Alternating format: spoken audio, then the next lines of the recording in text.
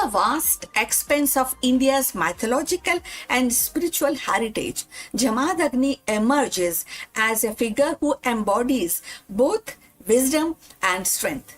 A sage of Bhrigu lineage and one of the revered Saptarishi, he was not confined to meditation alone. His life was a rare fusion of scholarship and martial mastery.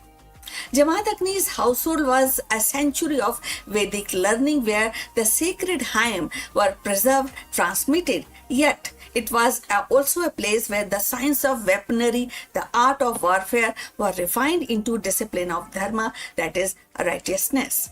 His bow, saranga, and his knowledge of Dhanur Veda symbolize the union of intellect and arm, teaching the weapon are not instrument of conquest, but the guardian of righteousness.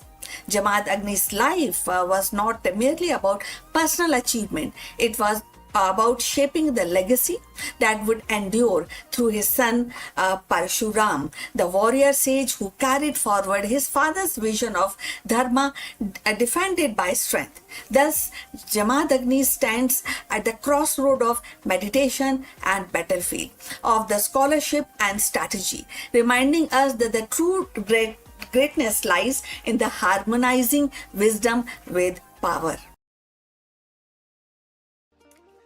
In the tapestry of ancient Indian tradition, Jamadagni stands as a figure of profound duality. At once a sage immersed in spiritual wisdom, and the other part he is the master of martial science. His life reflects the delicate balance between pursuit of knowledge and the necessity of defense, between the serenity of meditation and the discipline of warfare. Jamadagni's contribution to the science of weaponry and the art of warfare are legendary. As a descendant of great sage Bhrigu, he inherited not only the spiritual insight but also a deep understanding of martial techniques. Ancient texts describe him as a custodian of Dhanur Veda, a branch of knowledge that encompass the use of bow, arrow, and divine weapons.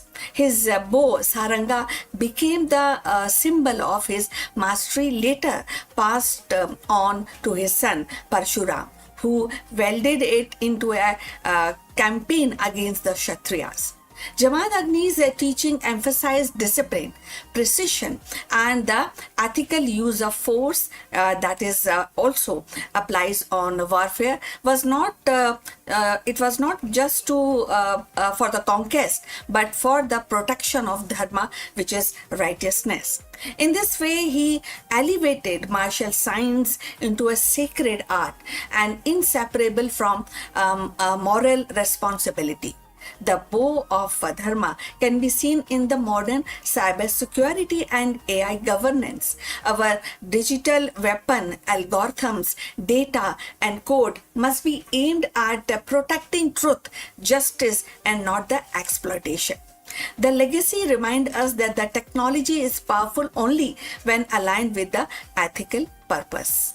So if you have reached this far, please inform us from which city you have tuned in and in which language you are watching this video. This will determine the reach of our channel.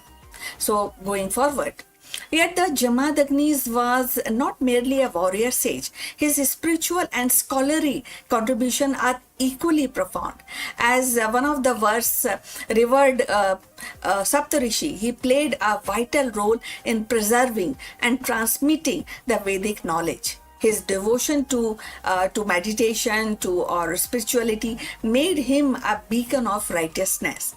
His household became the center of learning. Legend recounts his ability to command nature itself, receiving boons from Surya, the sun god, and harnessing the divine cow, Kamadhenu, which symbolize abundance and substance. These stories reflect his stature as a sage who could bridge the material and the spiritual, guided by, and definitely that will help in guiding humanity towards balance. This was very important in the context of making the balance. If we think deeper and find out in 2026, that is actually more relevant. This continuity reflects how knowledge passes from one generation to the next, and today's AI pioneering inherit both innovation and responsibility. The art of war in 2026 is not just about weapon, but about navigating global conflict in cyber space, in trade wars, and AI ethics. Jamaat Agni's story reminds us that every new generation must weld its tool with wisdom. The tragedy of Jamadagni's death, slain by the men of King Kartivirya Arjun for refusing to surrender Kamdhenu, underscores the eternal tension between the spiritual authority and the worldly power. His martyrdom ignited Parshuram's vow to rid the earth of oppressive rulers, ensuring that Jamadagni's legacy lived on not only in a scholarship but also in action. Through his son, his teaching on weaponry dharma were carried forward, shaping one of the most dramatic cycles in Hindu mythology. So Jamaat Agni's life thus embodies a rare synthesis, the science of warfare tempered by spiritual wisdom. He demonstrated that true mastery of arms must be guided by restraint, ethics, and devotion to higher principle. His scholarly contribution ensured the continuity of Vedic tradition, while his martial legacy empowered future generation to defend righteousness. And him, the sage and the warrior, were not opposite, but it is kind of a two-face of one life dedicated to preservation of dharma, that is righteousness. Now, if we see in the context of 2026, this mirrors actually how nations and corporations debate the ethical use of AI autonomous weapon. Just as Jamadagnis insisted on restraining, today's leaders grappled with ensuring AI-driven defense system remain accountable to human values. So Jamadagni's life is a reminder that the pursuit of wisdom and the mastery of strength are not opposite paths, but a complementary one. As sage, he safeguarded the Vedic tradition, nurtured the scholarship and the spiritual discipline. As a master of weaponry, he elevated warfare into a sacred science, teaching that arms must serve the righteousness rather than ambition. His martyrdom at the hand of worldly power underscores the kind of softness of spiritual authority. Yet, through Parshuram, his legacy endured and ensured that righteousness would always find a defender. So in Jamadagnis, we see the rare union of scholar, warrior, and meditation, and of course the meditation and the battlefield. His contribution continues to inspire, remind us that the true greatness lies not in domination, but in harmonizing knowledge with the responsibility and strength with virtue. So Jamadagni's contribution lies in his rare synthesis, and also it also reminds us, his story continues to inspire us, remind us that wisdom, strength must walk hand in hand. So please send your comments and subscribe our channel for more insight into Indian mythology and spirituality. See you in the next one. But before we close this live stream, a few words about our affiliate partner. Stop settling for a good enough video. If your built-in laptop camera looks like a grainy mess, it is time for an upgrade. Want to instantly level up your video presence? I like to present the Lenovo Performance FHD webcam. This is a game changer for your desktop setup. Technically, this is packed. It has a very sensitive RGB sensor, very crisp photographs it takes. Also comes with two microphones on board, which helps you to record very clear voice in stereophonic format. And these microphones are very sensitive. You can actually move away from the camera up to 2 meters, and these microphones will pick up your voice without any problem. This is a very strong piece. This is very sturdy. Comes with tripod ready. Comes with a very long leash, so it gives you a lot of flexibility to place the webcam wherever you want to keep in your studio. And also it has a swivel base, which is also very handy. So if you want to basically level up your game and you want to pick up this camera at a discount, please click on the link here or scan the QR code. Now let's get back to our video.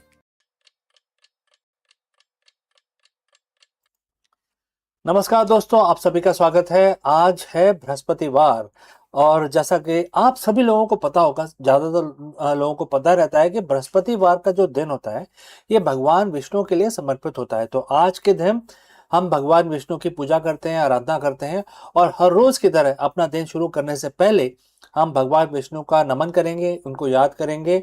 और आप जैसे जानते हैं कि हम हर मंत्र को 11 दफ़ा करते हैं, तो आज भी हम एक बहुत ही आसान सा मंत्र भगवान विष्णु का जो मंत्र है वो 11 दफ़ा हम रिसाइट करेंगे और हम ये काउंटर यूज़ करेंगे। इसमें आप देख सकते हैं कि नंबर आ जाते हैं, तो ये काफ़ी हमें सहायता मिलती है कि हम इसमें देख लेते हैं कि कितनी बार हुआ है। आप जैसा मर्जी चाहे वैसा कर सकते हैं। आप उंगलियों का यूज़ कर सकते हैं, आप माला का यूज़ कर सकते हैं। आपके जो आपको कंफर्टेबल लगे वैसा करें। तो चलिए हम अपनी पूजा प्रारंभ करते हैं। आप सब हमारे साथ जुड़ें और इस पूजा में पार्टिसिपेट करें। पहले तो हाथ जोड़ लेते हैं और भगवान विष्णु का नमन करते हैं। ओम नमो वासुदेवाय नमः। ओम नमो वासुदेवाय नमः। ओम नमो वासुदेवाय नमः। ओम नमो वासुदेवाय नमः। ओम नमो वासुदेवाय नमः। ओम नमो वासुदेवाय नमः। ओम नमो वासुदेवाय नमः। ओम नमो वासुदेवाय नमः। ओम नमो वासुदेवाय नमः। ओम नमो वासुदेवाय नमः। ओम नमो वासुदेवाय नमः। तो दोस्तों, हमारी पूजा आज की समाप्त होती है, तो हम इस वीडियो को बंद करते हैं, लेकिन जल्दी ही दूसरे वीडियो में मिलते हैं। तब तक आपका दिन मंगलमय हो, शुभ हो। नमस्कार। Hello friends, welcome once again. The biggest question in the boardroom today is the CEO or the leadership burnout. And it's becoming a very big problem in the 21st century, especially in 2026. So let me ask you, can ancient wisdom solve the 21st century burnout crisis? Therefore, in this video, we dive deep into Bhagavad Gita to uncover the secret weapon of the world's most effective CEOs, the inward gaze. While most leadership training focuses on the external strategy, the Gita teaches that the true power comes from the internal mastery. Let us explore this further. Friends, close your eyes for a second, but not that long, because you got a company to run. Think about your morning. How many notifications did you get before you wake up, right? So as you waking up, you see so many notifications in your email, right? A market dip in Asia, a key hire resignation, a competitor's aggressive new acquisition. As a CEO, your mind is battlefield. You are expected to be most external person in the organization, watching the charts, the people and the future as well. But what if I told you that the most successful leaders in history, the one who remain unshakable when the ship is sinking, don't look outward for their primary strategy. They actually look inwards. Today we are decoding 7,000-year-old blueprint for executive excellence. It comes from Bhagavad Gita chapter 5 verse 28. It's verse about liberation, but for a modern leader, it's a manual for mental sovereignty. Let's look at the text of the verse 28, right? And the quote starts, shutting out all external sense objects, keeping the eye and vision concentrated between the two eyebrows. suspending the inward and outward breathing within the nostrils and thus controlling the mind and senses and intelligence. The transcendental leader seeking liberation becomes free from desire, fear, and anger. Quote close. Well, friends, if you have reached this far, please inform us from which city you have tuned in and in which language you are watching this video. This will help us determine the reach of our channel. Alright, moving on. At first glance, this sounds like a guide for a monk in a cave. But let's translate this into a CEO speak. Let's look at it again. Shutting your external sense object, which is equal to filtering out the noise. Data is useful, but noise is deadly. Next is vision between the eyebrows. Single pointed focus, eliminating shiny object syndrome. Next, suspending the breathing, regulating the nervous system. You cannot lead if your body is in a permanent state of fight or flight. Right? Free from desire, free from anger. That is the next phrase. This is the definition of objective decision making. Why does CEO need an inward gaze? Because the biggest threat in your company isn't the competition. It is your own unprocessed reactivity. When the CEO reacts out of fear, they cut costs into too early and stifle innovation. When they react out of desire, they over leverage and chase vanity metrics. When they react out of anger, they destroy corporate culture. The inward gaze mentioned in Gita is about becoming witness. In business psychology, we call this metacognition. It is the ability to watch your thoughts without being hijacked by them. Imagine a board meeting where room is heated, everyone is shouting, and if your gaze is inward, you aren't caught in the emotional crossfire. You are observing the pattern. You are the eye of the storm. That is a secret weapon. It allows you to see the signal while everyone else is drowning in the noise. The verse specifically mentioned equalizing the inhalation and exhalation. What does a spiritual text care about breathing? Well, because your breath is the remote control of your brain. Many of us know this fact. Breathing is the only a process in the body which can be controlled by you, as well as it is involuntary as well. Even if you don't think about breathing, your body continues to breathe, right? So there is a fine line using which you can start controlling your mind. So it's a common knowledge. Now let's proceed further. Science tells us that when you are stressed, your breathing becomes shallow and rapid. This triggered the situation that most of us are, anxiety situation that most of us are suffering. The primitive part of the brain, which it controls this whole thing, is basically creating an environment of fear in your brain. You lose access to your prefrontal cortex, the part of your brain responsible for complex strategy and empathy. The Gita was teaching biohacking long before the term even existed. By equalizing the breathing, you manually reset your nervous system. The boardroom application, how does it apply in the boardroom? Before you walk into a high stress negotiation, or before you hit that send button on a difficult email, you practice verse 28. You equalize the breathing. You move from state of threat to the state of resourcefulness. This is how you command a room without saying a word. And that is a true executive presence. The final part of the verse says this path leads to liberation. For a CEO, what is liberation? It is a freedom from being a slave to the stock price, slave to the ego, or even opinion of the industry. So Gita teaches a concept called Nishkam Karma, acting without attachment to the results. This doesn't mean you don't care about profits. It means you are so focused on the excellence of the process that you aren't paralyzed by the fear of the outcome. When you are free from the fear of the and desire, you can make hard decisions. You can pivot the company when it is unpopular. You can stand by your values when it is expensive. You are liberated from the need for external validation, which makes you one of the most dangerous and effective leader in the market. So how do you master this inward gaze?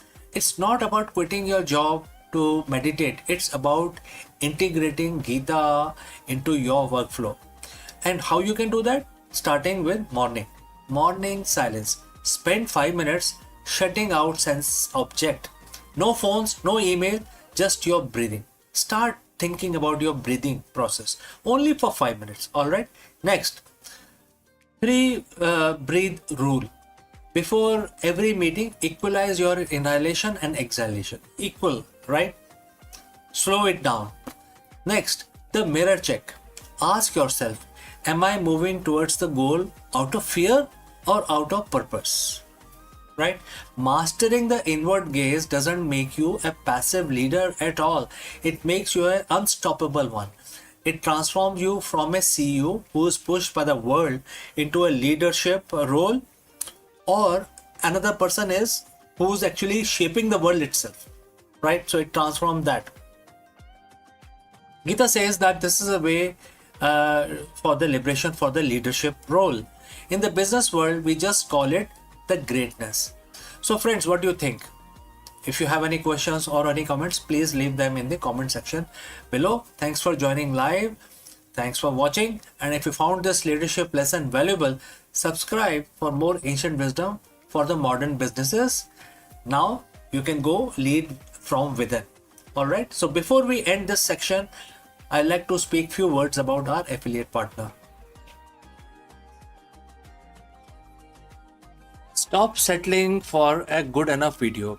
If your built-in laptop camera looks like a grainy mess, it is time for an upgrade. Want to instantly level up your video presence? I like to present the Lenovo Performance FHD webcam. This is a game changer for your desktop setup. Technically, this is packed.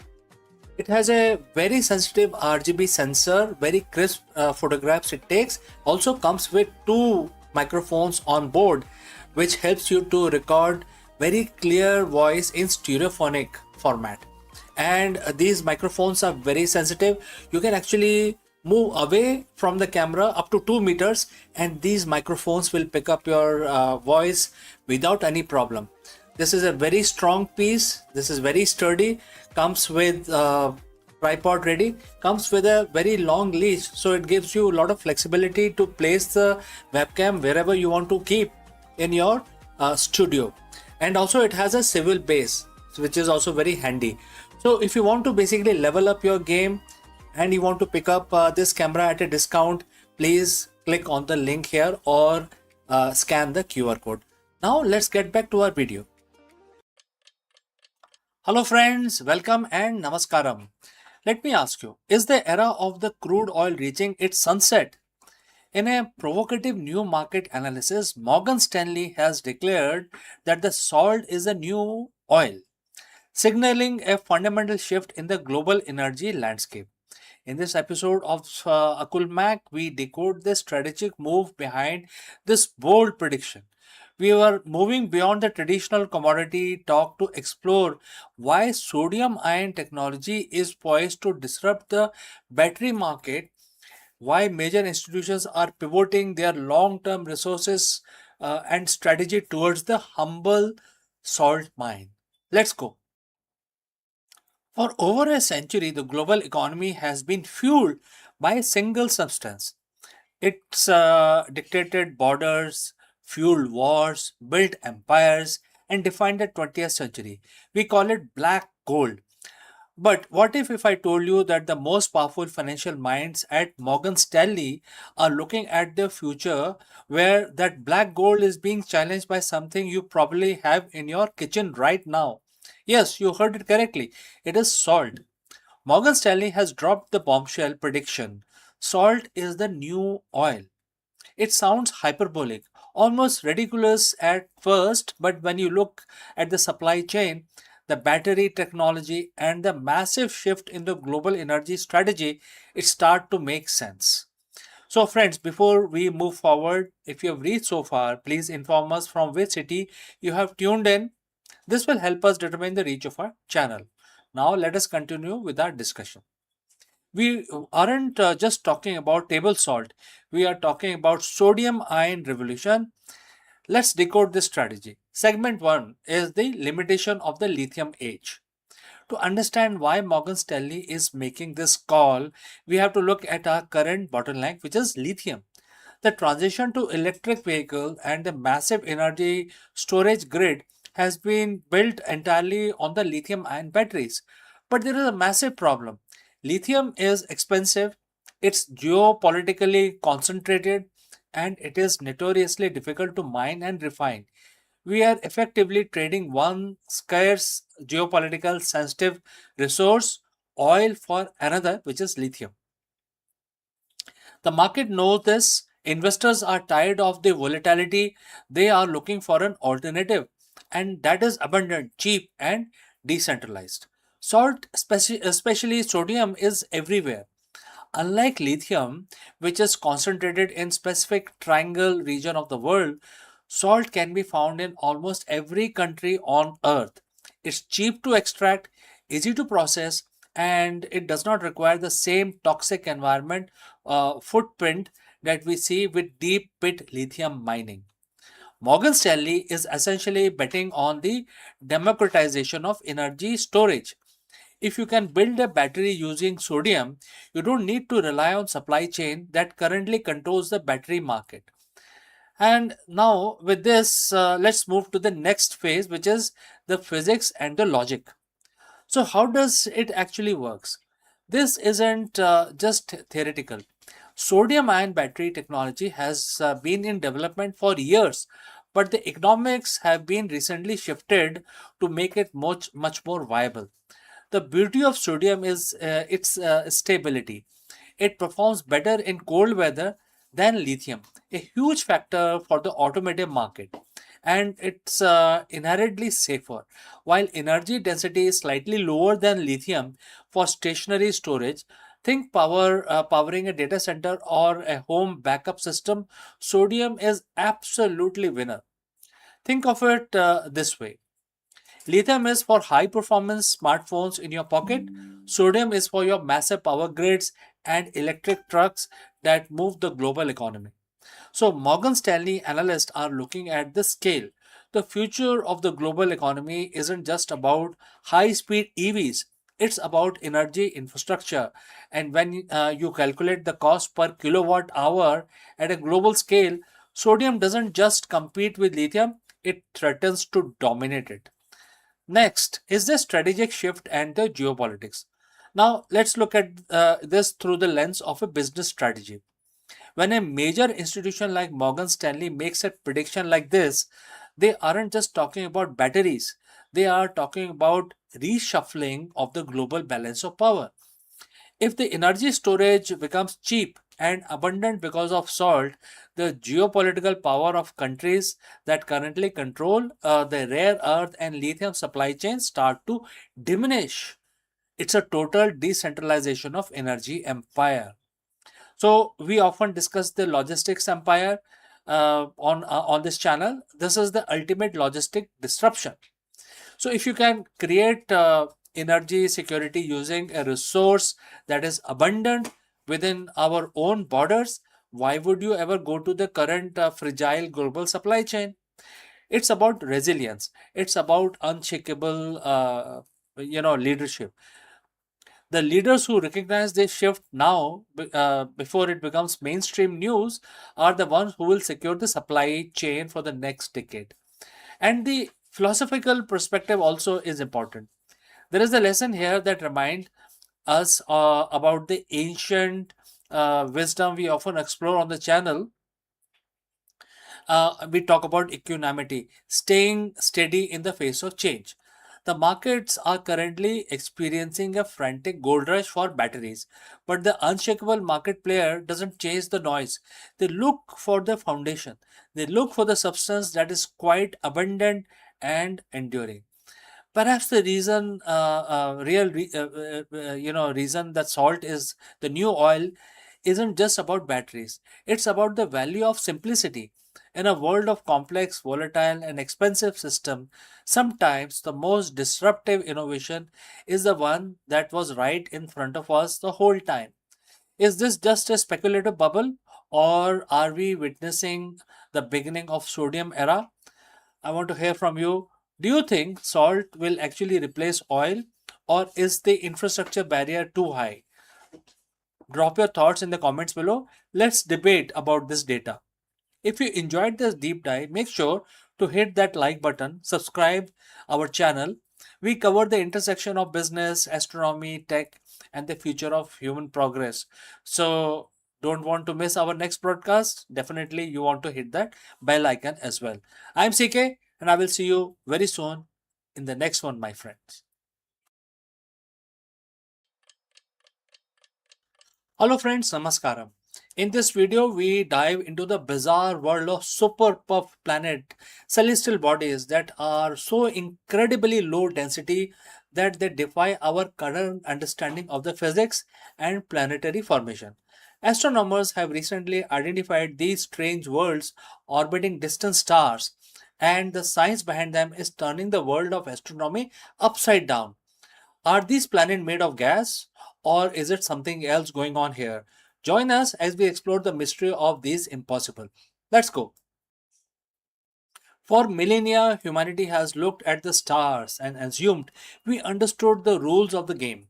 Gravity pulls things together, pressure builds up, and the planet forms into a dense solid sphere. It's a cosmic certainty. But what if I told you we have found planet that doesn't follow these rules?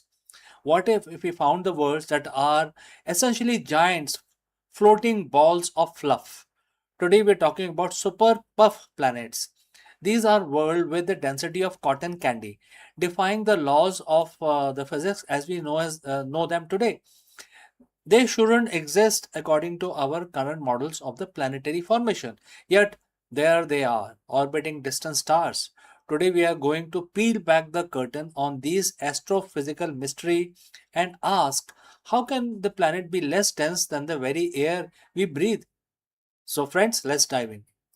To understand why these planets are so mind-bending, we need to talk about one of the concept in physics, which is density. In simple terms, density is how much stuff you can cram into a certain amount of space. Think of steel, marble versus marshmallow. They might be the same size, but one is clearly denser than the other. Is our solar system, we have the gas giants, Jupiter and Saturn. They are massive, they are huge, but because they are so big, their own gravity crushes their core, making them relatively dense. Even though they are made of gas, they aren't fluffy, they are compressed. So friends, if you have reached so far, please let me know the name of your city or country from where you have tuned in and watching this video. Now let's proceed further on our breakdown. We have these super puffs.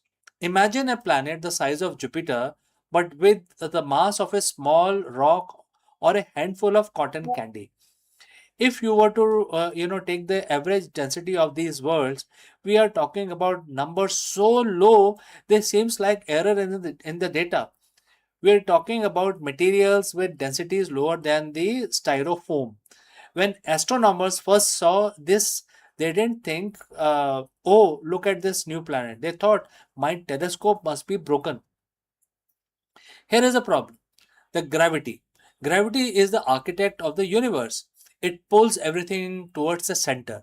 If you have a planet that is the size of a gas giant, gravity should be crushing the gas down into a dense, compact sphere. What is the standard recipe of a planet? This is exactly what we know so far. But these super puffs, they are defied this principle against the squeeze. They are puffed up to a size that, by all right, should have caused them to collapse under their own weight long ago. It's like trying to build a skyscraper out of thin air without a frame to hold it. The physics tells us that these planets should have either collapsed into denser version of themselves, or their atmosphere should have been blown away by the stellar radiation of their parent star long ago. So why are they still here? Why haven't these evaporated yet? Why haven't these collapsed yet? This is the central conflict. It is a challenge to our established understanding of how solar system matures. And just like in like the corporate world, when the system doesn't work the way it's supposed to, we have to reevaluate the strategy. So in this case, the strategy in is astrophysics, and we might need a new playbook or a new theory. So how do we explain this? Scientists have proposed few theories, and they are fascinating. Theory number one is the rings. What if we are looking at a ring of a planet, not the planet itself? If the planet has a massive dusty ring system tilted towards us, it might look much larger than it actually is, throwing off our density calculation. It's an optical illusion of the cosmic proportion. Theory number two, atmospheric haze. Maybe the planet isn't puffy in the sense of being light, but it's shrouded in a massive thick layer of high altitude dust or haze that makes it appear large to our instrument than it really is. We are measuring the edge of the dust, not the planet's surface. Theory number three, the age. These might just be very young planets. When a planet forms, it's incredibly hot. That heat creates pressure pushing outwards against the gravity. Maybe these are just the toddler planet that haven't cooled down and contracted yet. They are hot, energetic, and still expanding.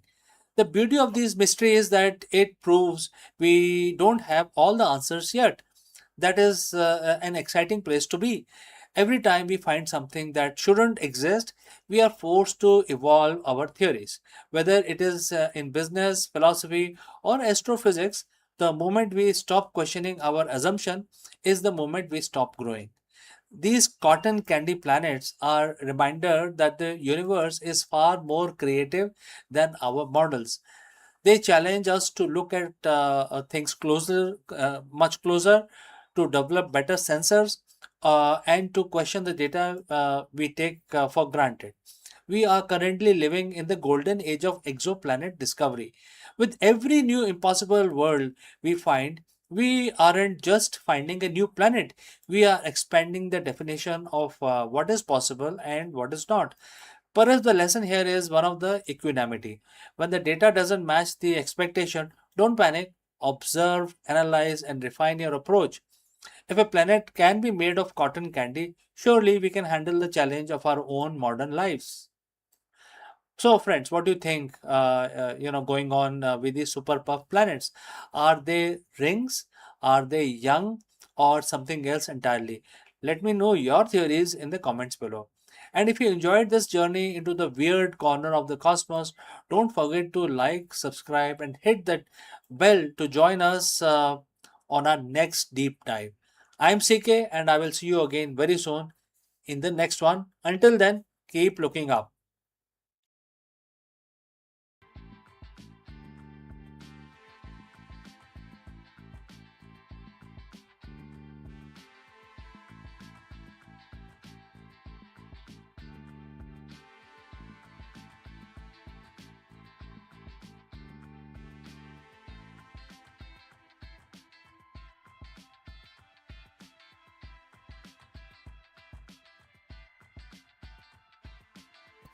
Hello friends! In order to unlock the ancient source code of the elite leadership, in this video we dive deep into Bhagavad Gita to uncover a framework that modern CEOs and executives often overlook, which is the dual engine of success.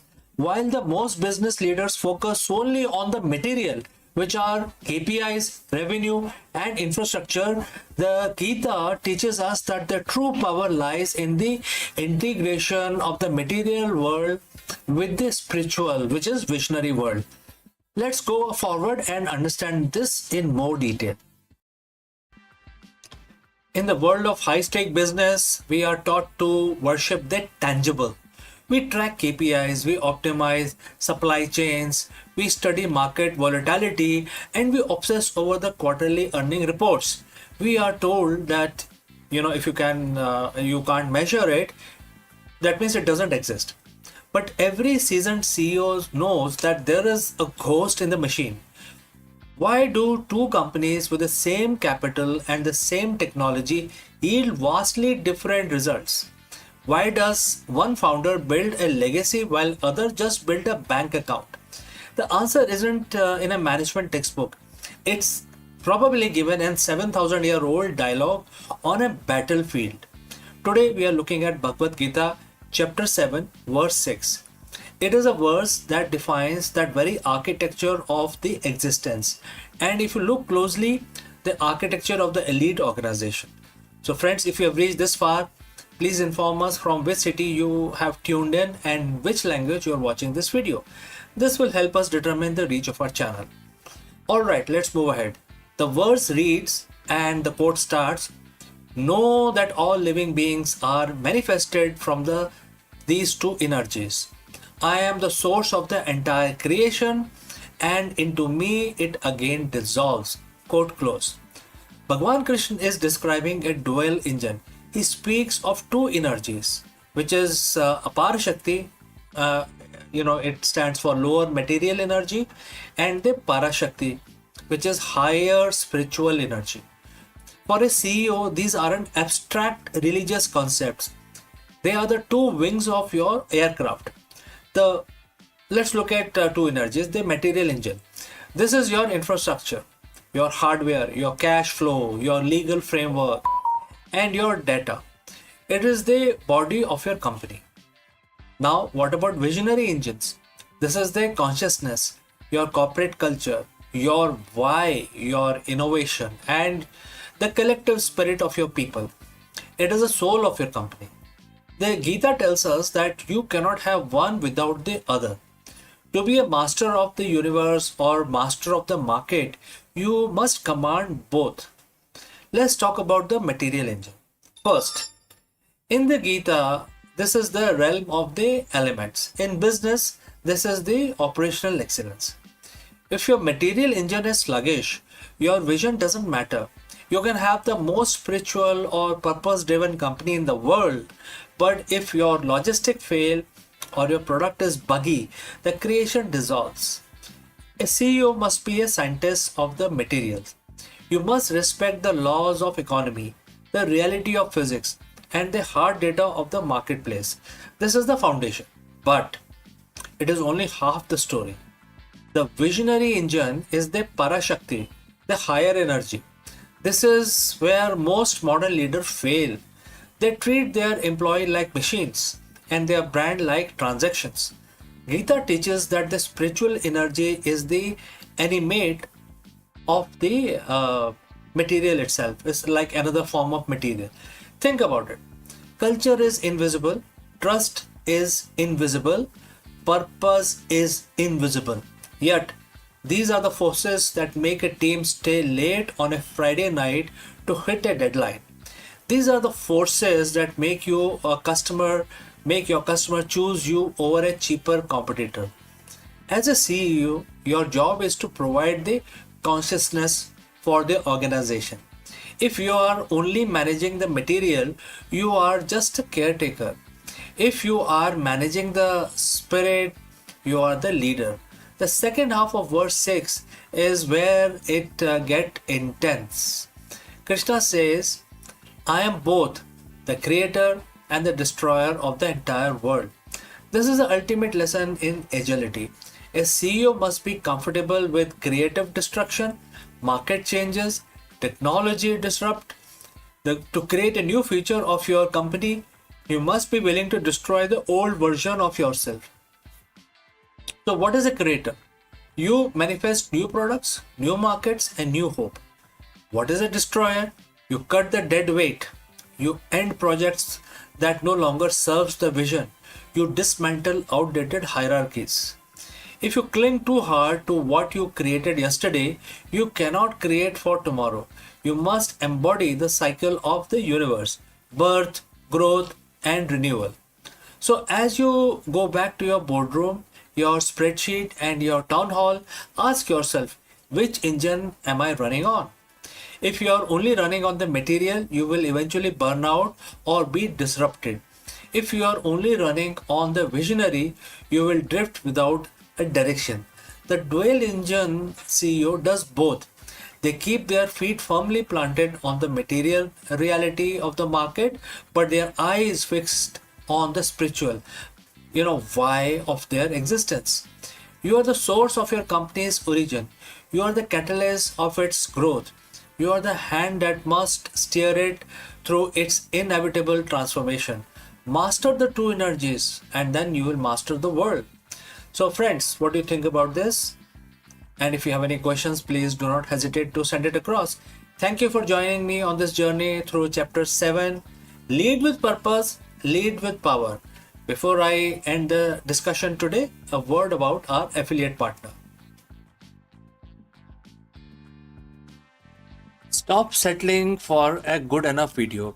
If your built-in laptop camera looks like a grainy mess, it is time for an upgrade. Want to instantly level up your video presence? I like to present the Lenovo Performance FHD webcam. This is a game changer for your desktop setup. Technically, this is packed. It has a very sensitive RGB sensor, very crisp photographs it takes. Also comes with two microphones on board, which helps you to record very clear voice in stereophonic format. And these microphones are very sensitive. You can actually move away from the camera up to 2 meters, and these microphones will pick up your voice without any problem. This is a very strong piece. This is very sturdy. Comes with tripod ready. Comes with a very long leash, so it gives you a lot of flexibility to place the webcam wherever you want to keep in your studio. And also it has a swivel base, which is also very handy. So if you want to basically level up your game and you want to pick up this camera at a discount, please click on the link here or scan the QR code. Now let's get back to our video.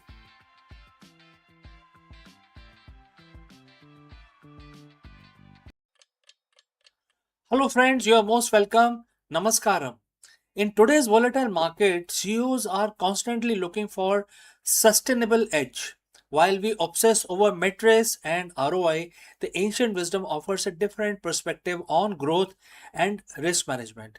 In order to address this issue, we will take help of Bhagavad Gita, and in this video we break down some of the learnings that can, tell us how to do better risk management. Let's go and discuss this further.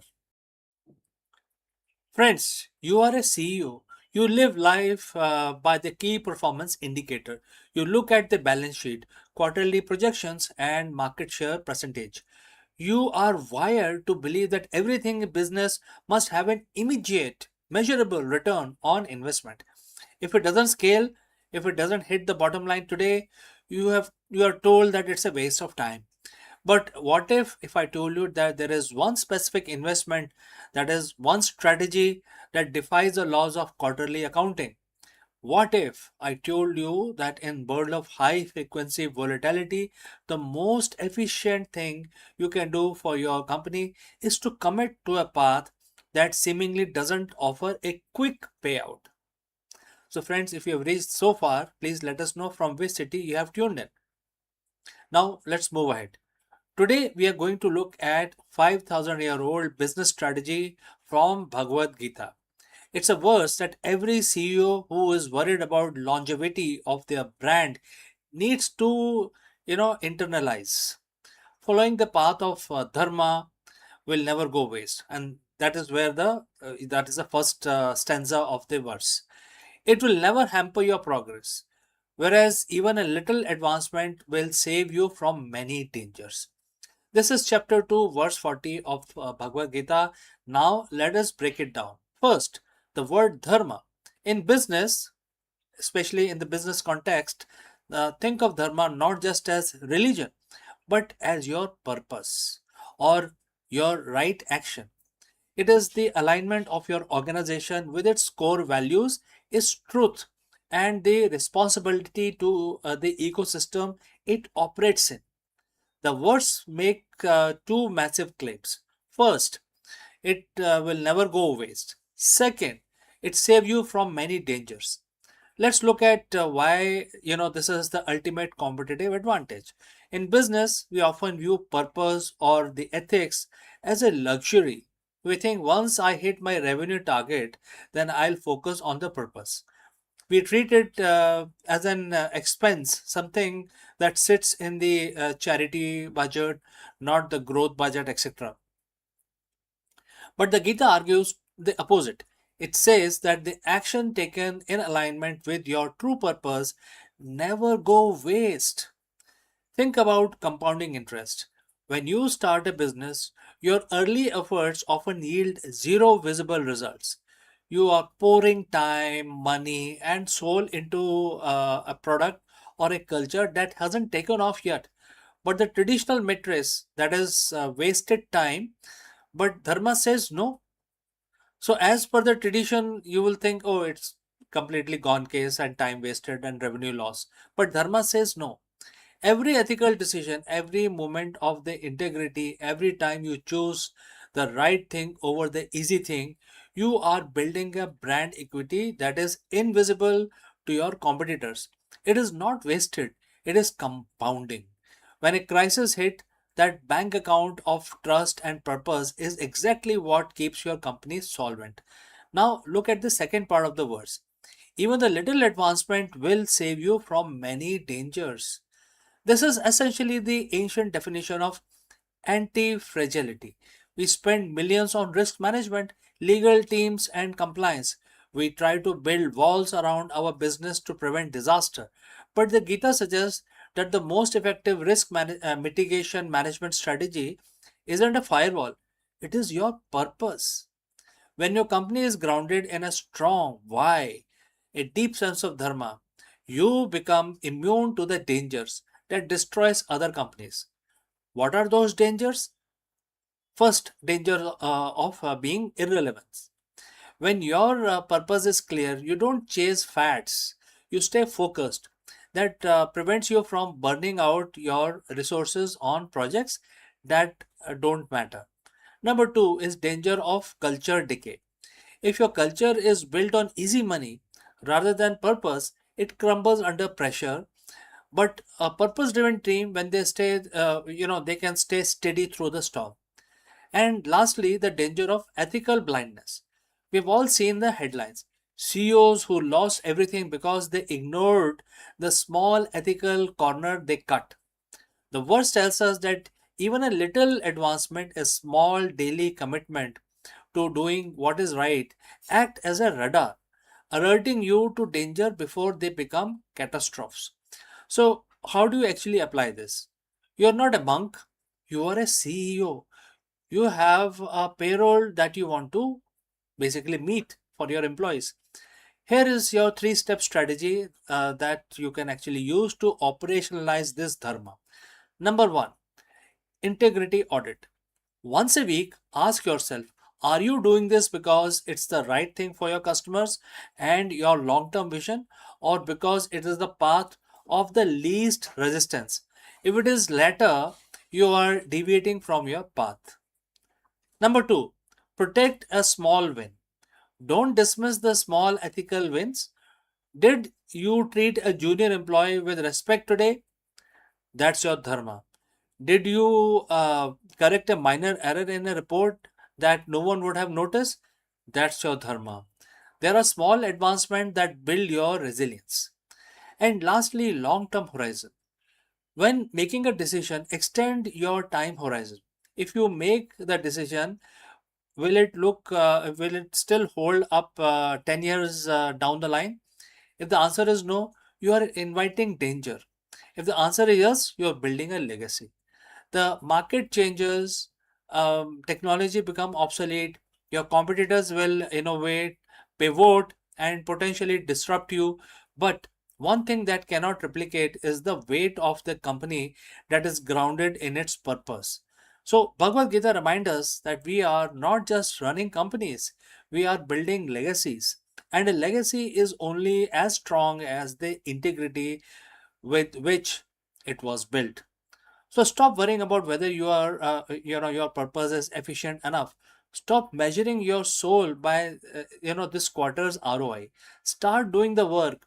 Build the foundation because, as the text says, your effort will never go waste and it will be the very thing that saves you when the market turns against you. My name is CK, and if you're ready to lead with the new level of clarity, I want to hear from you. What is that one small advancements you are going to make this week to align your business with its true purpose? Drop this particular statement in the comments below, and I will catch you again very soon in the next one. Namaskar.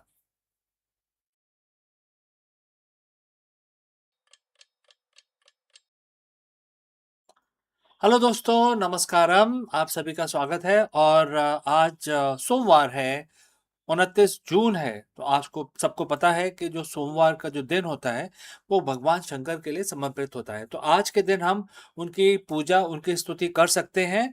तो आज हम अपना दिन शुरू करेंगे भगवान शिव की आराधना करके। और हर रोज की तरह हम इस एक मंत्र का उच्चारण करेंगे। आप भी मेरे साथ जुड़ें और इस मंत्र का उच्चारण करें। 11 दफा करेंगे। ये मैं काउंटर यूज करता हूँ, आप देखिए। आप जैसे मर्जी करना चाहें कर सकते हैं, आप माला का इस्तेमाल करें, लेकिन याद रहे 11 दफा करना है। और तो चलिए हम भगवान का नमन करते हैं, हाथ जोड़ के उनका ध्यान करते हैं। और अब हम अपना मंत्र चालू करते हैं। ये महामृत्युंजय का मंत्र होगा। दोस्तों चलिए आंखें बंद कर लीजिए और अपना जाप शुरू कर दीजिए। ओम त्र्यंबकं यजामहे सुगंधिं पुष्टिवर्धनम् उर्वारुकमिव बन्धनान् मृत्युर्मोक्षीयमामृतात् सद्यो जातं प्रपागमि भगवन्तं मृत्युं जय शिवम् अवयामि। ओम त्र्यंबकं यजामहे सुगंधिं पुष्टिवर्धनम् उर्वारुकमिव बन्धनान् मृत्युर्मोक्षीयमामृतात् सद्यो जातं प्रपागमि भगवन्तं मृत्युं जय शिवम् अवयामि। ओम त्र्यंबकं यजामहे सुगंधिं पुष्टिवर्धनम् उर्वारुकमिव बन्धनान् मृत्युर्मोक्षीयमामृतात् सद्यो जातं प्रपागमि भगवन्तं मृत्युं जय शिवम् अवयामि। ओम त्र्यंबकं यजामहे सुगंधिं पुष्टिवर्धनम् उर्वारुकमिव बन्धनान् मृत्युर्मोक्षीयमामृतात् सद्यो जातं प्रपागमि भगवन्तं मृत्युं जय शिवम् अवयामि। ओम त्र्यंबकं यजामहे सुगंधिं पुष्टिवर्धनम् उर्वारुकमिव बन्धनान् मृत्युर्मोक्षीयमामृतात् सद्यो जातं प्रपागमि भगवन्तं मृत्युं जय शिवम् अवयामि। ओम त्र्यंबकं यजामहे सुगंधिं पुष्टिवर्धनम् उर्वारुकमिव बन्धनान् मृत्युर्मोक्षीयमामृतात् सद्यो जातं प्रपागमि भगवन्तं मृत्युं जय शिवम् अवयामि। ओम त्र्यंबकं यजामहे सुगंधिं पुष्टिवर्धनम् उर्वारुकमिव बन्धनान् मृत्युर्मोक्षीयमामृतात् सद्यो जातं प्रपागमि भगवन्तं मृत्युं जय शिवम् अवयामि। ओम त्र्यंबकं यजामहे सुगंधिं पुष्टिवर्धनम् उर्वारुकमिव बन्धनान् मृत्युर्मोक्षीयमामृतात् सद्यो जातं प्रपागमि भगवन्तं मृत्युं जय शिवम् अवयामि। ओम त्र्यंबकं यजामहे सुगंधिं पुष्टिवर्धनम् उर्वारुकमिव बन्धनान् मृत्युर्मोक्षीयमामृतात् सद्यो जातं प्रपागमि भगवन्तं मृत्युं जय शिवम् अवयामि। ओम त्र्यंबकं यजामहे सुगंधिं पुष्टिवर्धनम् उर्वारुकमिव बन्धनान् मृत्युर्मोक्षीयमामृतात् सद्यो जातं प्रपागमि भगवन्तं मृत्युं जय शिवम् अवयामि। ओम त्र्यंबकं यजामहे सुगंधिं पुष्टिवर्धनम् उर्वारुकमिव बन्धनान् मृत्युर्मोक्षीयमामृतात् सद्यो जातं प्रपागमि भगवन्तं मृत्युं जय शिवम् अवयामि। तो हमारी पूजा आज 29 जून की सोमवार की समाप्त होती है। तो अब हम अपना दिन शुरू करेंगे। आपका दिन भी मंगलमय रहे और लाभ की तरह बढ़े, इस कामना के साथ मैं आपसे अब अनुमति चाहता हूँ। मिलता हूँ अगले ही वीडियो में जल्द ही। Hello friends, the big question that we want to address today is that is your mind working for you or against you? This is a very age-old question. Many people have tried to answer, but today we are going to take a deep dive into Bhagavad Gita. And friends, as you know, Bhagavad Gita is a very ancient document. It's a very ancient manuscript. However, ancient or not, it offers a timeless wisdom for the modern CEOs and entrepreneurs. And in fact, this particular question is beautifully answered in one of the verse which every modern CEO and entrepreneur must hear and see.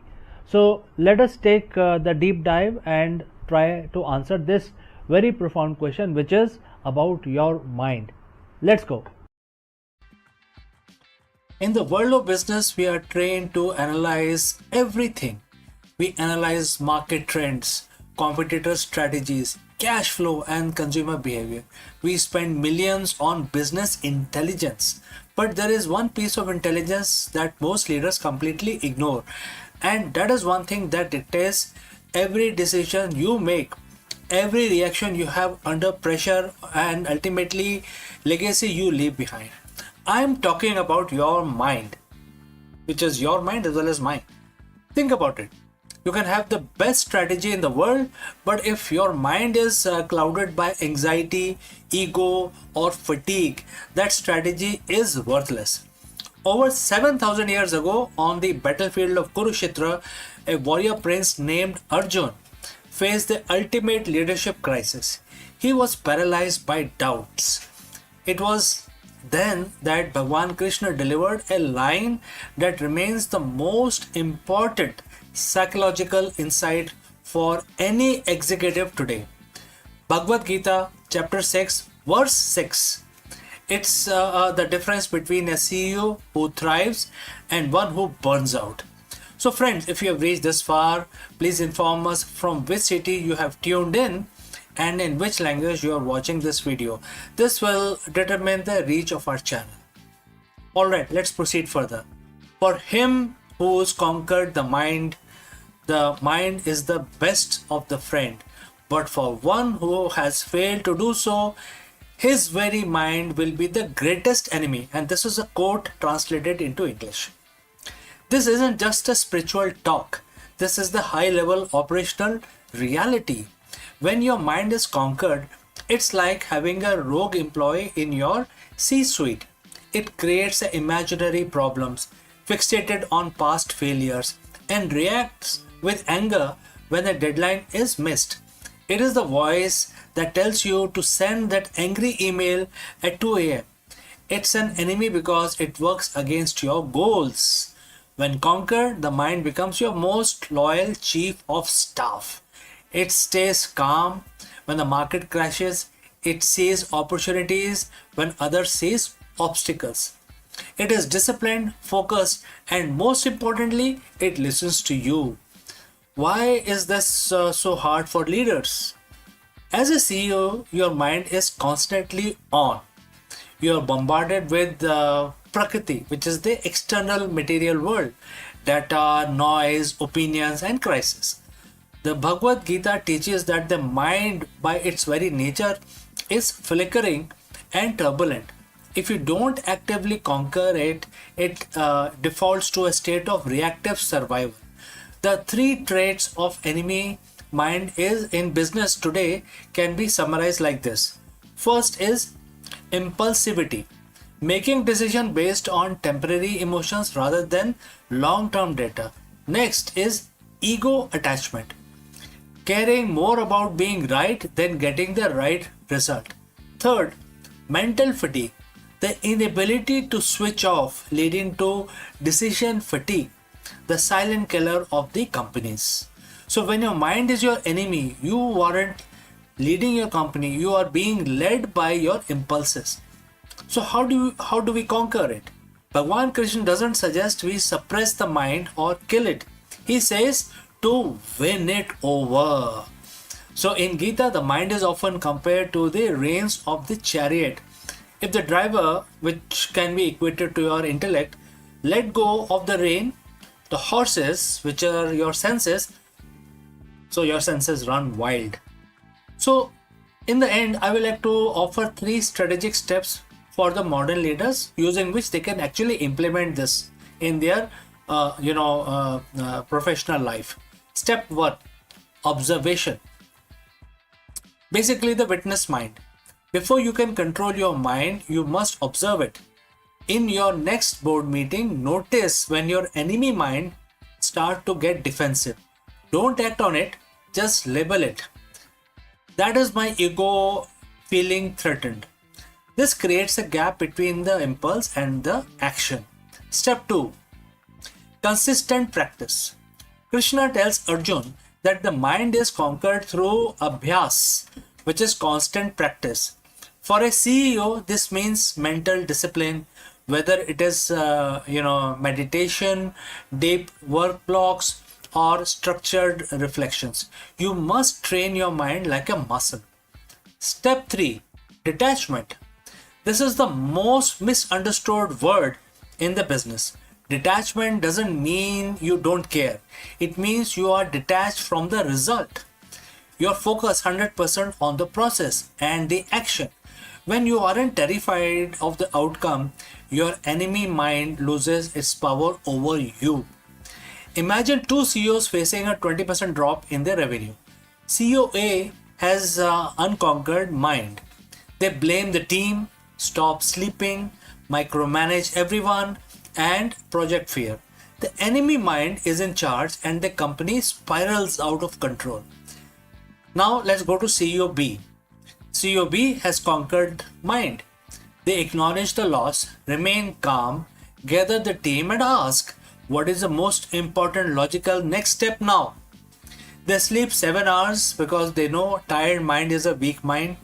Their mind is their best friend, providing them with the resilience needed to pivot when the need arises.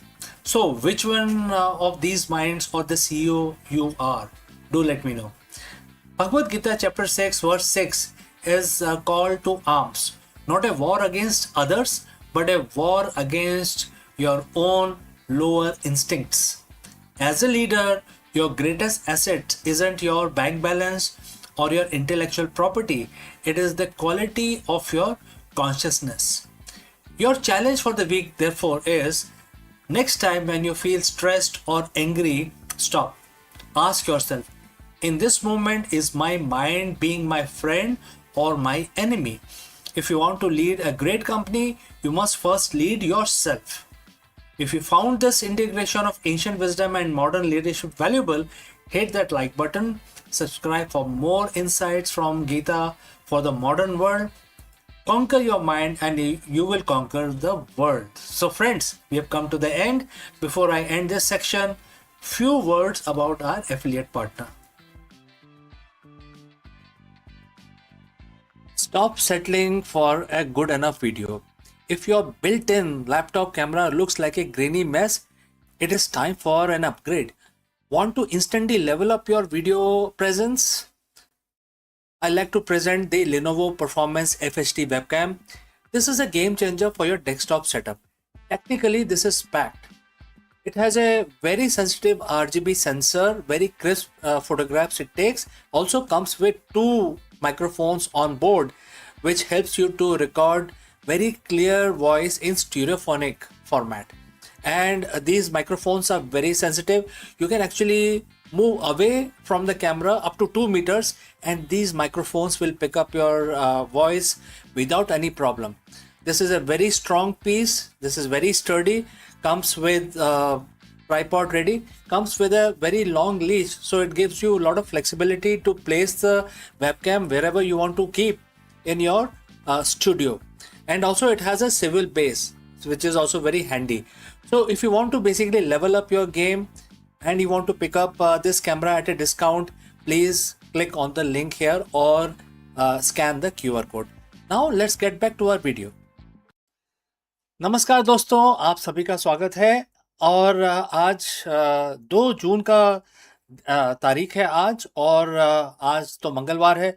तो आज अपना दिन शुरू करने से पहले हम हनुमान जी की प्रार्थना करेंगे और हम हनुमान चालीसा का पाठ करेंगे। आप भी हमारे साथ जुड़े और हनुमान चालीसा का पाठ करें। चलिए शुरू करते हैं। श्री गुरु चरण सरोज रज निज मन मुकुर सुधार वर्णव रघुबर बिमल जसु जो दायक फल चार बुद्धिहीन तनु जान के सुमरो पवन कुमार बल बुद्धि विद्या देहु मोहे हरेउ क्लेश विकार।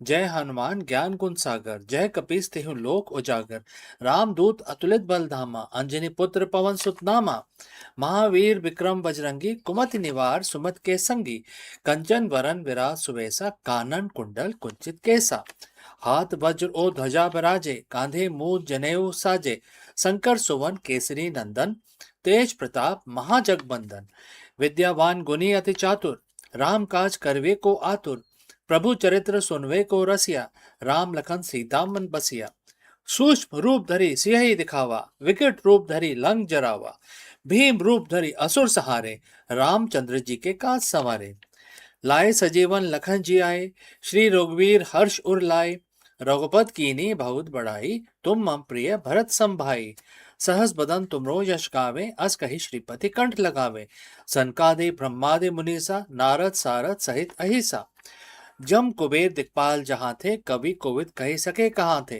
तुम उपकार सुग्रीव ही कीना राम मिलाए राजपद दीना तुमरो मंत्र विभीषण माना लंकेश्वर भय सब जग जाना जुग सहस्त्र जोजन पर भानु लील्यो ताही मधुर फल जानू प्रभु मुद्रिका मेल मुख माही जलधि लांगय अचरज नाही दुर्गम काज जगत के जेते सुगम अनुग्रह तुमरे तेते राम दुआरे तुम रखवाले होत न आज्ञा बिन पैसारे सब सुख लहे तुम्हारी सरना तुम रक्षक काहू को डरना आपन ते समारो आपे तीनों लोग हाँकते कापे भूत पिशाच निकट नहीं आवे महावीर जब नाम सुनावे नासे रोग हरे सब पीरा जपत निरंतर हनुमत बीरा संकट ते हनुमान छुड़ावे मन क्रम वचन ध्यान जो लावे सब पर राम तपस्वी राजा तिनके काज सकल तुम साजा और मनोरथ जो कोई लाए सोई अमित जीवन फल पाए चारों युग प्रताप तुम्हारा है प्रसिद्ध जगत उजियारा साधु संत के तुम रखवाले असुर निकंदन राम दुआरे अस सिद्धि नौ निधि के दाता असवर दीन जान की माता राम रसायन तुमरे पासा सदा रहो रघुपति के दासा तुमरे भजन राम को पावे जन्म जन्म के दुख बिसरावे अंत काल रघुबर पुर जाई जहाँ जन्म हरि भक्त कहाई और देवता चित न धरे हनुमत से सब सुख करे संकट कटे मिटे सब पीरा जो सुमरे हनुमत बलबीरा जय जय जय हनुमान गुसाई कृपा करो गुरुदेव की नाई जो सतपार पाठ कर कोई छूटे बंदी महासुख होई जो ये पढ़े हनुमान चालीसा होए सिद्धि साकी गौरी सा तुलसीदास सदा हरिचेरा कीजे नाथ हृदय में डेरा पवन तनय संकट हरन मंगल मूरत रूप राम लखन सीता सहित हृदय बसो सुर भू। आपका दिन मंगलमय हो। चलिए आज अपना दिन शुरू करते हैं। नमस्कार। Hello friends and namaskaram. Could we actually hack Earth's magnetic field to protect our own modern technology? Very profound question. Therefore, in this video, we dive deep into the revolutionary and controversial new proposal from the scientist deploying spacecraft to spray chemicals directly into the Earth's magnetosphere. As our reliance on satellite and power grids and GPS grows, so does our vulnerability to external solar storms. Could a man-made solar shield be the key to preventing a global blackout? Let's discuss this further. Imagine you're living in a world where everything just stops. No GPS to guide your travel, no internet to connect your PCs, no power grid to keep your lights on. It sounds like the plot of a disaster movie. But it's a very real threat looming 93 million miles away on the surface of the sun. We have spent decades getting better at predicting space weather, acting like people in village watching a river rise, hoping we can warn everyone before the flood hits. But what if we didn't just watch? What if we could actually build a wall to stop the water? Today we're looking at a bold new proposal from scientists, a storm wall designed to actively hack Earth's magnetic field. Can we really engineer our way out of a solar storm a massive one. To understand why we need a solar shield, we have to understand our current defenses. The magnetosphere. It's a vast invisible bubble around our planet that deflects the sun's charged particles away from Earth. Usually, it does a great job, but it is not impenetrable. The danger comes when the sun releases a massive eruption known as the coronal mass ejection, or CME. When this cloud of magnetic energy hits Earth, it can trigger a process called magnetic reconnection. Think of it like a shortcut. When the solar magnetic field align just right with our own, it rips a hole in the shield. This allows solar energy to flood into our near Earth space, causing geomagnetic storms. Why should you care about this? Because our modern world is fragile. We have seen these storms fry satellites, disrupt radio signals, and surge power grids with enough voltage to cause massive blackouts. In May 2024, a major storm hit, causing hundreds of millions of dollars in losses for the agriculture industry alone when the GPS guided tractors could not function. As our tech dependency grows, our vulnerability to these invaders from space only get worse. So friends, if you have reached this far, please inform us from which city you have tuned in and in which language you are watching this video. This will help us determine the reach of our channel. Alright, let's move forward. So how do we fix this issue? A team led by Brian Walsh from Boston University has proposed a concept called storm wall. If you can't make the shield stronger, why not give it an airbag? The idea is to launch a fleet of 6 spacecraft into specific orbits. These ships would carry payloads of alkaline chemicals like barium or lithium, which they could spray into the magnetosphere. When these chemicals are released, the photoionized, they actually become photoionized, creating a cloud of artificial plasma. This plasma would essentially thicken the boundary between us and the solar wind.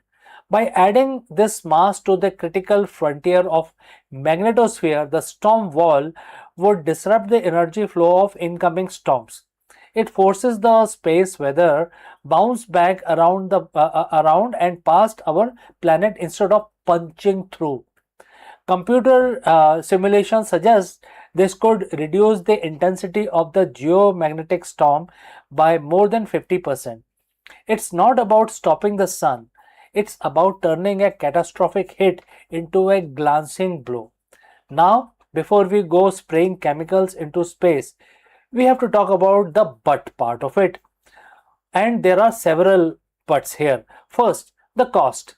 We are talking about launching 6 spacecrafts, each carrying material equivalent to roughly 12 oil trucks. It's a one and done solution. Once the chemicals are sprayed, the system essentially spends it. It's incredibly expensive, and then there is ethical and environmental questions about geoengineering. While the researchers argue that the risk of contamination is very low since the plasma gets swept away by the solar wind within about 6 hours, any attempt to hack the planetary system comes with a lot of uncertainty.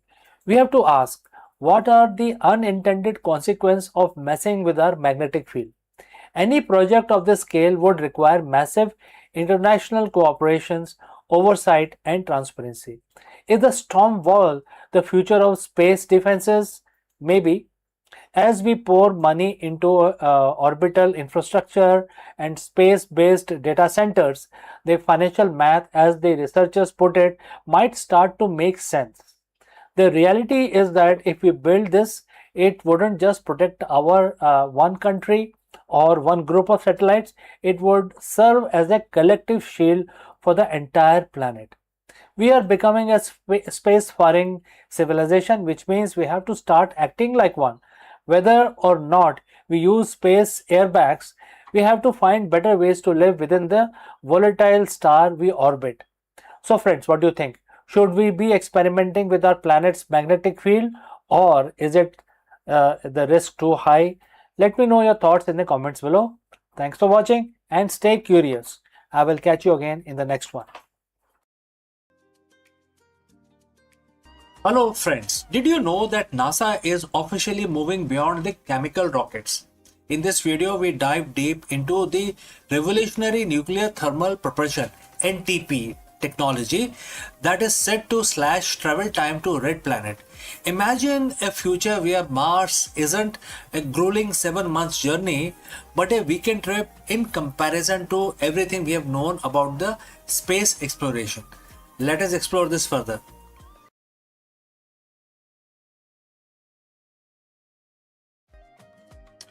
So for 60 years, we have been stuck. Every time we look at Mars, we are staring at a 7 to 9 months commute between Earth and Mars. That isn't just a long time; it is dangerous time. Every day, every day in deep space is another day of the cosmic radiation, muscle atrophy, and the psychological toll of the isolation. But what if we could break that speed limit of space travel? What if we could treat the journey to the red planet not in months, not in years, but in few days, right? Like a weekend trip in comparison to the current tech. NASA has just officially crossed the Rubicon with the announcement of SR1 Freedom and a roadmap of 2028. The era of chemical rocket is ending.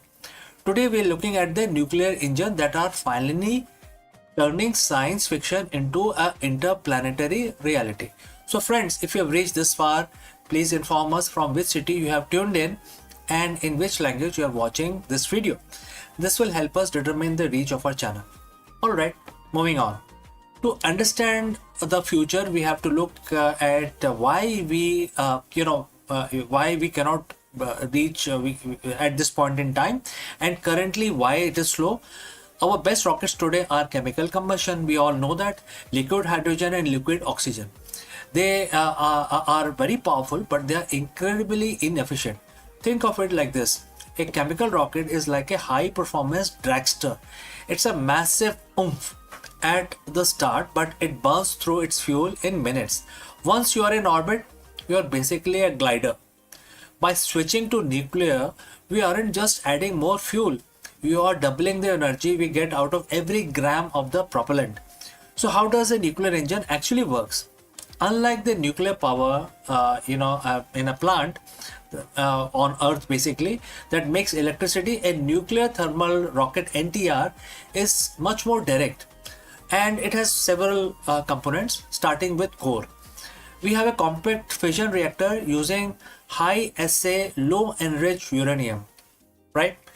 And it then create energy, which then send it to the nozzle, etc. And therefore we have to talk about the propellant.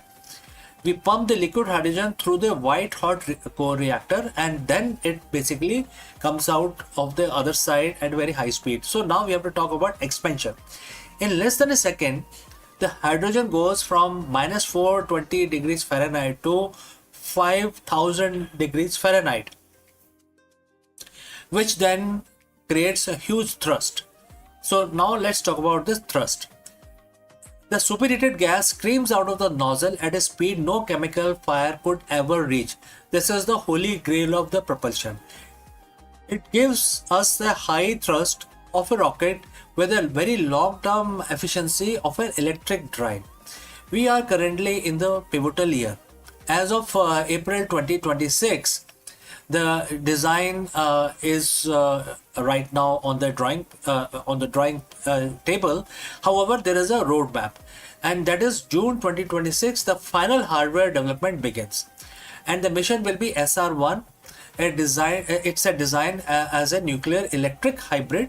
It uses the reactor to generate massive amount of electricity, powering high efficiency thruster to basically increase the speed. And it can run for months. It can go for very long time. And what is the goal? The goal is a direct Mars mission capability by 2028. This isn't just a lab experiment anymore. We are building the flight hardware right now. So when we say weekend trip, we are talking about relative transit time. By cutting the journey to Mars from 250 days down to 100 or even 60 days, we solve the two biggest threats to human life. Number one is radiation. Less time spent in the void, which is open space, lower the dose of the solar particles or any cosmic radiation. Number two is the abort capability. Nuclear engines allow us to turn around or change course. Well, in a chemical rocket, once you are on your path, you are committed. Nuclear gives the pilot a steering wheel. Our multi-planetary future, which is to the stars, will have, will always remain a dream if we do not have faster mode of transport. We just don't have the engine to reach them. Why, right? So if we want to go to other worlds, other stars, we need faster mode of transport. So with the breakthrough that we are going to see in 2026, the gap between Earth and Mars is finally closing. We are no longer limited by how much fire we can make. We are now limited only by our ambition to explore. So friends, we have come to the end of our discussion today. My name is CK and you are watching Akulmach. And if you want to stay on the cutting edge of the Artemis era and the nuclear revolution, hit that subscribe button. And the future is arriving faster than you think. So before I go, a word about our affiliate partner. Stop settling for a good enough video. If your built-in laptop camera looks like a grainy mess, it is time for an upgrade. Want to instantly level up your video presence? I like to present the Lenovo Performance FHD webcam. This is a game changer for your desktop setup. Technically, this is packed. It has a very sensitive RGB sensor, very crisp photographs it takes. Also comes with two microphones on board, which helps you to record very clear voice in stereophonic format. And these microphones are very sensitive.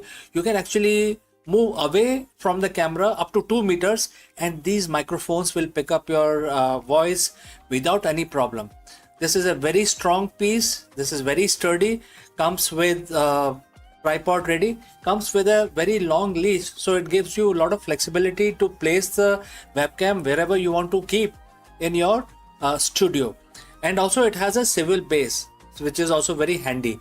So if you want to basically level up your game and you want to pick up this camera at a discount, please click on the link here or scan the QR code. Now let's get back to our video.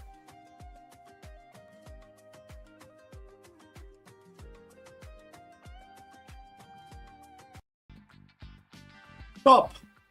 Before you hit the delete channel button or give up on your next upload, you need to watch this. Most creators quit YouTube exactly 3 feet from the gold. They see flat lines in their analytics and assume they are failing. But in reality, they are simply in a ghost phase, the period where the algorithm tests your consistency and your skills are being sharpened for the big break. In this video, we dive deep into the psychology of the content creation and why 0 views might actually be your biggest competitive advantage. How? Let us discuss this further. You are checking your phone again. It's been 3 hours since you uploaded your latest video and the one you spent all weekend editing. You have refreshed the studio app 10 times and the number hasn't budged. 4 views, 2 of which were probably you. The thought starts creeping in. Is this even worth it? You see other creators blowing up overnight and you feel like you are shouting into a void. You are ready already to quit, but before you hit that delete channel button, I need you to understand one thing. You aren't failing. You are actually in the most important phase of your journey. Most creators quit exactly 3 feet from the goal.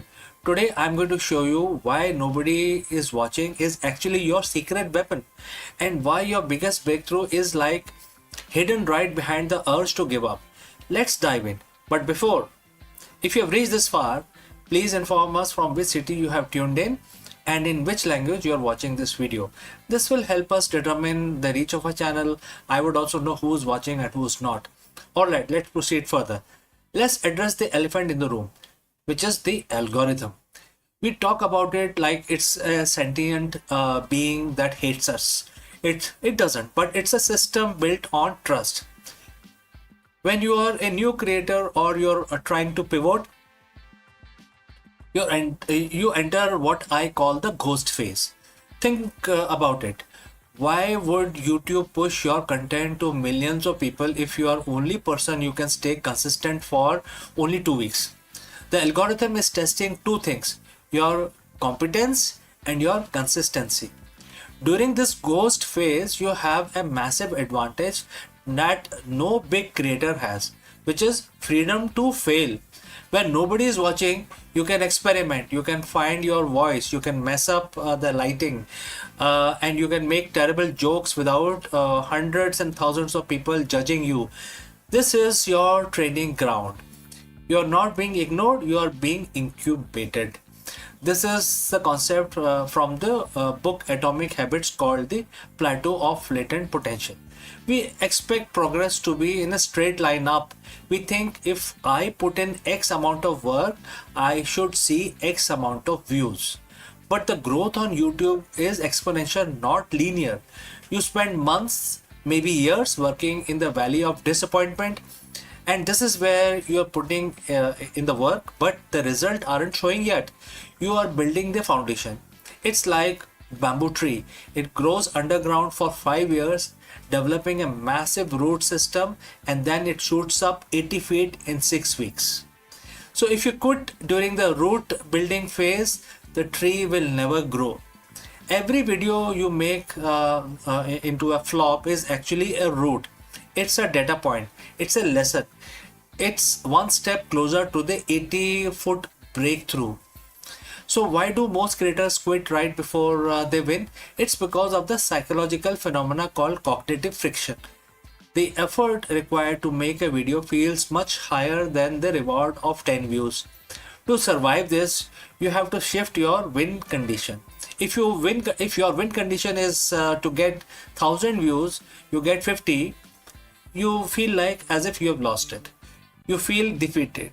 But if your win condition is like getting 1% better at color grading, or write a more compelling hook, or you do that, you have won already, right? I mean, if you do all of these core competencies, regardless of the view counts, don't you think so? Winning on YouTube is a war of attrition. The pros aren't necessarily the most talented people on the platform. They are the one who refuse to go away. They stayed in the game long enough for the luck to find them. Because on YouTube, luck is just where the preparation meets the long enough timeline. Now, as a disclaimer, I'm not saying that you should keep doing exactly the same thing if it is not working. There is a difference between quitting and pivoting. If you have made 50 videos and they all have 0 views, don't quit YouTube. Change your strategy. Maybe your thumbnails are weak. Maybe your intros are too slow. Use the silence to audit yourself. When nobody is watching, you have the lowest stakes possible to reinvent yourself. Don't you think so? So ask yourself, am I making content for me, or am I making content that solves a problem or provide value for someone else? Once you align your passion with audience's need, the nobody watching problem starts to disappear. The hardest part of YouTube isn't the editing or the SEO. It is the mental game. It is showing up on Tuesday morning to film a video when your last 3 uploads tanked. But remember this, every major creator you admire today, from Mr. Beast to MKBHD, had a period where they were talking making videos, but generating zero interest, 0 views. They felt exactly how you feel right now. The only difference between them and millions of abandoned channels is that they decided to post one more time. Your breakout video is already in your head. It's coming. It's going to come, definitely.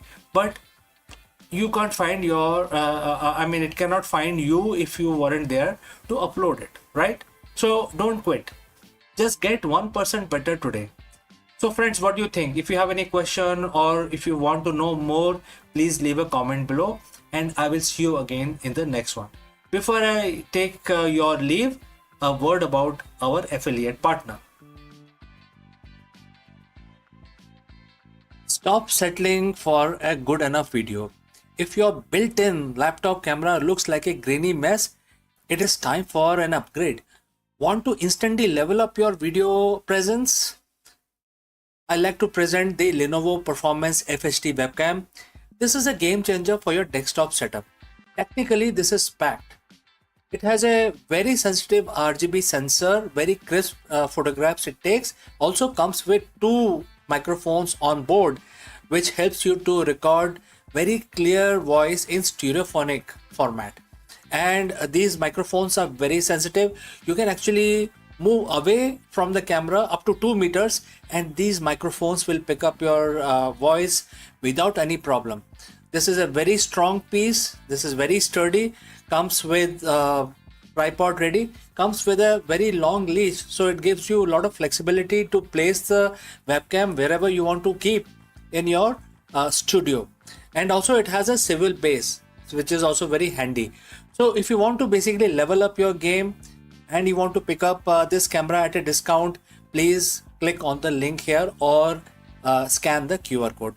Now let's get back to our video.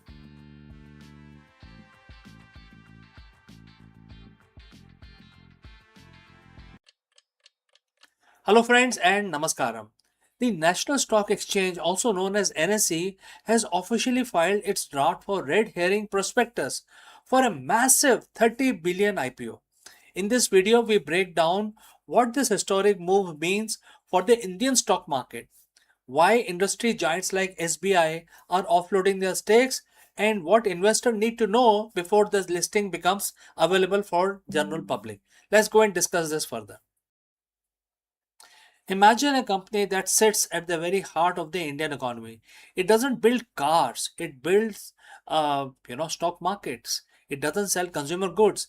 It doesn't run factories. But every single day, millions of people trust it with their life savings. That company is the National Stock Exchange, the NSC. After decades of waiting, regulatory battles, and massive anticipation, it is finally happening. On June 17, 2026, the NSE officially filed its draft red herring prospectus. We are looking at a potential 30,000 crore IPO, valuing this financial giant at over 5 lakh crores. So, friends, if you have reached this far, please let us know from which city you have tuned in. Now, let's move ahead. This isn't just an IPO, it is the biggest financial event of the year in India.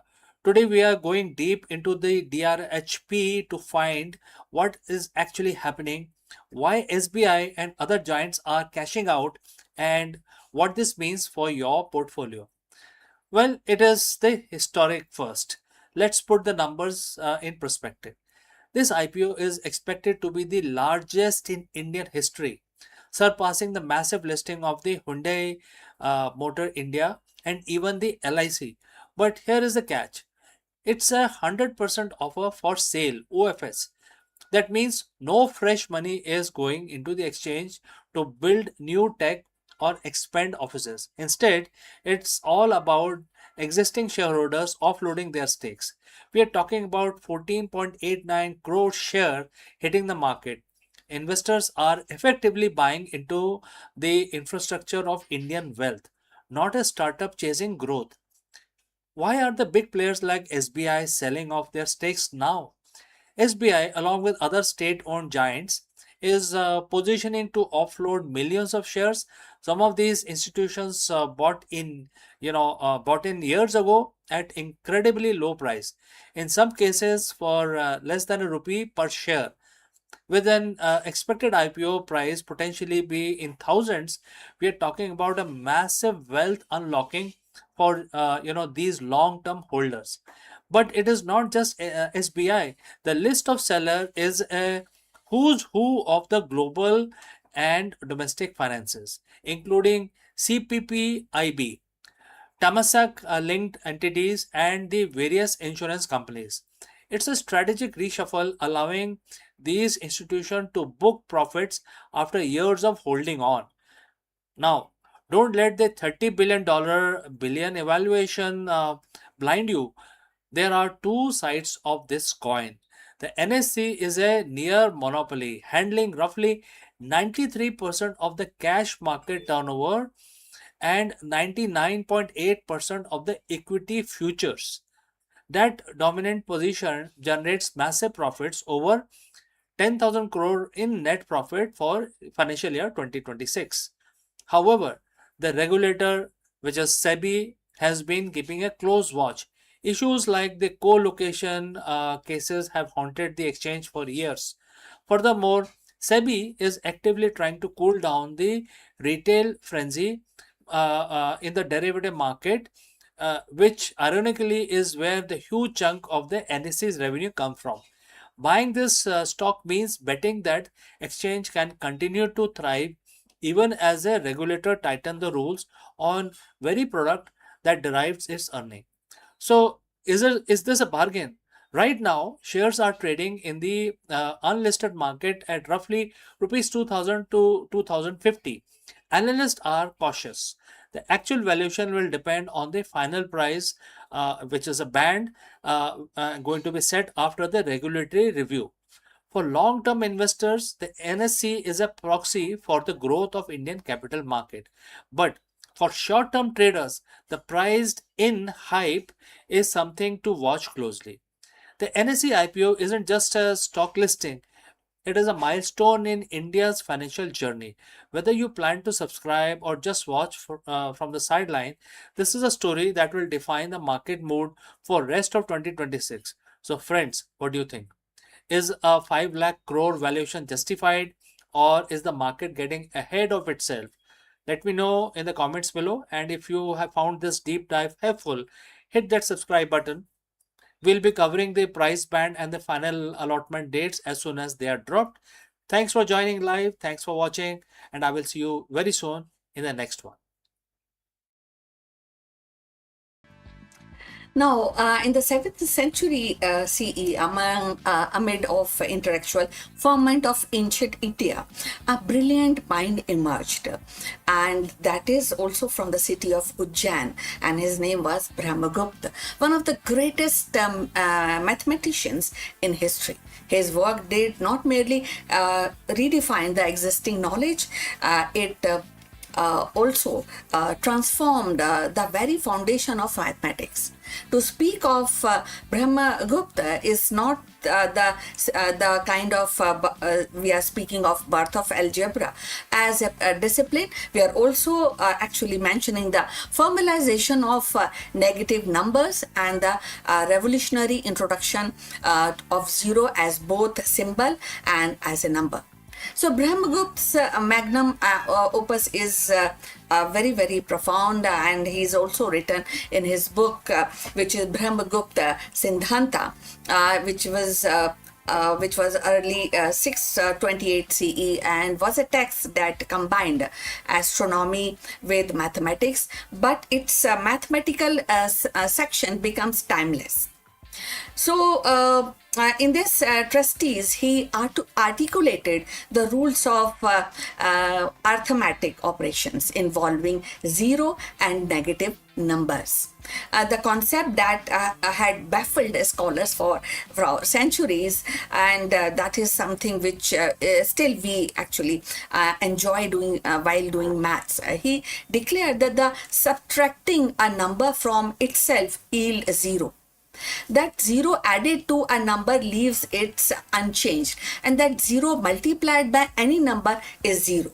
So these may sound obvious today, but in his era, they were groundbreaking formulation that gave mathematics a new logic and consistency.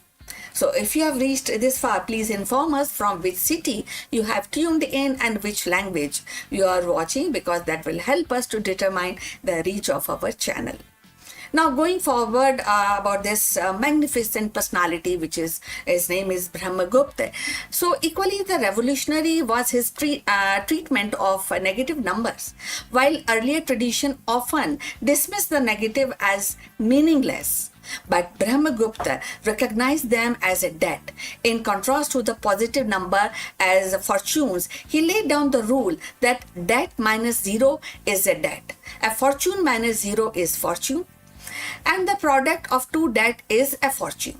So this conceptual clarity allowed algebra to flourish and paving way to most equations that could handle a wider range of values. So Brahmagupta also advanced algebraic methods. He described a solution to quadratic equations and that introduction of the rules for dealing with unknowns, and even touched upon what we now call intermediate equation. So his systematic approach to algebra was centuries ahead of its time, influencing mathematicians across culture, from Islamic Golden Age to Renaissance of Europe.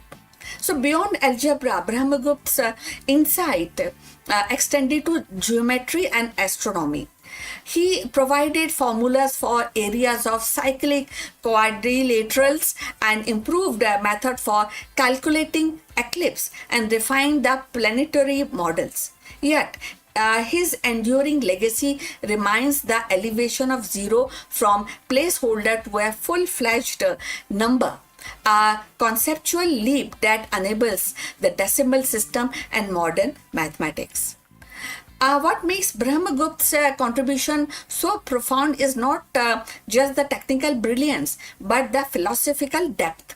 In the recognizing zero, he also acknowledged the void as a mathematical entity, a symbol of nothingness that paradoxically becomes the cornerstone of everything.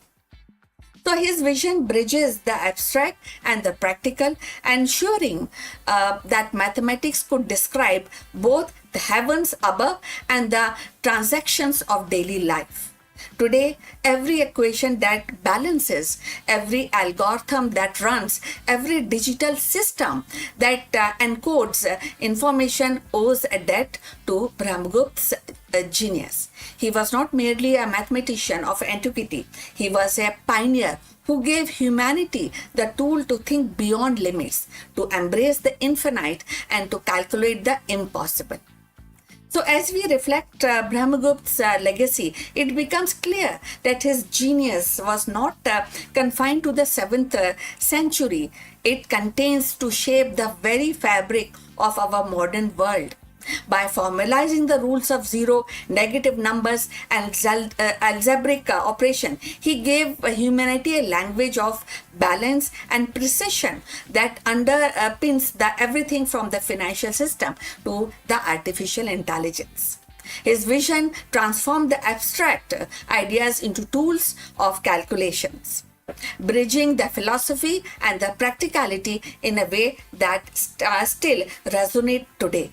In 2026, when algorithm drives economies, when quantum computer explore the boundaries of possibilities, and when the AI models learn through the billions of equations, we are reminded that these marvels rest upon the foundation Brahmagupta laid. His courage to nothingness and to embrace the paradox of negative was not just a mathematical breakthrough, it was philosophical revolution.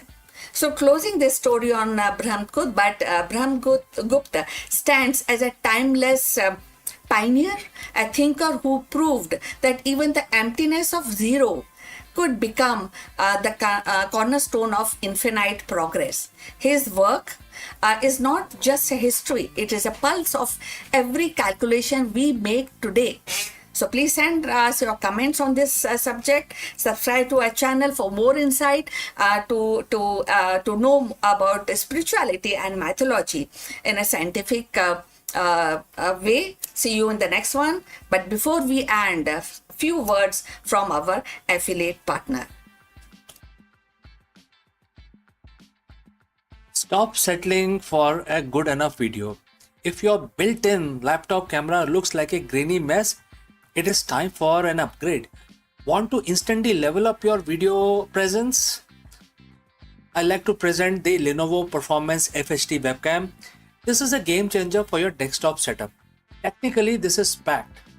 It has a very sensitive RGB sensor, very crisp photographs it takes. Also comes with two microphones on board, which helps you to record very clear voice in stereophonic format. And these microphones are very sensitive. You can actually move away from the camera up to 2 meters, and these microphones will pick up your voice without any problem. This is a very strong piece. This is very sturdy. Comes with tripod ready. Comes with a very long leash, so it gives you a lot of flexibility to place the webcam wherever you want to keep in your studio. And also it has a swivel base, which is also very handy. So if you want to basically level up your game and you want to pick up this camera at a discount, please click on the link here or scan the QR code. Now let's get back to our video. Hello दोस्तों, नमस्कार। आप सबका स्वागत है। क्या आप एक CEO या बिजनेस लीडर हैं और हर दिन चुनौतियों का सामना कर रहे हैं? तो आप सही जगह पहुंचे हैं, क्योंकि इस वीडियो में हम भगवत गीता की सहायता लेंगे और आपके इस सिचुएशन का आंसर ढूंढने की कोशिश करेंगे। हम ये जानेंगे कि जो सीख मिलती है हमें भगवत गीता से, वो एक मंत्र युद्ध क्षेत्र में एप्लीकेबल ही नहीं है, बल्कि हर एंटरप्रेन्योर के लिए एक जीवन दर्शन है जो आपकी टीम का नेतृत्व में करने में सहायता करता है। चाहे जीत हो या हार, एक लीडर को अपनी निष्ठा, कर्म पर कैसे निगाह रखनी चाहिए, हम इस वीडियो में सीखेंगे और इसके बारे में और डिस्कशन करेंगे। तो चलिए आगे बढ़ते हैं। तो दोस्तों, आजकल के दुनिया में, आजकल के परिप्रेक्ष्य में हम ऐसी एक रेस में हैं जहां जीतना ही सब कुछ है, जीतना ही अनिवार्य है। एक सीईओ के तौर पे आप हर सुबह एक नई चुनौती, एक नए संकट और एक नए डर के साथ उठते हैं। क्या ये मर्जर काम आएगा? मार्केट शेयर बढ़ेगा? क्या मेरी टीम परफॉर्म करेगी? हम सब अक्सर एक तनाव में जीते हैं। अगर मैं हार गया तो क्या होगा? अगर ये डिसीजन गलत हो गया तो क्या होगा? लेकिन आज मैं आपके साथ बिजनेस का एक ऐसा सीक्रेट कोड शेयर करने वाला हूं जो 5000 साल पहले महाभारत के रण क्षेत्र में दिया गया था। ये सिर्फ एक श्लोक ही नहीं, एक आधुनिक कॉर्पोरेट जगत का सबसे बड़ा रिस्क मैनेजमेंट टूल है। ध्यान से सुनिएगा। आज हम चर्चा करेंगे भगवत गीता के अध्याय 2 श्लोक 37, चैप्टर 2 वर्स 37 की। और इस श्लोक आपको सिखाएगा कि कैसे विन विन माइंडसेट के साथ आप अपनी कंपनी और अपने जीवन को लीड कर सकते हैं। तो आइए पहले श्लोक को हम पढ़ लेते हैं। भगवान कृष्ण अर्जुन से कहते हैं, एंड द कोट स्टार्ट्स, यदि तुम लड़ते हुए हार भी गए तो तुम्हें स्वर्ग मिलेगा। यानी आपको वो अनुभव और सीख मिलेगी जो आपको उच्च स्तर का लीडर बनाएंगे और आपको ऊंचाई पे ले जाएंगे। और यदि तुम जीत गए तो इस पृथ्वी पर सुख भोगोगे, यानी सफलता, प्रॉफिट एंड मार्केट लीडरशिप आपकी होगी। तो ये आपको बता रहा है कि दोनों ही सिचुएशन में विन विन है। तो दोस्तों, अगर आप यहाँ तक पहुंचे हैं तो आप बताइए कमेंट करके कि किस सिटी से आप हमारे इस वीडियो को देख रहे हैं। तो चलिए आगे बढ़ते हैं। हम सब ने इस वर्ष को सुना, जरा रुकिए और सोचिए, भगवान कृष्ण यहाँ अर्जुन से क्या कह रहे हैं? वो कह रहे हैं कि हारने का विकल्प ही खत्म कर दो अर्जुन। कृष्ण के लिए हार जैसा कुछ है ही नहीं। अगर तुम हारते हो तो तुम कुछ सीखते हो, अगर तुम जीतते हो तो तुम कुछ हासिल करते हो। तो सीईओ के तौर पे क्या आपकी लाइफ में हार जैसी कोई चीज है या नहीं? अगर कोई प्रोजेक्ट फेल होता है तो आप एक लीडर के रूप में विकसित होते हैं, आप नई चीजें सीखते हैं, अपनी असफलता से आगे बढ़ते हैं। अगर सफल होते हैं तो आपकी कंपनी विकसित होती है। तो इस श्लोक में हमें अपनी कॉर्पोरेट लाइफ के को कैसे लागू करें, किस तरह से अपना माइंडसेट करें, इस चीज की हमें सीख दी गई है। तो इसमें मुख्य हमें क्या सीख मिल रही है? नंबर 1 इज डर का अंत। जब आप स्वीकार कर लेते हैं कि सीखना भी एक जीत है तो डर खत्म हो जाता है। एक सीईओ को जो डर में फैसला लेता है वो कभी बड़े रिस्क नहीं ले पाता। तो गीता आपको सिखाती है कि रिस्क लेना ही आपका धर्म है। नंबर 2, परिणाम से डिटैचमेंट। डिटैचमेंट जो आउटकम है, जो रिजल्ट है, उससे डिटैच हो जाइए आप। भगवान कृष्ण कहते हैं कि यानी कि अगर आप लड़ना ही नहीं करेंगे तो आपको कोई परिणाम मिलेगा ही नहीं। तो आप लड़िए। अगर आप हारते हैं तो कुछ सीखते हैं, और अगर आप जीतते हैं तो आप डेफिनेटली सक्सेस पाते हैं। लेकिन हार जीत आपके कंट्रोल में नहीं है, तो क्यों उस बारे में सोचना। 100% आपके कंट्रोल में नहीं होता। आपको अपना कर्म करना होता है, कर्तव्य करना होता है। लेकिन क्या हार मिलेगी, क्या जीत, इसका फैसला कोई नहीं कर सकता। इसका फैसला सिर्फ यूनिवर्स के हाथ में है, जो हमारे कंट्रोल से बाहर है। अब तीसरा होता है विन विन फॉर्मूला। आज की दुनिया में हम विन लॉस के बारे में सोचते हैं। मुझे जीतना है हर हालत में, सामने वाले को हारना है हर हालत में। लेकिन गीता आपको क्या ज्ञान देती है? विन विन का क्या मतलब है? अपनी ड्यूटी मतलब अपना कर्म आपको पूरा करना है। अपनी पूरी क्षमता के साथ मैदान में उतरें, बाकी परिणाम अपने आप संभल जाएगा। अपने आप यूनिवर्स आपको दे देगा। आपके एक्शन के ऊपर डिपेंड करता है वो। तो कल सुबह जब आप ऑफिस जाएं तो ये 3 चीजें अपने साथ लेके जाएं। मैं बुलेट पॉइंट्स की तरह आपको ये दे रहा हूं। पॉइंट नंबर 1, अपने हर प्रोजेक्ट को एक धर्म युद्ध की तरह देखें। यह आपकी जिम्मेदारी है। जब आप इसे जिम्मेदारी की तरह देखेंगे तो आप हारने से नहीं डरेंगे। आप सिर्फ अपनी ड्यूटी निभाने पर फोकस करेंगे। बुलेट पॉइंट नंबर 2, अपने फेलियर्स को हेवनली गेन के रूप में देखें। हर बड़ी कंपनी जो आज लीडर है, उसने सैकड़ों बार फेलियर का स्वाद चखा है। उन फेलियर्स को स्टार्टअप या लर्निंग की तरह देखा जाए। बुलेट पॉइंट नंबर 3, निर्णय लेने में देरी ना करें। श्लोक के अंत में भगवान कृष्ण कहते हैं, उठो, यानी एक्शन लो। एनालिसिस में फंसे रहोगे तो मैदान में कब उतरोगे? दोस्तों, एक सीईओ के रूप में सबसे बड़ी पूंजी आपकी मानसिक स्टेट ऑफ माइंड है, मानसिक स्थिरता है। अगर आप हार के डर से जकड़े हुए हैं तो आप कभी बड़ी ऊंचाइयों को हासिल नहीं कर पाएंगे। आज से अपनी डिक्शनरी में फेलियर शब्द को हटा दीजिए और आप ये समझ लीजिए कि आप जीतेंगे, हर हाल में जीतेंगे। और अपने जो थॉट प्रोसेस है उसको अपग्रेड करिए। तो इसमें भगवान बोलते हैं कि उठो, फाइट करो और जीतो। अगर आपको यह विन विन श्लोक का जो इम्प्लीमेंटेशन है बिजनेस फील्ड में अगर पसंद आया है तो कमेंट करके ये लिखें कि मैं तैयार हूं, और हाँ, मैं तैयार हूं, ये कमेंट करके आप मेरे पास भेजें। और अगर आपको लगता है कि गीता का ज्ञान बिजनेस में उतारने के लिए आप और डिटेल चाहते हैं तो जरूर हमसे संपर्क करें। My name is CK. जल्दी ही मिलता हूं दूसरी सीख लेके आपके साथ। तब तक उठो, लड़ो और जीतो। धन्यवाद।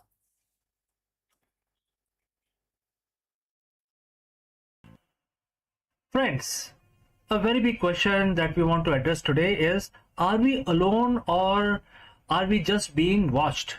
For decades, we have scanned the stars for signals, but new speculation from SETI and leading astrophysicists suggest a chilling possibility. It is already too late to hide. While we search for them, humanity has spent the last century broadcasting our presence to the cosmos. In this video, we dive deep into the great silence and why the latest breakthrough in technosignatures and planetary direction suggests that any advanced civilizations within 100 light years likely to already know Earth is a home to an industrial civilization. Let us explore this further. For over 60 years, humanity has been staring into the abyss of space and asking one simple question: where is everybody? We call it Fermi paradox. The universe is ancient, it is vast, and according to everything we know about biology and physics, it would be crawling with life. Yet, when we point our telescopes at the stars, we get nothing but cold, dead silence.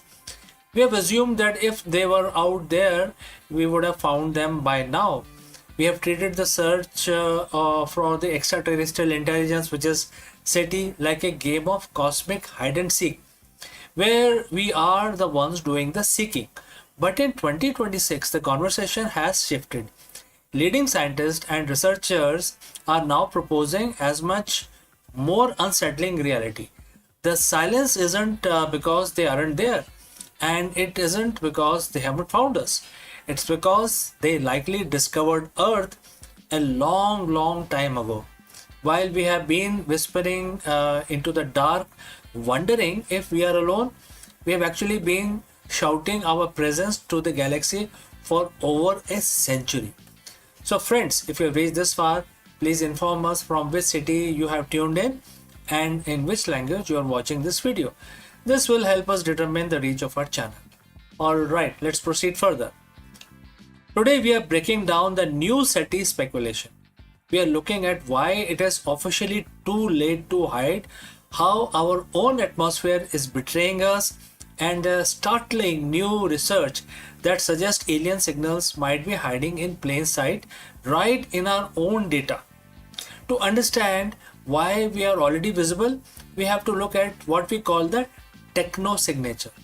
Since the early 20th century, Earth has been surrounded by an over-expanding bubble of radio waves. This radio bubble is now over 200 light years wide. Inside the bubble are thousands of star systems. If there is a civilization within 100 light years of us with even slightly better technology than ours, they don't need us to send them a hello message. They have already heard our earlier radio broadcasts, our television signals, and most importantly, our high frequency military radars.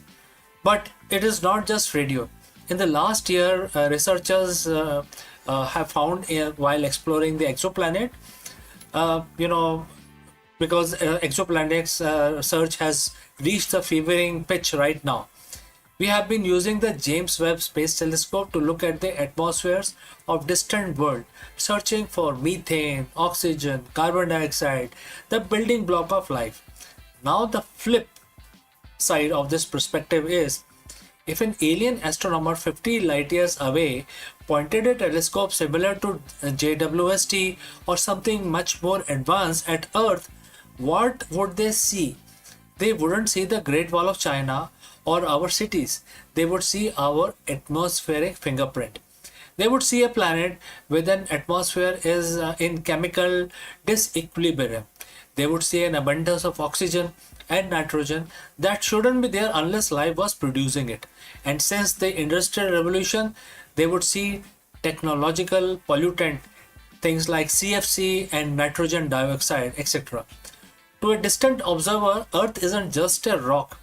It's glowing neon sign that says industrial civilization inside here. Alright. So if we are so visible, then why haven't we heard anything back? This brings us to the groundbreaking study published in early 2026 by astronomer like Ben Zuckerman at the UCLA. For decades, SETI has focused on narrowband signals, very specific thin frequency that don't occur in nature. The logic was, if we see a needle thin spike on a radiograph, it must be artificial.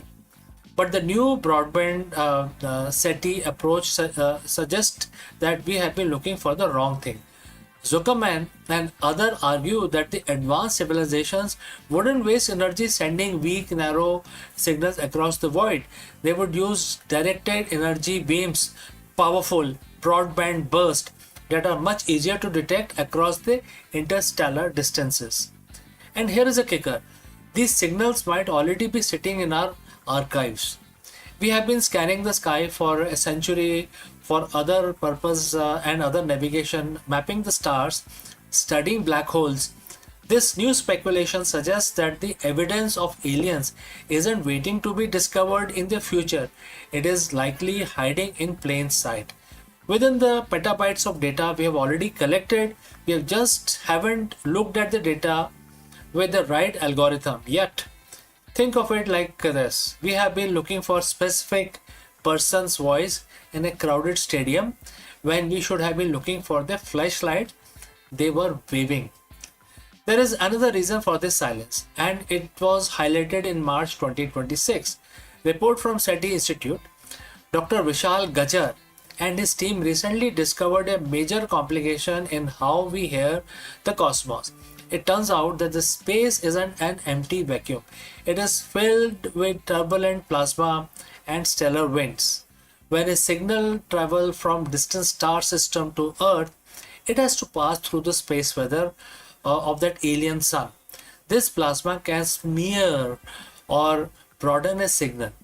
A perfect, clear, narrow broadcast from an alien planet might arrive at Earth looking like a fuzzy, distorted static. The SETI Institute realized that our current search tools are designed to filter out that kind of noise. We have been looking for perfect signal, but the universe is quite messy. This means we could have received a message yesterday, but our computers threw it in the trash because it looked like too much like a natural interference. We are literally turning or tuning into a wrong station. And it is possible the galaxy is far noisier than we ever imagined.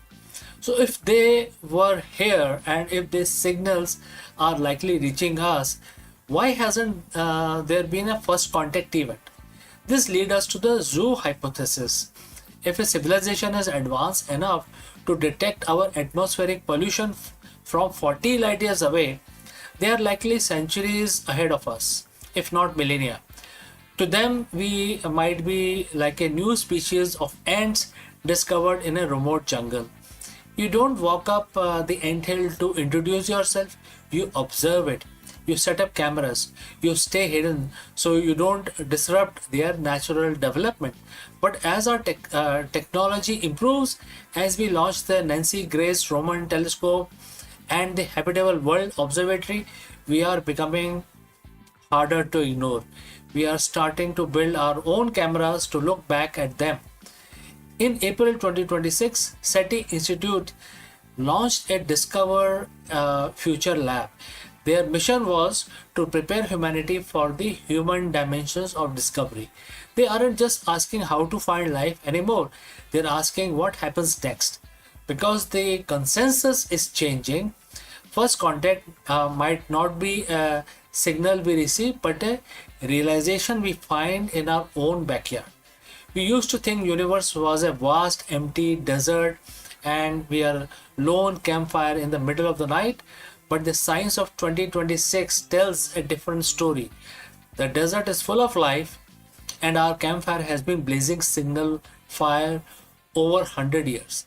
Whether it is through leaked radio waves, chemical signatures in our cloud, or the broadband beams we haven't decoded yet, the great silence is starting to feel less like an absence of life and more like a waiting room. The question isn't, are we alone anymore? The question is, when they finally decide to answer, will we be ready to listen? So friends, thanks for watching this deep dive into the new frontier of SETI. If you want to keep track of this cosmic discoveries with me, make sure that you hit the subscribe button. I'm CK and I will see you again in the next one. Before I leave, a word from our affiliate partner. Stop settling for a good enough video. If your built-in laptop camera looks like a grainy mess, it is time for an upgrade. Want to instantly level up your video presence? I like to present the Lenovo Performance FHD webcam. This is a game changer for your desktop setup. Technically, this is packed. It has a very sensitive RGB sensor, very crisp photographs it takes. Also comes with 2 microphones on board, which helps you to record very clear voice in stereophonic format. And these microphones are very sensitive. You can actually move away from the camera up to 2 meters and these microphones will pick up your voice without any problem. This is a very strong piece. This is very sturdy. Comes with tripod ready. Comes with a very long leash, so it gives you a lot of flexibility to place the webcam wherever you want to keep in your studio. And also it has a swivel base. which is also very handy. So if you want to basically level up your game and you want to pick up this camera at a discount, please click on the link here or scan the QR code. Now let's get back to our video.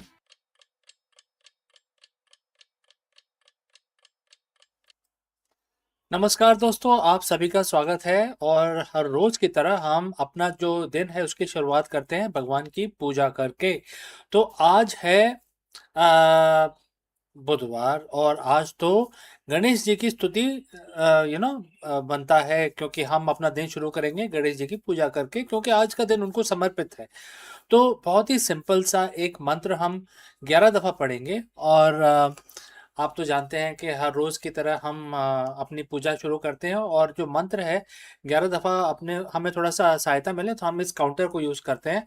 और इसमें ये बड़े आराम से हमें इसमें number आ जाते हैं स्क्रीन के ऊपर, पता चल जाता है कि हमारे कितने दफ़ा हो गया है। तो आप कोई भी तरीका यूज़ कर सकते हैं, लेकिन सबसे इम्पोर्टेंट बात यह है कि हमारे साथ जुड़ें और हमारे साथ इस मंत्र का उच्चारण 11 दफ़ा करें। इससे भगवान गणेश काफ़ी खुश होते हैं। तो चलिए जी, हाथ जोड़ के हम नमन करते हैं और 11 दफ़ा भगवान जी को याद करते हैं। ओम गण गण गणपते नमः। ओम गण गण गणपते नमः। ओम गण गण गणपते नमः। ओम गण गण गणपते नमः। ओम गण गण गणपते नमः। ओम गण गण गणपते नमः। ओम गण गण गणपते नमः। ओम गण गण गणपते नमः। ओम गण गण गणपते नमः। ओम गण गण गणपते नमः। ओम गण गण गणपते नमः। ओम गण गण गणपते नमः। तो दोस्तों, हमारे 11 दफ़ा जो स्तुति थी वो पूरी हो गई भगवान गणेश की। अब हम अपना दिन स्टार्ट करेंगे आराम से। भगवान की हमने पूजा कर ली है, तो चलिए अभी आपसे विदा लेता हूँ, लेकिन जल्दी ही मिलता हूँ दूसरे वीडियो में। कहीं मत जाइएगा।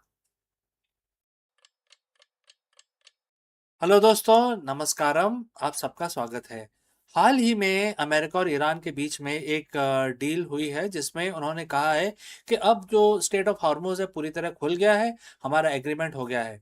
और इस खबर के आते ही जो प्राइस है क्रूड ऑयल का वो गिर गया है, $75 आ गया है। आपको पता होगा कि जो क्रूड का जो प्राइस था वो 100 के ऊपर जा रहा था, लेकिन अब 75 पे आ गया है, कल ही आया है। और ऐसा बोला जा रहा है कि और गिरेगा। तो क्योंकि प्राइस गिर रहा है, इससे क्या नए खतरे का हमें आभास हो रहा है? ऐसा है कि इस पर्टिकुलर एग्रीमेंट में कोई नया युद्ध के बारे में कुछ बातें हैं जो बाहर आ सकती हैं। तो इस वीडियो में हम इस बात का एक चर्चा करेंगे, एक डिस्कशन करेंगे कि अगर $50 से नीचे प्राइस आ गया तो दुनिया के अर्थव्यवस्था को लेके क्या चिंता करनी चाहिए, और इसके बाद कुछ और हमारे ऊपर कोई विपदा तो नहीं आने वाली है। इसके बारे में हम डिस्कशन करते हैं इस वीडियो में। तो चलिए आगे बढ़ते हैं। तो दोस्तों, हम सबको मालूम है कि पिछले कुछ महीनों में स्टेट ऑफ हार्मूज के आसपास क्या हुआ। अमेरिका और ईरान में आपस में लड़ाई हुई, और पहले तो ईरान ने स्टेट ऑफ हार्मूज को बंद किया, इधर उधर बमबारी की। उसके बाद अमेरिका ने उसको बंद कर दिया, करीब 1 महीने से ज़्यादा हो गया अमेरिका ने उसमें ब्लॉकेड लगाया हुआ है। उसकी वजह से जो क्रूड ऑयल का प्राइस है वो आसमान छू गया, 110 120 तक पहुंच गया। और आप देखिए, अगर आप इस जियो पॉलिटिक्स में कुछ रुचि रखते हैं तो आपको पता होना चाहिए कि जो क्रूड ऑयल है उसके सबसे बड़े बायर कौन है दुनिया में। अफ्रीका के कंट्रीज नहीं है, अमेरिका भी एक बड़ा बायर है, लेकिन उसके पास तो ऑयल है काफ़ी, काफ़ी दुनिया का ऑयल कंट्रोल करता है। और सबसे जो बड़े बायर हैं जिनके पास ऑयल नहीं है वो है चाइना और इंडिया। तो ये दो देशों को काफ़ी महंगा ऑयल खरीदना पड़ा पिछले कुछ महीनों में, और फिर काफ़ी जद्दोजहद हुई, कोई कहीं से खरीद रहा है, कोई कहीं से खरीद रहा है। तो इंडिया ने भी ये सब काम किए। तो बहरहाल सब लोग जो ऑयल प्रोड्यूस करते हैं, including Russia, they were very happy कि भाई प्राइस बढ़ गया तो हम पैसे कमा रहे हैं। तो ये जो लड़ाई हो रही थी उसके ऊपर से ये बात करते थे कि भाई बुरी बात है, बुरी बात है, लेकिन अंदर अंदर बड़े खुश हो रहे थे। अब क्या हुआ है कि पिछले 2 दिनों में खबर आ रही है कि अमेरिका और ईरान का जो एग्रीमेंट है वो पूरा हो चुका है। और खबर आते ही प्राइस जो है ऑयल का एकदम $75 आ गया। कल के मैं रेट बता रहा हूँ, आज का मैंने अभी चेक नहीं किया है, लेकिन कल $75 आ गया। $75 एकदम से गिरावट आई है, तो जो पैसे जो कमा रहे थे, जो कंट्रीज जो खुश थे, पैसे कमा रहे थे, लेकिन ऊपर ऊपर से दिखा रहे थे शांति होनी चाहिए, ब्ला ब्ला बोल रहे थे, लेकिन अब वो $75 आ गया तो उनकी इनकम में थोड़ी गिरावट आएगी। और कॉन्सिक्वेंटली क्या होगा कि जो मेजर बायर है विच इज़ इंडिया और चाइना, इनको थोड़ी राहत मिलेगी। तो ये गिरावट जो आ रही है, और अगर ये सब ऐसे ही चलता रहा तो बिल्कुल गिर के, ऐसा बोला जा रहा है, कुछ विशेषज्ञ बोल रहे हैं कि ये $50 तक आ सकती है। जब $50 आ जाएगा तो मतलब जो अभी तक पैसे कमा रहे थे उसके आधे ही कमा पाएंगे, जो ऑयल प्रोड्यूसिंग नेशंस हैं उनके आधे ही कमा पाएंगे, तो उसकी वजह से उनकी आमदनी कम हो जाएगी, उनके पैसे कम हो जाएंगे। तो क्या ये जो ड्रॉप है या जो एग्रीमेंट है ये परमानेंट है या किसी और नए गंभीर किसी स्थिति की चेतावनी देता है? तो दोस्तों, अगर आप यहाँ तक पहुँचे हैं तो हमें कमेंट करके ज़रूर बताएं कि आप किस शहर से हमारे साथ जुड़े हैं। सबसे पहले ये समझना ज़रूरी है कि हम यहाँ तक पहुँचे कैसे। फरवरी में अमेरिका और के बीच में सैन्य वार्ता हुई जो विफल हुई, फिर उनकी लड़ाई हुई, फिर चेक पॉइंट बनाए गए, और उसके बाद ये बोला गया कि ये कंट्रीज़ को अलाउड है, इनको नहीं अलाउड है, अमेरिका को अलाउड नहीं है, चाइना और इंडिया को अलाउड है। बैकडोर बहुत डिस्कशन चल रहा था, और जो देश ऐसा लग रहा था जो ईरान के दुश्मन है नेबरहुड के अंदर, जैसे कतर है, यूएई, वो भी अपने बैकडोर डिस्कशन कर रहे थे, और कोई नहीं चाहता था कि वहाँ पे और तबाही हो, क्योंकि अल्टीमेटली अगर वहाँ तबाही होगी तो ऑयल का प्राइस, जो ग्लोबल ऑयल का प्राइस है, आसमान छू देगा। तो उसके बाद धीरे धीरे वो कंट्रोल रिएक्शन चलता रहा, एक दूसरे को धमकियां देते रहे लोग, लेकिन फाइनली कल जाके डोनाल्ड ट्रंप ने बोला है कि हमारा वर्बल एग्रीमेंट हो गया है, हालांकि अभी ये साइन नहीं हुआ है, वर्बल एग्रीमेंट हो गया है। जैसे ही ये खबर आई प्राइस एकदम नीचे लुढ़क गया, $75 हो गया, विच इज़ रीजनेबल। मैं ये नहीं कह रहा हूँ कि अच्छी बात है कि बुरी बात है, लेकिन क्योंकि अब प्राइस कम हो रहे हैं जिससे अमेरिका को कोई फर्क नहीं पड़ता, प्राइस कम होने से अमेरिका को कोई फर्क नहीं पड़ता, बिकॉज अमेरिका के पास तो सऊदी का ऑयल है उनके पास, ईरान के साथ अब दोस्ती हो गई है, अभी साइन होना बाकी है, लेकिन वेनेजुएला का जो टॉप ग्रेड ऑयल है वो उनके पास है। फर्क पड़ता है ब्राज़ील, इसराइल और सऊदी को, तो उनके पैसे कम हो रहे हैं। तो उसकी वजह से अब क्या होगा आगे, क्या होगा, दोबारा से कुछ देश नाखुश हो जाएंगे और लड़ाई पे जाने की बात करेंगे, या जो जियोपॉलिटिक्स है वो एक नया रूप लेगा, क्योंकि अल्टीमेटली जो 75% दुनिया का जो ट्रेड होता है, ग्लोबल ट्रेड, वो ऑयल ही होता है।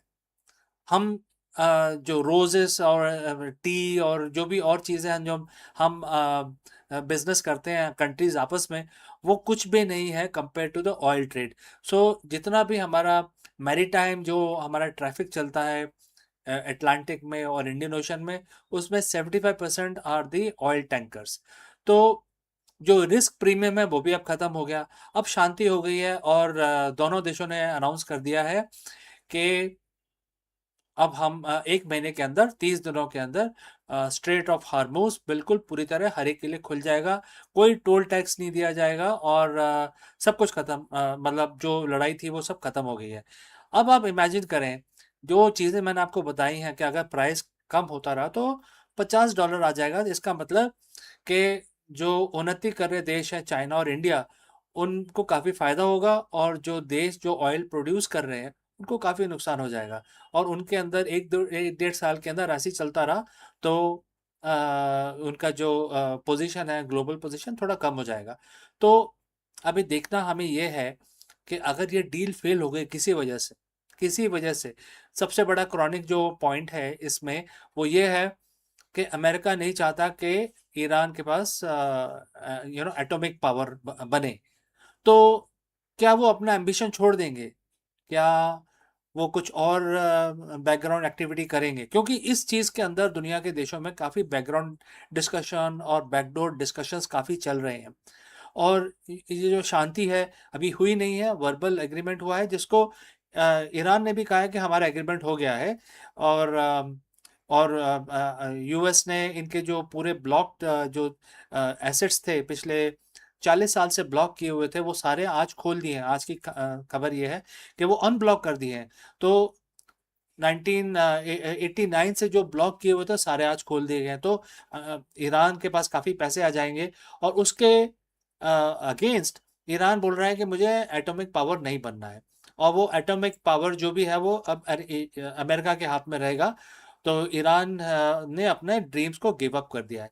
तो आपको क्या लगता है, ये एक फोर्स्ड एग्रीमेंट है? अगर ये एग्रीमेंट पिछले अगले 30 दिनों में साइन नहीं हुआ तो क्या होगा? दोबारा से नई तरीके की कोई लड़ाई हो सकती है? एक बहुत बड़ा सवाल है जो आ रहा है।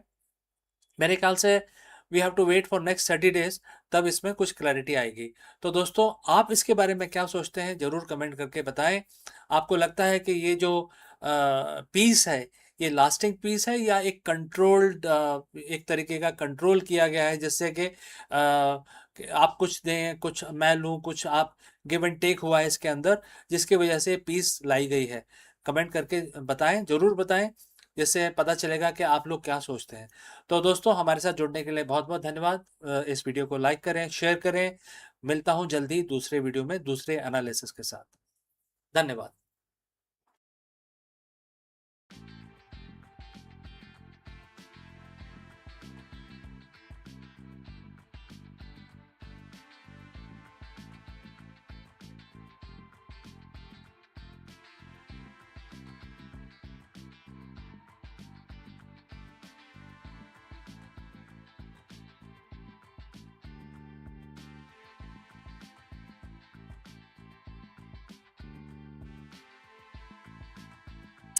In the vast orchestra of human brain, not every instrument plays with equal resilience.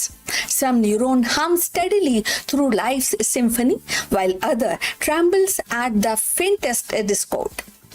The multiple sclerosis, long seen as a sweeping storm against the nervous system, is now revealed to the strike with a selective fury, targeting the most fragile player in this ensemble. New research uncovered that the certain brain cells stretched thin by their energy demand and delicate architectures are far more vulnerable to the disease relentless assault. And this discovery reframes MS as a uniform battle, but as a war fought on unseen terrain where the weakest link determined the fate of the whole. So let's find out more.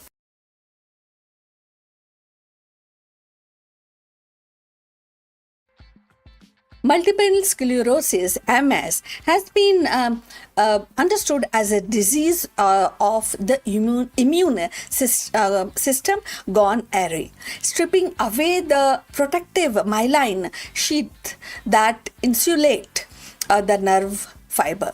Yet, despite the decades of research, one question has lingered. Why do certain regions of the brain and the spinal cord suffers more damage than the others?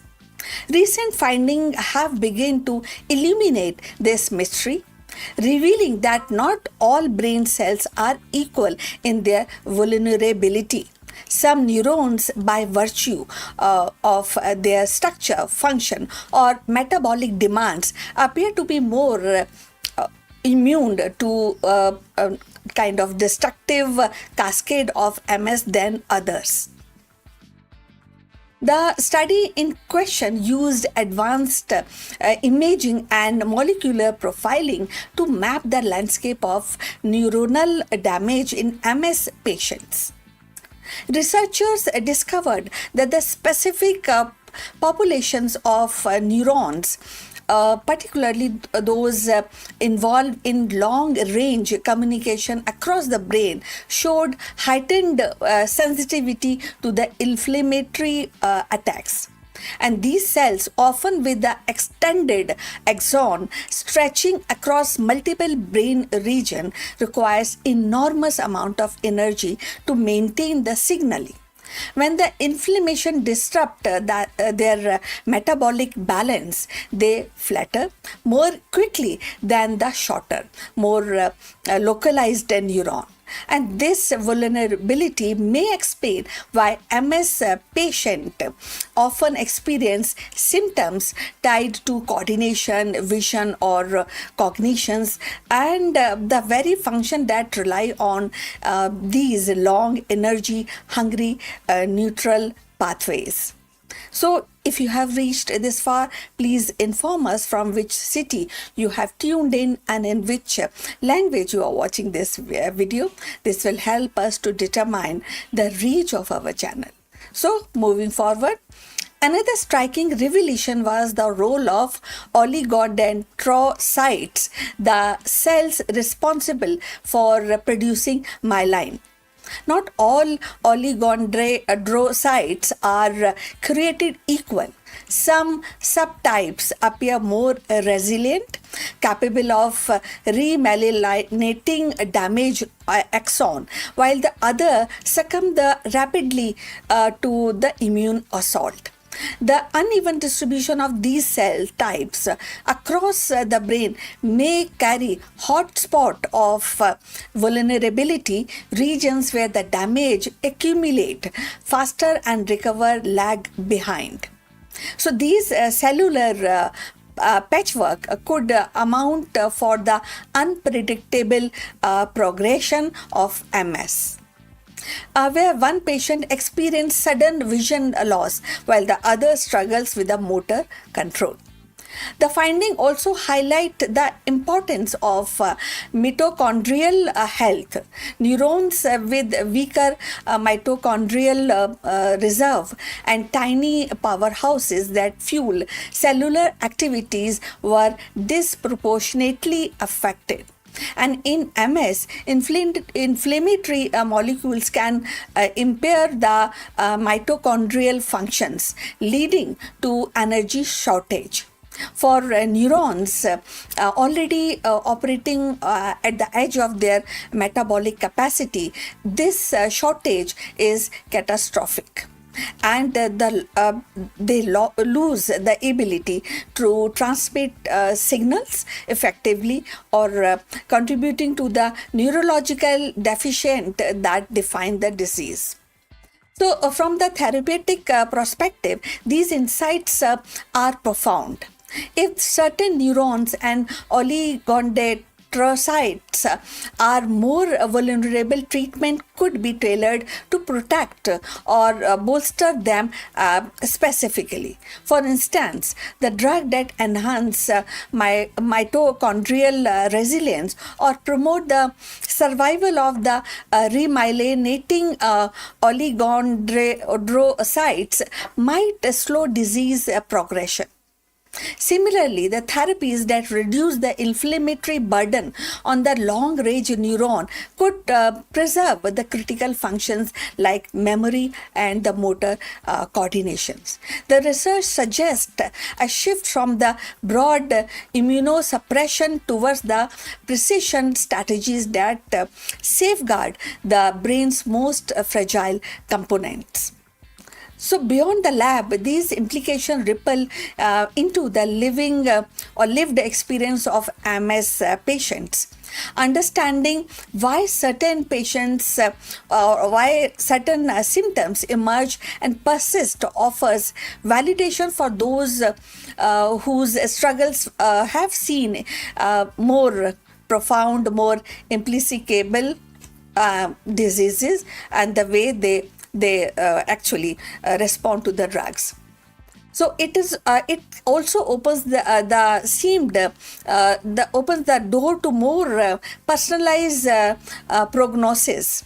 The clinicians may one day predict which functions are most at risk in a given patient based on their cellular vulnerability profile.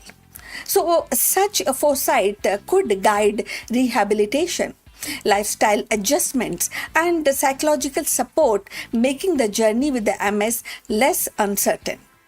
The discovery that some brain cells are inherently more vulnerable reframes MS not just as an immune disorder, but as a condition of cellular fragility. It underscores the delicate balance that sustains brain function and how easily it can be tipped by inflammation.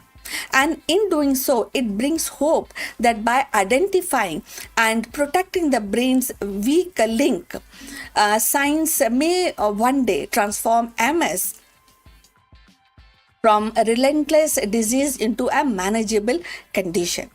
So, in the end, what these discoveries reveal is not just the fragility of certain neurons, but the resilience of science itself. By uncovering the weak link in the brain's vast network, researchers are charting a path towards precision therapies that protect the most vulnerable cells and multiple sclerosis, once seen as a uniform storm, now emerge as a selective battle, one that can be fought with a sharper insight and targeted care. The story of MS is no longer only about the loss. It is about the possibility of safeguarding the brain's delicate symphony and ensuring that even its quickest note continue to play. So now we have come to the end of this discussion. Look forward for your comments on this subject. Thanks for watching, and feel free to put your questions regarding today's content. Please subscribe our channel and see you in the next one. But before we end, few words from our affiliate partner. Stop settling for a good enough video. If your built-in laptop camera looks like a grainy mess, it is time for an upgrade. Want to instantly level up your video presence? I like to present the Lenovo Performance FHD webcam. This is a game changer for your desktop setup. Technically, this is packed. It has a very sensitive RGB sensor, very crisp photographs it takes. Also comes with two microphones on board, which helps you to record very clear voice in stereophonic format. And these microphones are very sensitive. You can actually move away from the camera up to 2 meters and these microphones will pick up your voice without any problem. This is a very strong piece. This is very sturdy. Comes with tripod ready. Comes with a very long leash, so it gives you a lot of flexibility to place the webcam wherever you want to keep in your studio. And also it has a swivel base, which is also very handy. So if you want to basically level up your game and you want to pick up this camera at a discount, please click on the link here or scan the QR code. Now let's get back to our video.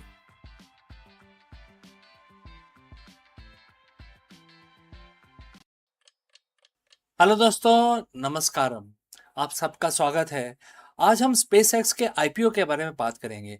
आपको सबको पता होगा कि recently एक SpaceX का बहुत बड़ा एक आईपीओ आया है मार्केट में। आपने क्या उसमें निवेश किया है या सोच रहे हैं? एलन मस्क की कंपनी स्पेसएक्स शेयर मार्केट में एक धमाकेदार एंट्री ले चुकी है और आज हम इस वीडियो में बात करेंगे कि लिस्टिंग के बाद शेयरों में क्यों ऐसी इतना उछाल आया है, रॉकेट जैसी तेजी से बाजार में उछाल आया है और बाजार ने इतना पॉजिटिव रिएक्शन क्यों दिया है, इसके बारे में हम चर्चा करते हैं। चलिए आगे बढ़ते हैं। दोस्तों 12 जून 2026 को ये स्पेसएक्स का जो आईपीओ था वो लिस्ट हुआ था स्टॉक एक्सचेंज पे और ये एक मामूली आईपीओ नहीं है, ये दुनिया का अब तक का सबसे बड़ा आईपीओ था। ट्रिलियंस ऑफ डॉलर्स की बात हो रही है इसमें। एलन मस्क की कंपनी ने शेयर बाजार में कदम रखा, पहली दफा रखा है और इसने कदम रखते ही तूफान आ गया है, बहुत ज़्यादा तेज़ी से आगे बढ़ा है। और हम इसकी बात करेंगे, जब इसकी बात कर रहे हैं तो इसकी वैल्यू ऑलरेडी 2.1 ट्रिलियन का मार्केट कैपिटलाइजेशन कर चुकी है कुछ ही घंटों में, कुछ ही दिनों के अंदर। तो हम अपना एनालिसिस चालू रखेंगे, लेकिन दोस्तों अगर आप यहाँ तक पहुँचे हैं तो हमें कमेंट करके बताएं कि कौन से सिटी से आप हमारा ये प्रोग्राम देख रहे हैं और किस लैंग्वेज में आप ये वीडियो देखना चाह रहे हैं। तो चलिए आगे बढ़ते हैं। सबसे पहले नंबर्स की बात करते हैं। स्पेसएक्स ने आपके शेयरों जो शेयर था वो $135 के ऊपर लिस्ट किया था और मतलब कि जो स्टार्टिंग प्राइस है $135 है, मार्केट खुलेगा तो 135 से लिस्ट होगा। अब वहाँ पे जब लिस्टिंग जब खुलता है मार्केट तो उसके बाद ऊपर भी जाता है नीचे भी जाता है, लेकिन सबको हैरान कर दिया, शेयरों ने जल्दी मार्केट खुलते ही 19% की उछाल मारी। और डे का जो बिजनेस बंद होते होते 160.95 मतलब 135 पे ये चालू हुआ था और दिन के अंत होते होते $160.95 तक पहुंच गया। ये पर शेयर की प्राइस है। अब इसका सीधा मतलब ये है कि महज एक दिन में ही कंपनी की वैल्यूएशन 2.1 ट्रिलियन तक पहुंच गई। और ये 21 बैंकों के सिंडिकेट द्वारा मैनेज किया गया एक विशाल ऑपरेशन था, जिसे इंटरनली एक प्रोजेक्ट एपेक्स के नाम दिया गया है। जो स्पेस एक्स ने इस प्रोजेक्ट को प्रोजेक्ट एपेक्स दिया गया है। और ये ग्लोबल एक आईपीओ है जिसमें अमेरिकन तो इन्वेस्ट कर सकते हैं, लेकिन दुनिया में कोई भी इंसान इसमें इन्वेस्ट कर सकता है। अब ये इन्वेस्ट करना क्यों जरूरी है? देखिए, स्पेस एक्स जो कंपनी है एक प्राइवेट ऑर्गेनाइजेशन है, लेकिन उन्होंने एक बीड़ा उठाया है कि हम एक दूसरे ग्रह पे इंसानों को पहुंचाएंगे और वहां पे कॉलोनी बनाएंगे। तो ये अकेले तो कंपनी कर नहीं सकती। अगर अगर अकेले भी करे तो फिर वो कंपनी की एक प्रॉपर्टी हो जाती है, जैसे ईस्ट इंडिया कंपनी ने भारत पे अटैक कर दिया था 200 साल पहले, 300 साल पहले। तो अगर ये मार्स पे जाते हैं तो इनकी हो जाती है। लेकिन अगर अगर ये आईपीओ है और इसको शेयर मार्केट में लोगों ने पब्लिक ने इन्वेस्ट किया इसके अंदर, तो सबकी इसमें हिस्सेदारी हो जाती है। एक ये पब्लिक कंपनी बन जाती है, जिससे कि अगर वहाँ पे इस्टेब्लिश किया जाए तो जितने भी शेयर होल्डर्स हैं उनका पहला हक बन जाता है। तो इसीलिए ये जो आईपीओ है ये इतना इम्पोर्टेंट हो जाता है। और इसी की वजह से जो लोग हैं काफ़ी एक्साइटेड हैं स्पेस एक्स में इन्वेस्ट करने के लिए। आप देखिए 2.1 ट्रिलियन हो गया, ये अब तक का सबसे बड़ा आईपीओ है दुनिया में। अब सवाल है कि आखिर इस कंपनी में ऐसा क्या है, और ये सिर्फ क्या रॉकेट बनाने वाली कंपनी है? तो चलिए आगे बढ़ते हैं कि इसमें इतना एक्साइटमेंट क्यों आ रहा है लोगों को। सबसे पहले देखिए, स्टारलिंक स्टारलिंक जो एक कंपनी है इलॉन मस्क की, ये इंटरनेट प्रोवाइड करती है। तो ये इनका एक पार्टनरशिप है स्पेस एक्स के साथ, जो भी इलॉन मस्क की कंपनी है। तो स्टारलिंक अगर नहीं है स्पेस एक्स के साथ तो कम्युनिकेशन कितना डिफिकल्ट हो जाता है। अगर मार्स पे पहुंच गए तो कम्युनिकेट कैसे करेंगे, इंटरनेट कैसे चलेगा, ईमेल कैसे आएगी? तो उसके लिए स्टारलिंक है। और जिसके वजह से जो स्पेस एक्स है वो स्टारलिंक के टेक्नोलॉजी को लेवरेज कर सकता है जब वो मार्स पे अपनी कॉलोनी बनाए। इसके अलावा इनके पास इलेक्ट्रिक कार्स हैं, इनके पास इलेक्ट्रिक बैटरी मैन्युफैक्चरिंग जो टेस्ला है वो है। तो जब मार्स पे जाएंगे तो उनको बैटरी बैकअप इक्विपमेंट लगेगा, वहाँ पे मार्स पे चलने वाली गाड़ियाँ लगेंगी। तो वो सब बनाने का जो टेक्नोलॉजी है वो टेस्ला के पास है। तो स्पेस एक्स हो गया आपका, टेस्ला हो गया आपका, स्टारलिंक हो गया। उसके बाद एलॉन मस्क की टनलिंग कंपनी है, बोरिंग कंपनी है, जो टनल बनाती है ज़मीन के अंदर। तो मार्स पे जाएंगे तो ज़मीन के ऊपर रहेंगे या ज़मीन के नीचे कंस्ट्रक्शन वगैरह करना पड़ेगा, तो उसके लिए उनके पास टेक्नोलॉजी टनलिंग की होगी, जो बोरिंग करते हैं ज़मीन के अंदर, जिसमें बड़ी बड़ी ट्रेन्स चलाते हैं, तो वो होगा। अब ट्रेनों की बात हुई है तो इनके पास हाइपर लूप, आपने सुना होगा कुछ साल पहले इन्होंने एक कंपनी स्टार्ट की थी हाइपर लूप की, जो जो जमीन के अंदर टनल के अंदर एक ट्रेन चलती है बिना किसी इंजन के, सिर्फ वैक्यूम से चलती है। तो वो भी इनके पास है। तो आप समझिए कि जो स्पेस सेक्स है एक बहुत ही सीरियस कंटेंडर है, और इनके पास बहुत सारी और टेक्नोलॉजीज हैं जिससे स्पेस में जाके और फिर वहाँ मार्स पे लैंड करके और उसके बाद वहाँ पे कॉलोनी स्टैब्लिश करने का पूरा इन्होंने बेसिक बेसिक इंफ्रास्ट्रक्चर ऑलरेडी खड़ा कर दिया है। अब बात करते हैं एआई की। तो इलॉन मस्क की एक और कंपनी है जिसका नाम है x AI.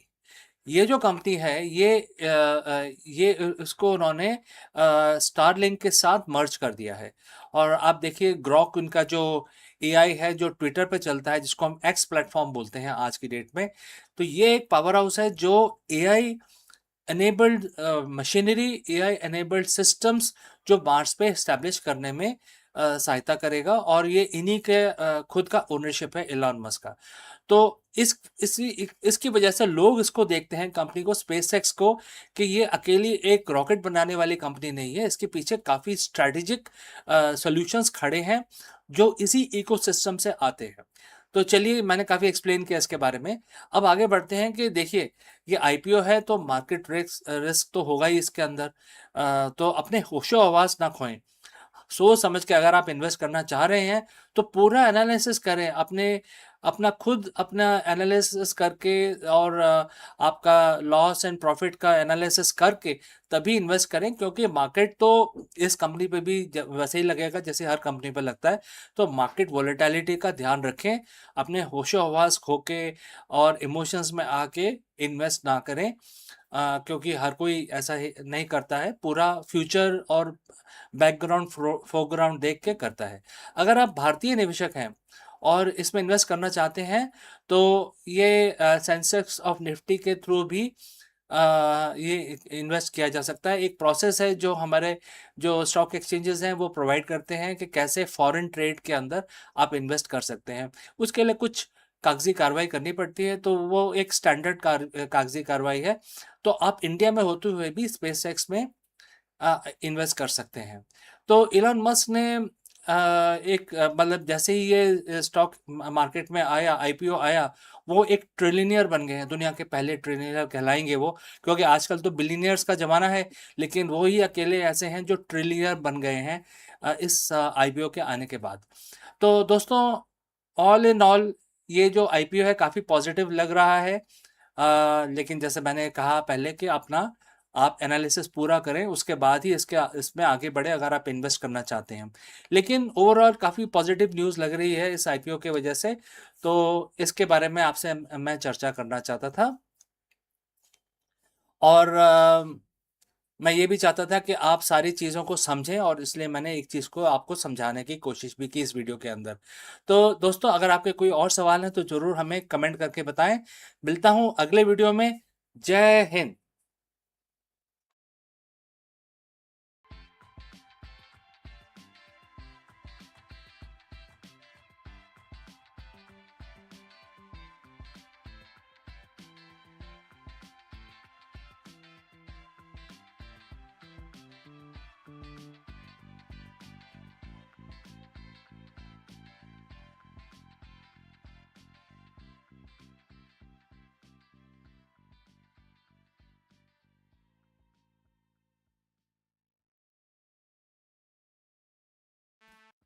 Hello friends, let me ask you, is the Big Bang singularity a myth? For decades, Einstein's general relativity and the quantum mechanics have been at war. While Einstein explained the cosmos and the quantum mechanics explain the subatomic, they break down at the very beginning of the time. Enter quadratic gravity, the potential missing piece that could finally unify the physics. In this video, we dive deep into the recent breakthrough in quadratic gravity. Unlike standard general relativity, which leads to impossible singularity, quadratic gravity introduces higher order terms. This mathematical addition might prevent universe from hitting a zero, suggest a smooth, finite origin of our cosmos. Let us explore this further. For over 100 years, we have lived in Einstein's universe. His theory of general relativity is a masterpiece. It explains how gravity shapes galaxies, bend light, and keep time ticking. But if you rewind the cosmic clock back to 13.8 billion years, Einstein math does not do anything. In fact, it does something terrifying. It breaks down. At the very moment of the Big Bang, the general relativity point to a singularity, a point of infinite density and zero volume. In physics, infinite usually means we have missed something. It's a keep out sign posted by the universe. For decades, we have been looking for a bridge between the smooth curves of Einstein's gravity and the jittery, pixelated world of quantum mechanics. We have tried string theory, loop quantum gravity, and dozens of others, but a new old contender is making a wave, right? That is known as quadratic gravity. Today we are going beyond the Big Bang to see if this mathematical breakthrough is the missing piece of the cosmic puzzle. So friends, if you have reached this far, please inform us from which city you have tuned in and in which language you are watching this video. This will help us determine the reach of our channel. Alright, let's move ahead. To understand the solution, we have to understand the failure. Einstein's gravity is based on Einstein-Hilbert action. In simple terms, it says that the matter tells space how to curve and space tells matter how to move. This works perfectly for planets and stars. But when compress the entire mass of the universe into a smaller space than an atom, gravity becomes infinitely stronger. In the standard model, this leads to mathematical blow-up. This is where the quantum mechanics usually steps in. But gravity is a non-renormalizable factor here, or a component. When physicists try to apply quantum rules to gravity, they get nonsensical results, which are infinite probabilities that makes it impossible to calculate anything. Gravity and quantum mechanics are like two languages that refuse to be translated together. So how does the quadratic gravity fix this? It does something deceptively simple. In Einstein's original equation, the math only cares about the linear curvature of the space. Quadratic gravity says, what if we add the square of that curvature to the equation? In the world of math, these are called the higher derivative terms. At the scale of our solar system, these terms are so tiny they are almost invisible. Einstein's original math still rules the day. But as you get closer to Big Bang, where curvature becomes extreme, these quadratic turns on and they act like a cosmic buffer. Instead of letting the universe collapse into a single infinite point, these terms create a repulsive effect or smoothing mechanism. Think of it like a car suspension. On a flat road, you don't feel the spring. But when you hit a massive pothole, the Big Bang, the spring compresses and prevents the car from bottoming out. Quadratic gravity prevents the universe from bottoming out into a singularity. The most exciting part is this theory is renormalizable. In the year 1970, physicist Stella Still provided or proved that by adding these quadratic terms, the infinities in quantum gravity actually cancels out each other. For the first time, we had a version of the gravity that could play by quantum rules. So what does this mean for the Big Bang? If the quadratic gravity is correct, there was no beginning in the way we think of it. There was no point of zero volume. Instead, the universe might have reached a maximum density and then transitioned smoothly or even bounced from a previous state. It suggests a smooth origin, a universe that is finite, calculable, and most importantly, logical. It removes the magic of singularity and replaces it with elegance of higher order geometry. So, is the quadratic gravity the missing piece? It's not without its own problem. Some physicists worry about the ghost, mathematical states that have negative probability, which could then threaten the stability of the theory. But the recent work in phacons and a new mathematical framework are starting to bust these ghosts. We are currently in the golden age of cosmology with new telescopes and the gravitational wave detectors. We are looking closer to the echoes of the Big Bang than ever before. If we find specific pattern in the cosmic microwave background radiation, it might just prove that quadratic gravity was at work in those first few billionth of a second. If Einstein gave us the map of the stars, quadratic gravity might finally give us the map of the beginning. So what do you think, friends? Did the universe start from nothing, or is it a continuous cycle of geometry? Let me know in the comments below, and don't forget to like and subscribe for more journeys into the deep fabric of reality. My name is CK. Thanks for watching. Before I go, I'd like to share a word about our affiliate partner. Stop settling for a good enough video. If your built-in laptop camera looks like a grainy mess, it is time for an upgrade. Want to instantly level up your video presence? I like to present the Lenovo Performance FHD webcam. This is a game changer for your desktop setup. Technically, this is packed. It has a very sensitive RGB sensor, very crisp photographs it takes. Also comes with two microphones on board, which helps you to record very clear voice in stereophonic format. And these microphones are very sensitive. You can actually move away from the camera up to 2 meters, and these microphones will pick up your voice without any problem. This is a very strong piece. This is very sturdy. Comes with tripod ready. Comes with a very long leash, so it gives you a lot of flexibility to place the webcam wherever you want to keep in your studio. And also it has a swivel base, which is also very handy. So if you want to basically level up your game and you want to pick up this camera at a discount, please click on the link here or scan the QR code. Now let's get back to our video.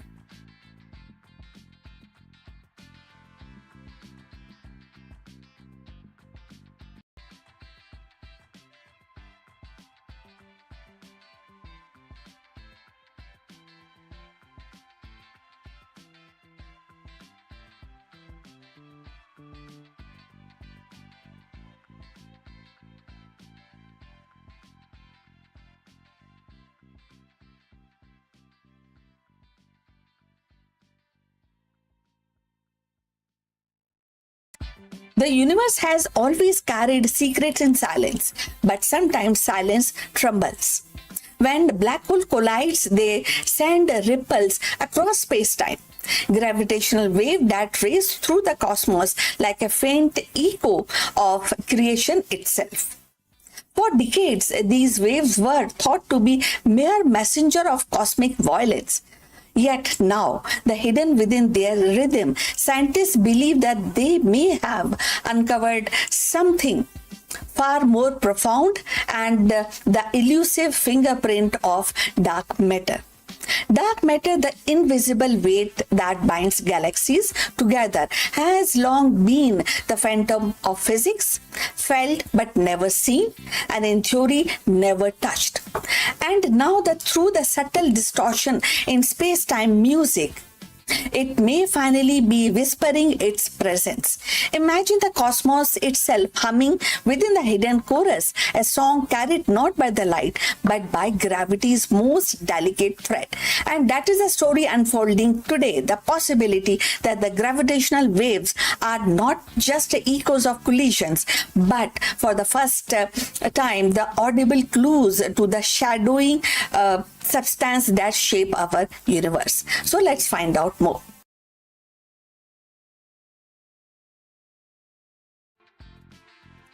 In the vast silence of cosmos, there are whispers too faint for human ear, yet powerful enough to reshape our understanding of reality.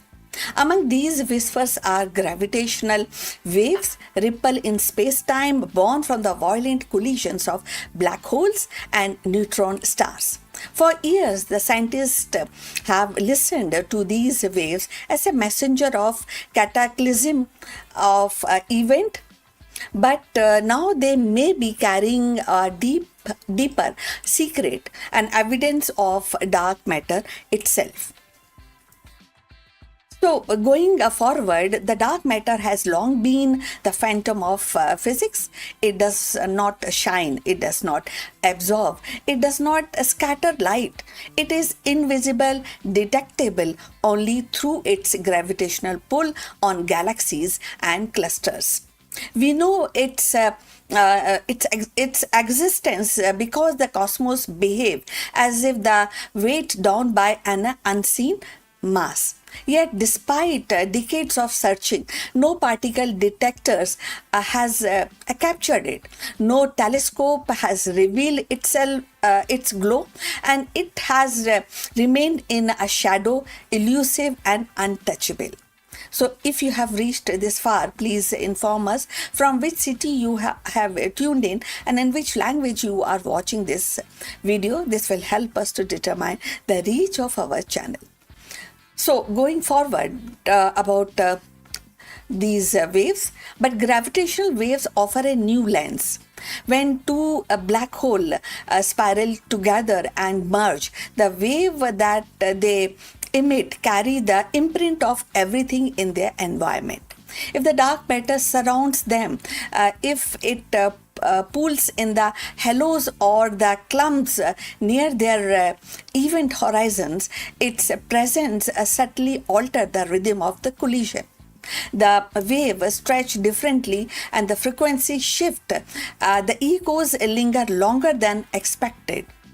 These deviations are faint, buried in noise, but with the sensitive detectors like Virgo and Kagra, the scientists are beginning to tease them, listen them, and bring the information out.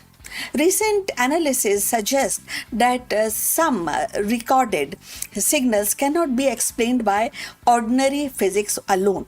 The pattern hint at an invisible partner tugging at the dance of a black hole and dark matter interacting not through the light but through the gravity's most delicate thread. Imagine two massive black holes colliding and their spiral slowed ever so lightly by the halo of unseen particles. And the resulting wave carries that story across the billions of light years and arriving at Earth as a faint tremor in space-time. If confirmed, this will be definitely revolutionary. It would mean that the dark matter is not merely a passive backdrop, but an active participant in the cosmic drama. It would provide the first direct evidence of its distribution around compact objects, offering clues to its nature, whether it is made of exotic particles, primordial black holes, or something stranger still. And that we have to really find out. We have to look towards the physicists for their new findings. The implication ripple outward. Dark matter may influence how galaxies form, how stars die, and how the universe itself evolve. So, by mapping its fingerprints in gravitational waves, scientists could chart its hidden architecture, tracing the invisible presence upon which the cosmos is built. It is as if we are learning to read a secret language written into space-time itself. For the layperson, the idea is both haunting and very exciting. We live in a universe where most of the matter is unseen, yet it shapes everything we know. Now, through the faintest vibrations of space-time, we may finally be hearing its voice. So, dark matter, once silent, is actually beginning to speak through the music of colliding black holes. So, as detectors grow more sensitive and the data accumulates, the whisper will become clearer. Each new gravitational wave may carry another clue, another brush stroke in the portrait of invisible. And in that portrait lies the possibility of solving one of the greatest mysteries of modern science. And that is, what is a dark matter that binds the universe together? The journey is far from over, but the path has been illuminated. Gravitational waves are no longer just echoes of cosmic violence. They are the guides into unseen thread leading to us towards the shady heart of existence. The search for the dark matter has always been felt like chasing a shadow across the star. Yet now, through the faint tremors of space-time, the shadow begins to take form. The gravitational waves are no longer just echoes of cosmic collision. They are becoming the voice of invisible.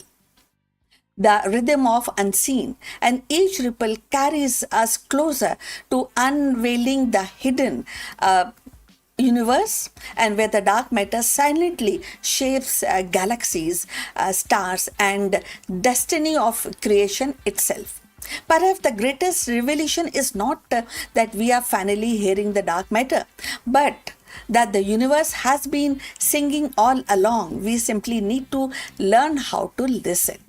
So now we have come to the end of this video. Thanks for watching. Please like and subscribe our channel, and see you in the next one. But before we end, few words from our affiliate partner. Stop settling for a good enough video. If your built-in laptop camera looks like a grainy mess, it is time for an upgrade. Want to instantly level up your video presence? I like to present the Lenovo Performance FHD webcam. This is a game changer for your desktop setup. Technically, this is packed. It has a very sensitive RGB sensor, very crisp photographs it takes. Also comes with 2 microphones on board, which helps you to record very clear voice in stereophonic format. And these microphones are very sensitive. You can actually move away from the camera up to 2 meters, and these microphones will pick up your voice without any problem. This is a very strong piece. This is very sturdy. Comes with tripod ready. Comes with a very long leash, so it gives you a lot of flexibility to place the webcam wherever you want to keep in your studio. And also it has a swivel base, which is also very handy. So if you want to basically level up your game and you want to pick up this camera at a discount, please click on the link here or scan the QR code. Now let's get back to our video.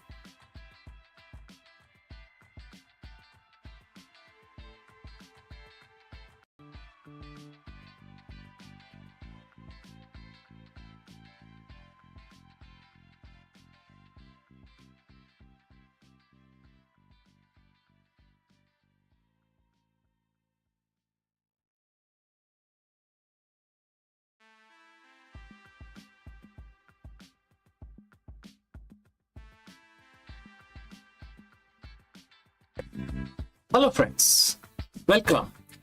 Is your leadership style stuck on a treadmill of a quarterly targets and reactive firefighting? If yes, then you've reached the right place, because in this video, we are going to decode the profound wisdom found in Bhagavad Gita, specifically mentioned in chapter 8. And we will translate it into a high-level exit strategy for modern CEOs and business leaders. In this section, we will also discuss, or rather, decode what Bhagwan Krishna speaks of this cycle of birth and death as a place of misery, and offers a path to the ultimate bliss and perfection. For the 21st century executives, this cycle is the exhausting loop of temporary wins, market volatility, and burnout. Let's discuss this further. If you're watching this, you're likely a leader, a founder, or an executive, a very senior executive. And if you're being honest, you have felt it too. It's the corporate treadmill. You hit your Q1 target, and for a moment, there is a rush of success. But by Monday morning, the success has evaporated, replaced by the pressure of Q2. It is a cycle of birth and death. The birth of a project, death of a quarter, the constant fluctuation of the market. In Bhagavad Gita, chapter 8, verse 15, Bhagwan Krishna described this material world as a place of misery and transience. To the modern CEO, this isn't just a spiritual poetry, it's a perfect description of the reactive business environment. Today, we are going to discuss the exit strategy for excellence. How to stop running the cycle and start achieving what the Gita calls the ultimate perfection.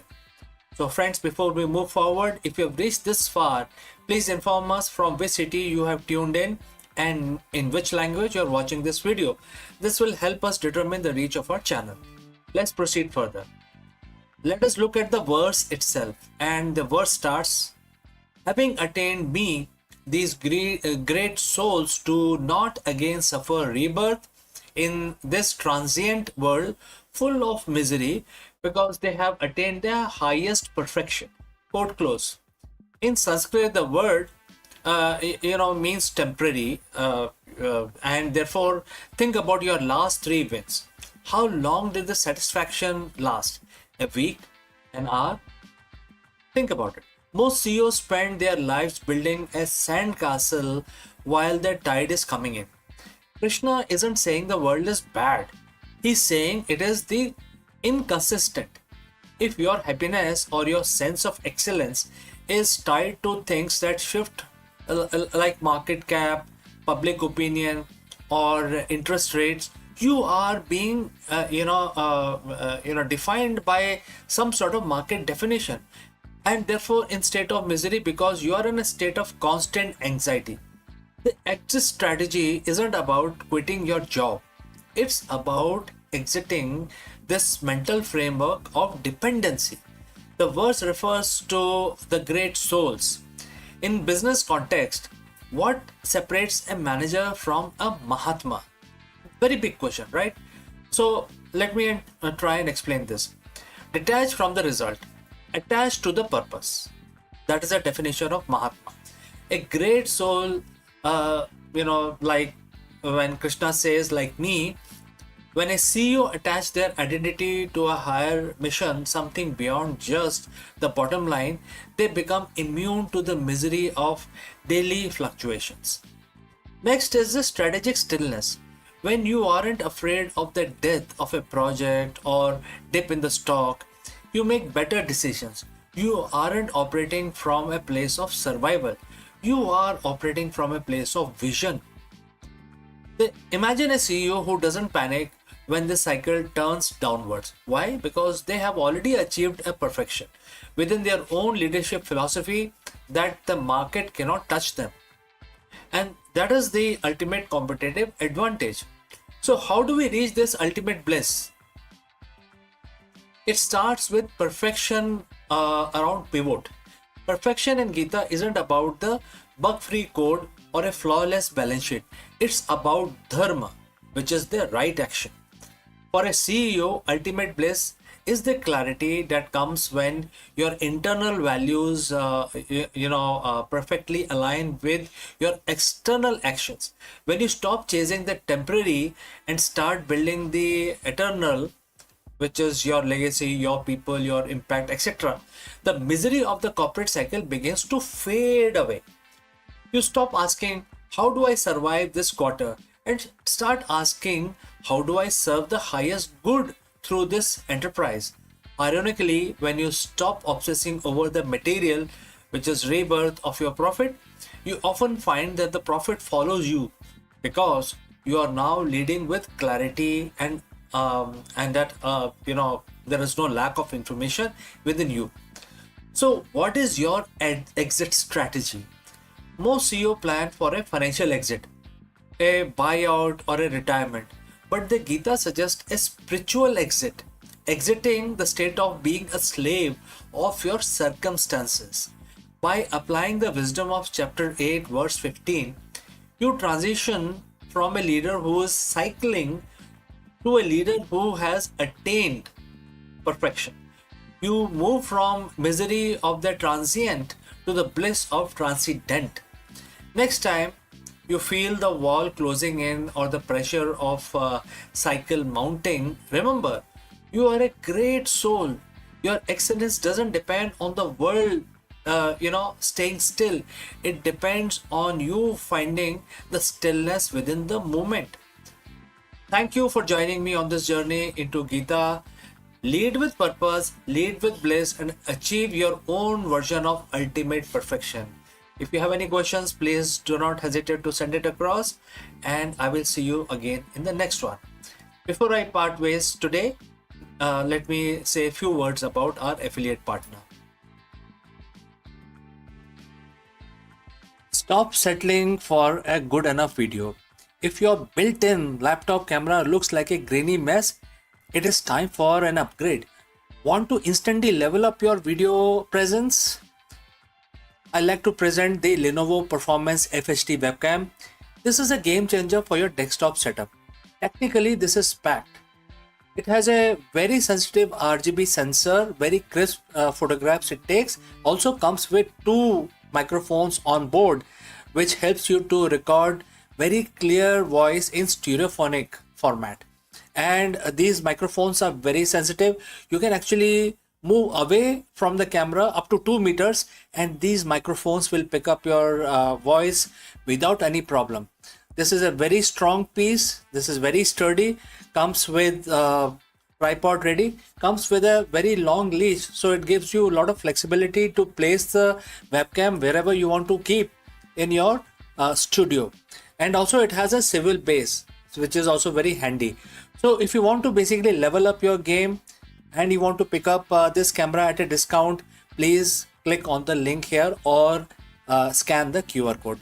Now let's get back to our video.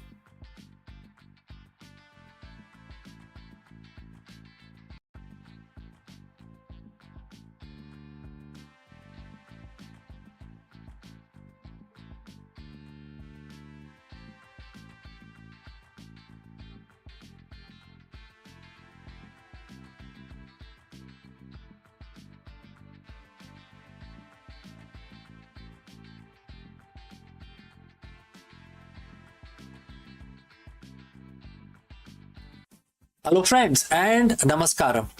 What if the secret to stress-free leadership and the ultimate corporate alignment was written thousands of years ago? Therefore, in this video, we break down knowledge mentioned in Bhagavad Gita and translate its timeless wisdom into actionable strategies for the modern business leaders, CEOs, and executives. We will discover how shifting your mindset from ownership to offerings can radically transform your corporate strategy, eliminate executive burnout, and drive purposeful leadership. Whether you are managing a startup or leading a global corporation, learning how to detach from the outcome while elevating daily execution is the ultimate competitive advantage. Let's go. Every year, hundreds of books are published on corporate leadership. We are told to focus on KPIs, OKRs, quarterly earnings, and agile scaling. We buy into the myth that a great CEO is a master controller, someone who can bend the market, the competition, and their teams to their absolute will. But if you look closely behind the glass walls of the modern corner office, you will find a hidden epidemic: executive burnout. And is it an all-time high right now? The pressure to constantly deliver results create a toxic cycle of anxiety, fear of failure, and emotional exhaustion. Why? Because the modern business teaches us that we are the sole owner of our outcomes. When the company wins, our ego spikes. When it fails, our identity shatters. What if the antidote to this brutal cycle isn't another management framework? What if the key to ultimate executive alignment and the true peace of mind was written over thousands of years ago on a battlefield? Today we are looking at a single verse from the ancient text, the Bhagavad Gita, which is chapter 9 and verse 27. It offers radical paradigm shift and it basically offers a new kind of blueprint that can upgrade a CEO's internal operating system from stress controller to an aligned, unstoppable visionary. So friends, if you have reached this far, please inform us from which city you have tuned in and in which language you are watching this video. This will determine the reach of our channel. Alright, let's move ahead. So in this chapter, Bhagwan Krishna is speaking to Arjun, a warrior prince facing an overwhelming crisis of duty and identity. In verse 27, Krishna gives him a deceptively simple directive, and the quote starts: whatever you do, whatever you eat, whatever you offer, whatever you give in charity, and whatever austerity you can perform, do that, O son of Kunti, as an offering onto me. And the quote close. Now, at a glance, a corporate executive might look at this and think, this is a religious text about devotion.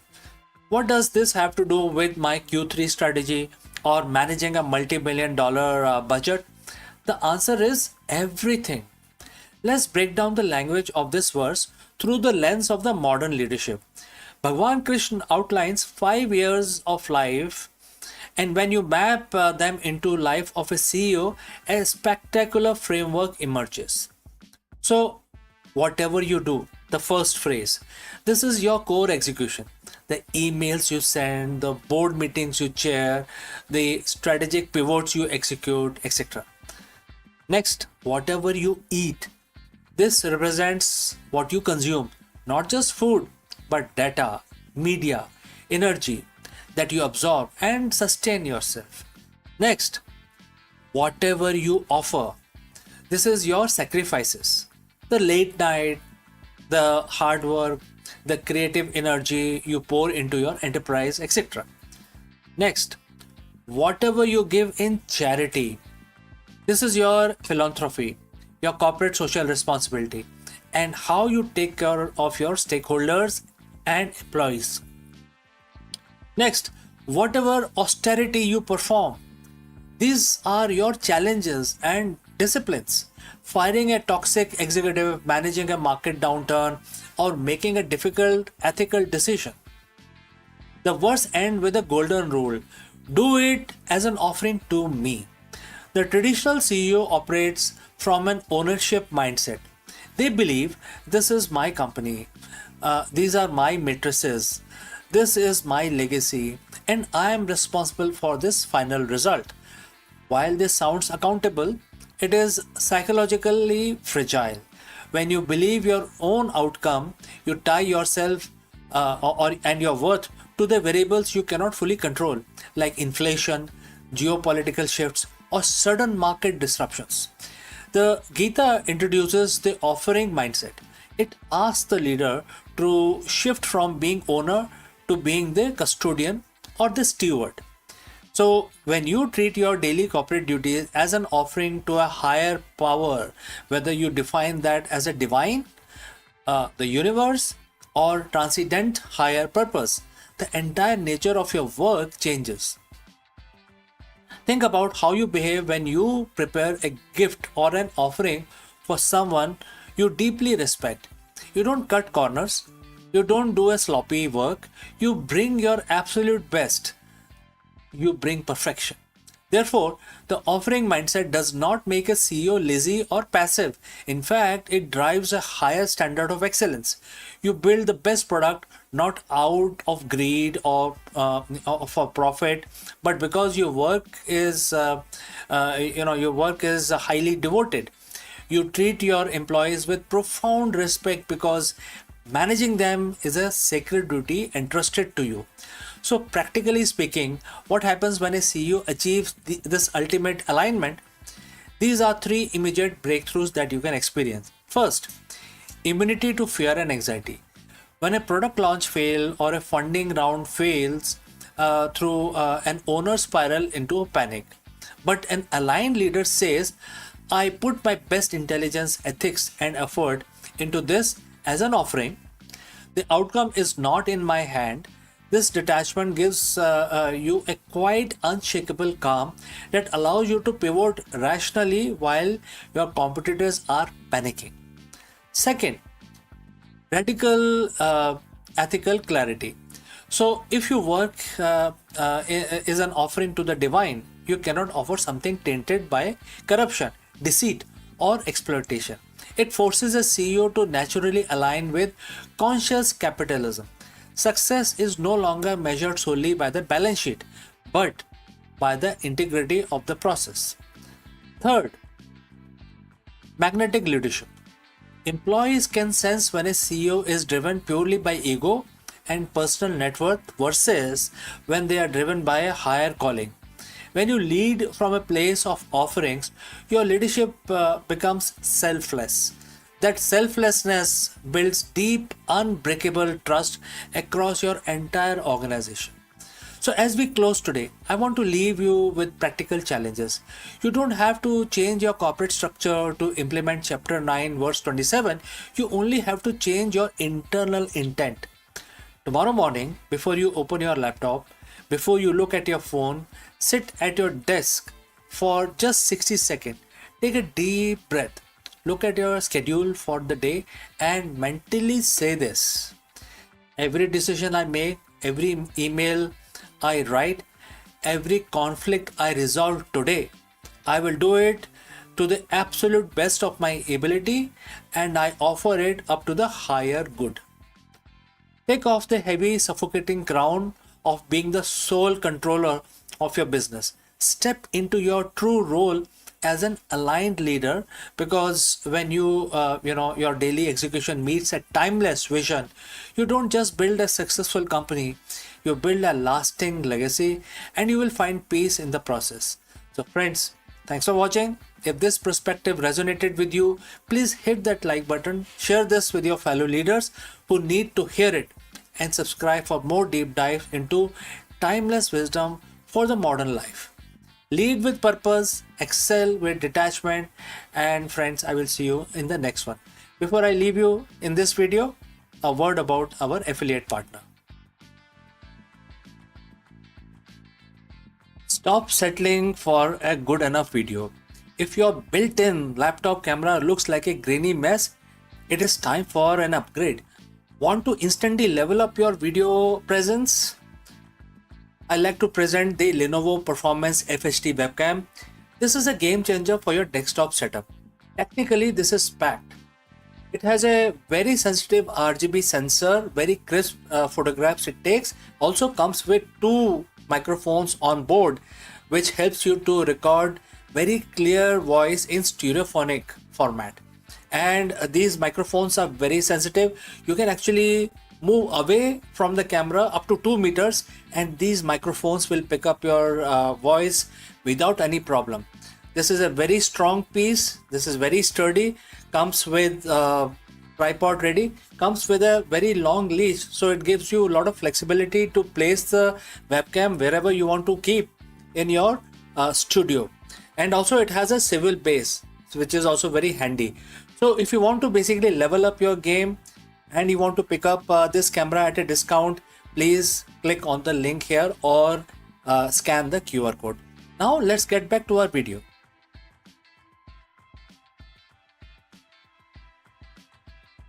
In the age of antibiotic resistance, where the once curable infection now defies machine's best weapon, a new hero emerges, not from the pharmacy, but from the world of nanotechnology.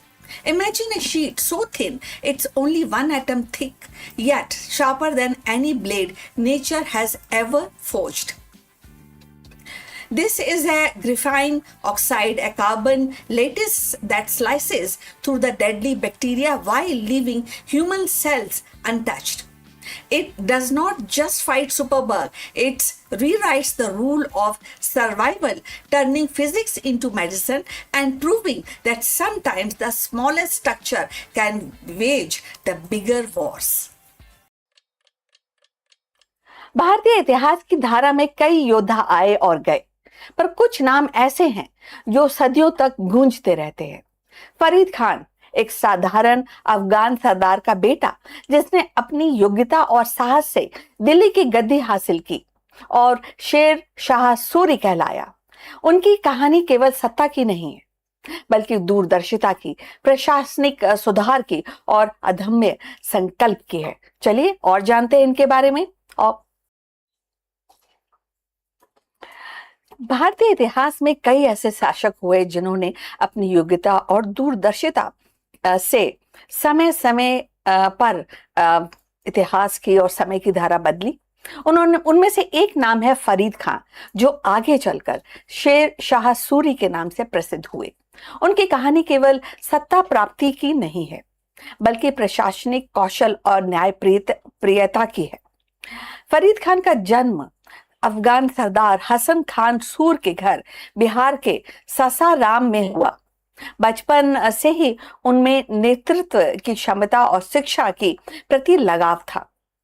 उन्होंने जौनपुर में शिक्षा प्राप्त की और वहीं से प्रशासनिक ज्ञान अर्जित किया। युवा अवस्था में ही अपने पिता की जागीरों का प्रबंधन संभाला। उनकी दक्षता और न्यायप्रियता ने उन्हें जनता में लोकप्रिय बना दिया। कहा जाता है कि एक बार उन्होंने अकेले ही शेर का सामना कर उसे मार गिराया और तभी से लोग उन्हें शेर खान के नाम से बुलाने लगे। समय के साथ उन्होंने अपनी शक्ति बढ़ाई, बंगाल पर अधिकार किया। 1539 में चौसा की लड़ाई और 1540 में कन्नौज की लड़ाई में उन्होंने मुगल सम्राट हुमायूं को परास्त कर दिल्ली की गद्दी हासिल की। यहीं से उनकी पहचान बनी शेर शाह सूरी, सूर साम्राज्य का संस्थापक। उनका शासन काल केवल 5 वर्षों तक था, यानी कि 1540 से लेकर 1545 तक। और लेकिन इन 5 वर्षों में उन्होंने ऐसे सुधार किए जिनकी गूंज आज भी सुनाई देती है। और आगे बढ़ने से पहले आपसे पूछना चाहेंगे कि अगर आप यहाँ तक पहुंचे हैं तो कृपा करके बताइए कि आप किस शहर से जुड़े हैं हमसे, किस भाषा में आप इस वीडियो को देख रहे हैं। इससे हमारे चैनल की पहुंच को समझने में हमें मदद मिलेगी। और अब चलिए आगे चलते हैं, चर्चा की को और आगे बढ़ाते हैं। उन्होंने यानी कि शेर शाह सूरी ने रुपये नामक स्थायी मुद्रा की शुरुआत की, जो आगे चलकर भारतीय अर्थव्यवस्था की रीढ़ बनी। उन्होंने ग्रैंड ट्रंक रोड का विस्तार किया, जो बंगाल से अफगानिस्तान तक फैली और व्यापार और संचार का मुख्य मार्ग बनी। उन्होंने डाक व्यवस्था की भी संगठित किया, डाक व्यवस्था भी चलाई और प्रशासनिक ढांचे को मजबूत किया। कर व्यवस्था में सुधार कर किसानों और व्यापारियों को राहत दी। 1545 में कलिंजर की किले की घेराबंदी के दौरान उनकी मृत्यु हो गई, लेकिन उनकी नीतियां और उनका सुधार इतने प्रभावी थे कि बाद में मुगल सम्राट अकबर ने भी उनसे प्रेरणा ली। शेर शाह सूरी का शासन केवल 5 वर्ष तक चला, लेकिन उनकी नीतियां इतनी प्रभावी थी कि बाद में और लोग, मतलब जो अकबर थे, उन्होंने तो उनसे प्रेरणा ली, बट आगे चल के कई सारे जो एस्पेक्ट्स थे उनकी जो उन्होंने नीतियों के, उसको लोगों ने और शासकों ने अपनाया।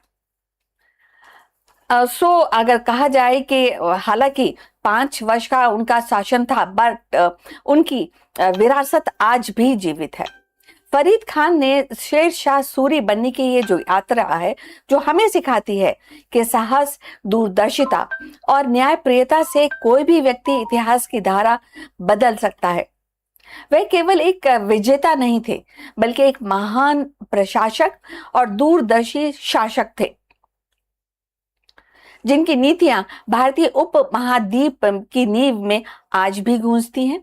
फरीद खान का शेर शाह सूरी बनने का जो रास्ता है, वो केवल सत्ता परिवर्तन की कहानी नहीं बताता, बल्कि वे भारतीय इतिहास में दूरदर्शिता, प्रशासनिक कौशल का अद्वितीय उदाहरण है। उन्होंने अल्पकालीन शासक में ही ऐसी नीतियां लागू की जिनकी गूंज आज और आगे भी सदियों तक सुनाई देती रहेंगी, चाहे वो रुपया का स्थायी मुद्रा हो, या ग्रैंड ट्रंक रोड का विस्तार हो, या व्यवस्था में सुधार हो। उनकी गाथा हमें ये सिखाती है कि साहस और संकल्प से हर चीज प्राप्त की जा सकती है। व्यक्ति अपनी पहचान बदल सकता है और इतिहास की धारा को नई दिशा दे सकता है। तो आगे बढ़ने से पहले आपको बता दूं कि शेर शाह सूरी ने डेफिनेटली ये साबित किया कि एक शासक की महानता केवल युद्ध जीतने में नहीं है, बल्कि जनता के जीवन को सरल और सुनिश्चित बनाने में है, जनता के हृदय में अपना स्थान बनाने में है। और शेर शाह सूरी की जो यात्रा है, भारतीय उपमहाद्वीप की एक विरासत का हिस्सा है, जो आज भी हमें प्रेरणा देता है कि नेतृत्व का असली अर्थ न्याय, दूरदर्शिता और जन कल्याण में ही निहित है। अब हम अपनी चर्चा के अंतिम पड़ाव पर पहुंच चुके हैं। कृपा करके हमारे चैनल को लाइक और सब्सक्राइब कीजिए। और अब इस विषय पर अगर आप कुछ अपने कमेंट्स साझा करना चाहते हैं तो यू आर मोस्ट वेलकम। और फिर आपसे दोबारा मुलाकात होगी बहुत जल्द। तब तक के लिए विदा, नमस्कार।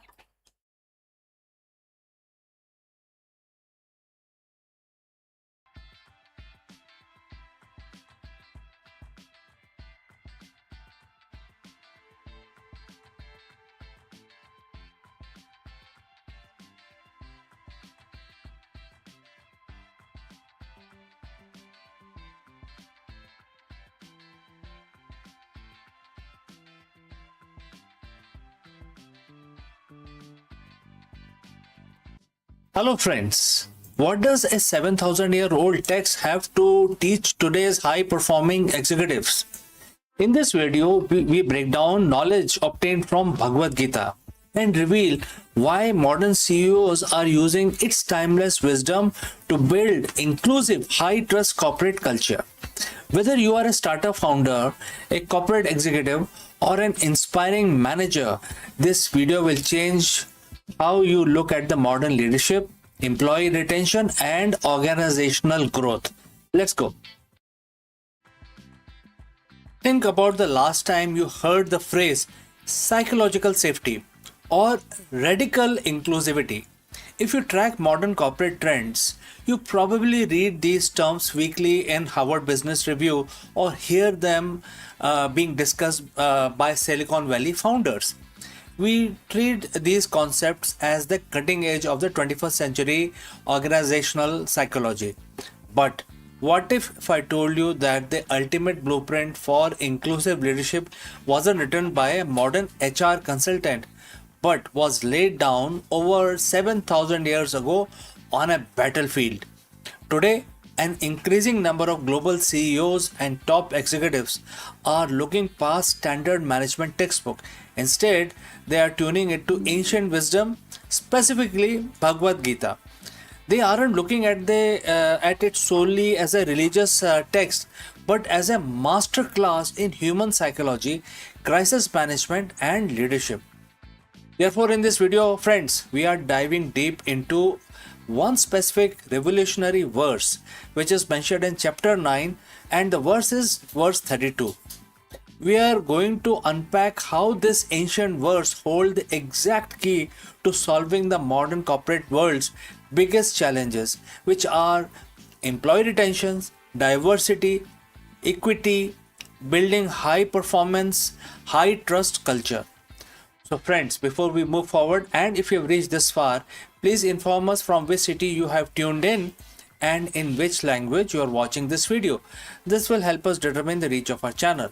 Alright, let's proceed further.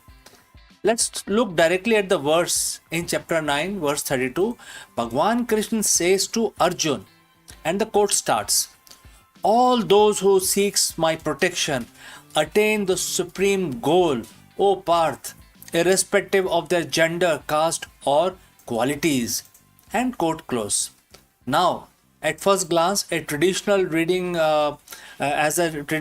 focuses on spiritual liberation, that the divine is accessible to everyone equally. But when a modern leader look at this text through the lens of the organizational design, the word protection and the phrase attain the supreme goal takes a powerful corporate parallel. In the ancient times, caste or qualities dictated what a person was allowed to achieve. That was a rigid system. In verse 32, Bhagwan Krishna completely shatters that hierarchy. He democratizes success. He states unambiguously that the path to highest peak is open to every single individual without the exception, provided they are given the right environment of security. For a modern CEO, this isn't just a philosophy. This is a framework for democratizing success within an enterprise. Let's isolate the first core pillar of the verse. All those who seek my protection, and quote close. What does the protection means in 2026 corporate boardroom? It means psychological safety. Harvard Business School professors Amy Edmondson defined the psychological safety as a shared belief that a team is safe for interpersonal risk taking. It means an employee knows they won't be punished, humiliated, or marginalized for speaking up, making a mistake, or offering a radical ideas. When CEOs establish a protection or safety at the top, it fundamentally changes the human behavior. Think about it. When your workforce is operating in fear of layoff, fear of toxic managers, fear of biases, their brains are stuck in survival mode. Innovation dies. Diversity becomes a hollow HR matrix rather than a competitive advantage. By taking inspiration from verse 32, a mindful CEO realizes that their primary job is not micromanager or to manage a matrix which is derived from micromanaging, but to build a fortress of trust. When your team feels safe under your leadership, they don't just do their jobs, they strive for what the verse calls and that is the supreme goal, which in a business context means peak performance and self actualization. Let's move to the second part of the verse, and the quote starts, irrespective of their gender, caste, or qualities. Quote close. This is where the Gita becomes radically modern. 7,000 years ago, it explicitly called out bias based on identity and inherent traits. In today's business landscape, we talk a lot about DEI, which is diversity, equity, and inclusion. But let's be honest, many companies treat DEI as a compliance box to tick. Bhagavad Gita challenges leaders to look much deeper. It demands radical meritocracy. When the verse mentions qualities or gunas, it refers to a person's current behavioral tendencies, past mistakes, or perceived limitations. Bhagwan Krishna is saying it does not matter where they started, what their background is, or what errors they have made in the past. If they are aligned with the vision today, they have the capacity to reach the top. As a CEO, how often do we, pigeonhole our employees? How often does a management team decides that someone doesn't have the executive presence or doesn't fit the traditional mold based on the implicit biases? When you lead the principle of verse 32nd in chapter 9, you intentionally break those biases. You actively search for talent in unconventional places. You realize that the brilliant ideas don't care about the elite university pedigree, gender, or social background. You build an ecosystem where the quietest person in the room has exactly the same runway to hit a home run as the loudest person in the same team. So how does a modern leader actually execute chapter 9 verse 32? How do we translate this timeless spiritual law into an operational reality? And I would like to add 3 steps action plan for all the executive. Step 1, redefine the safety. That the first, audit your corporate culture. Do your employee feel protected to fail forward? Celebrate intelligence failure publicly. If an employee takes a calculated risk that doesn't pan out, don't penalize them. Show the organization that your protection is real and watch how fast your innovation cycle accelerate. Number 2, democratize growth and upskill, and therefore look at the promotions, development pipelines. Are opportunities open to everyone or just inner circle? Implement blind skill assessment, open access mentorship program, and structured upskilling. Give everyone, regardless of their starting qualities, the tool to reach the organization's supreme goal. Number 3, lead with purpose, not just profit. And therefore remember that in the verse, the ultimate destination is the supreme goal. In business, employees, especially young generations, don't just work for paychecks anymore. They work for purpose. A CEO's job is to connect daily operational tasks to a higher, meaningful vision. When people know why they are fighting and who they are fighting for, their loyalty becomes unshakable. A challenge of a modern CEOs are complex. Market fluctuate, technology like AI disrupt industries overnight, and consumer behavior shifts constantly. But the fundamental core of the business has never changed. It is entirely driven by human beings. So Bhagavad Gita in chapter 9 verse 32 reminds us that leadership is not about wielding power from a corner office. True leadership is about creating an expensive, inclusive space where every individual feels secure enough to bring their whole authentic self to work. When you democratize success, you don't just build a more ethical company, you build an unstoppable business. So, friends, thanks for watching. Thanks for joining live. If this ancient perspective on the modern leadership resonate with you, hit that like button, share this video with fellow leaders, and subscribe for more deep dives into timeless wisdom for the modern business. I would love to hear your thoughts in the comments below. How do you build your psychological safety in your teams? So friends, until next time, lead with consciousness and keep building. Before I go, few words about our affiliate partner. Stop settling for a good enough video. If your built-in laptop camera looks like a grainy mess, it is time for an upgrade. Want to instantly level up your video presence? I like to present the Lenovo Performance FHD webcam. This is a game changer for your desktop setup. Technically, this is packed. It has a very sensitive RGB sensor, very crisp photographs it takes. Also comes with two microphones on board, which helps you to record very clear voice in stereophonic format. And these microphones are very sensitive. You can actually move away from the camera up to 2 meters and these microphones will pick up your voice without any problem. This is a very strong piece. This is very sturdy. Comes with tripod ready. Comes with a very long leash, so it gives you a lot of flexibility to place the webcam wherever you want to keep in your studio. And also it has a swivel base, which is also very handy.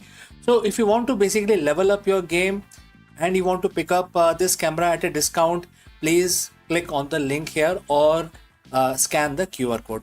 Now let's get back to our video.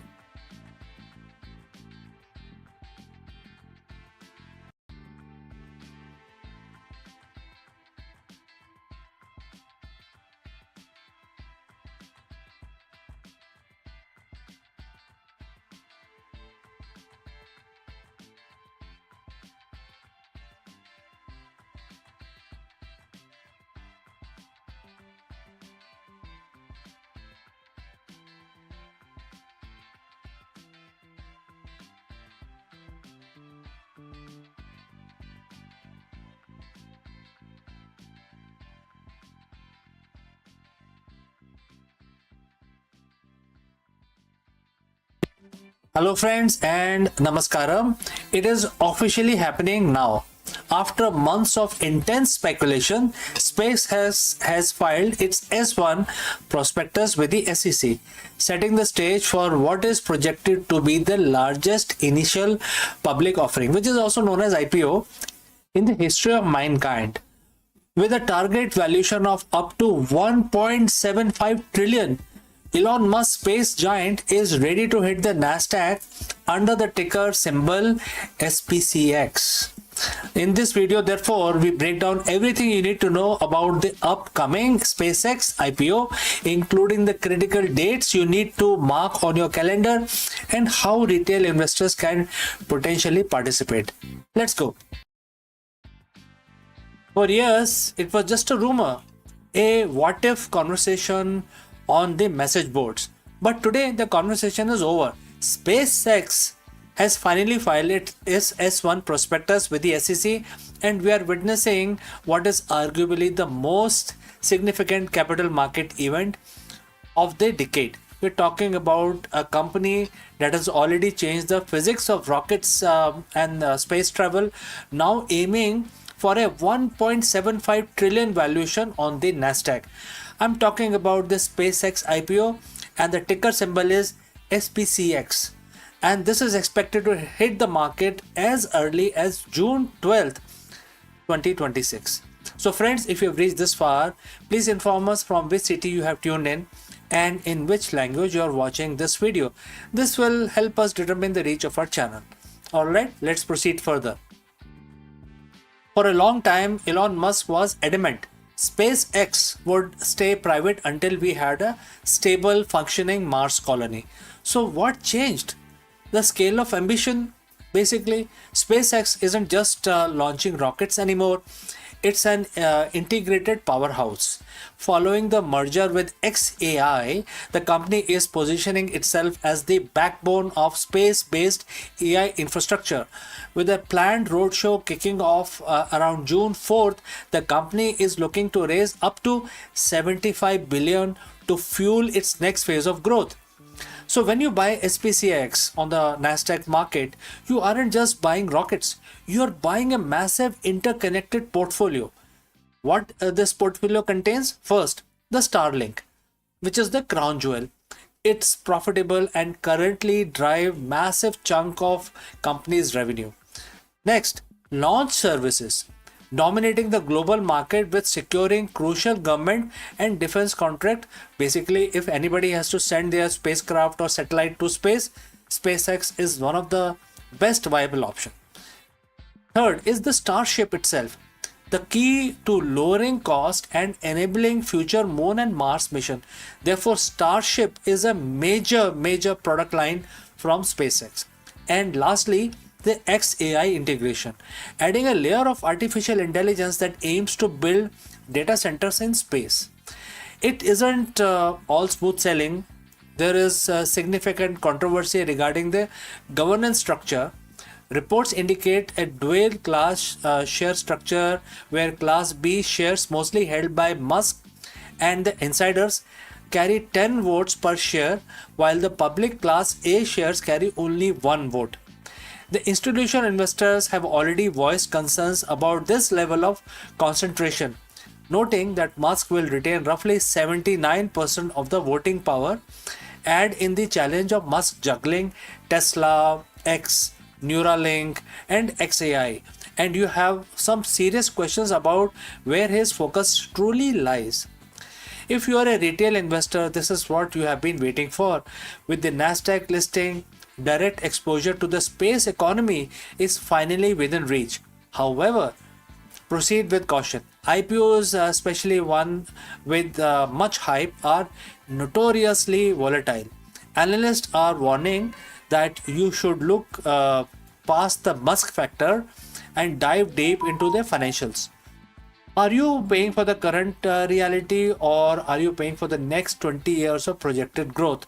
I mean, that's a very important question that every investor must contemplate. The countdown is officially on.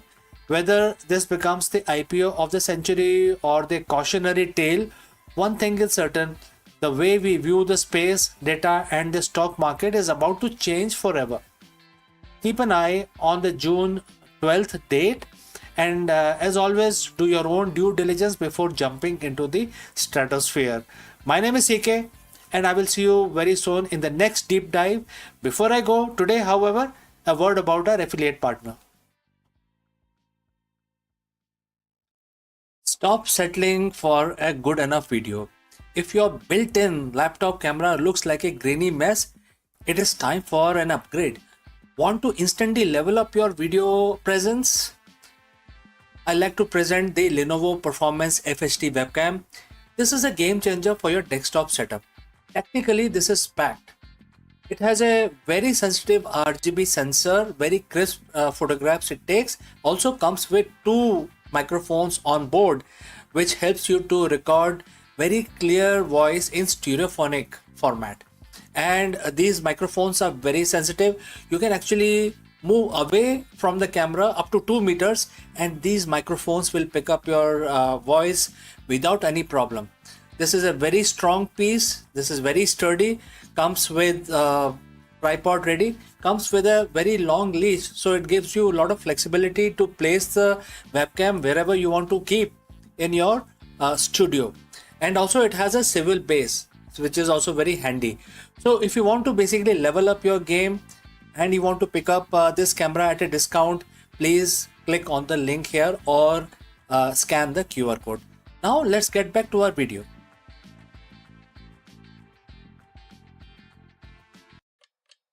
आकाश हमेशा से मानवता का सबसे बड़ा रहस्य रहा है।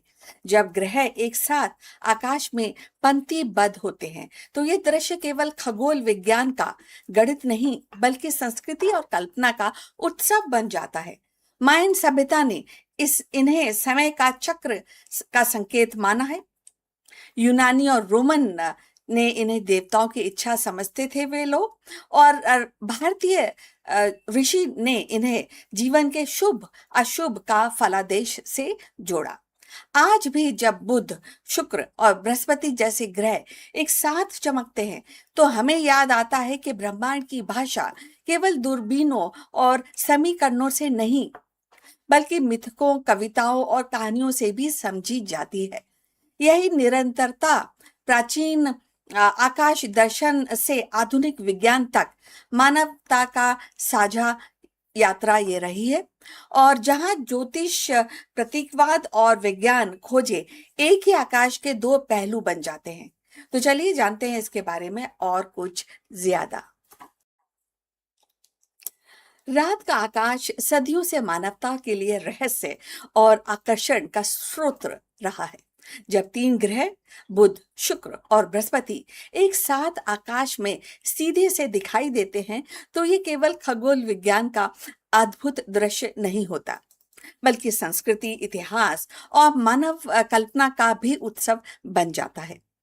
बुध, शुक्र और बृहस्पति की ये ग्रह परेड का चर्चा करना बहुत महत्वपूर्ण है क्योंकि यह केवल चमकदार आकाशीय दृश्य नहीं है, विज्ञान, संस्कृति और इतिहास को सार्थक रूप से जोड़ता है। लगभग 12 जून 2026 को सूर्यास्त के बाद पश्चिम दिशा में ये देखे गए हैं और वहां आपको ये उज्जवल परेड, ग्रहों की परेड दिखाई देगी।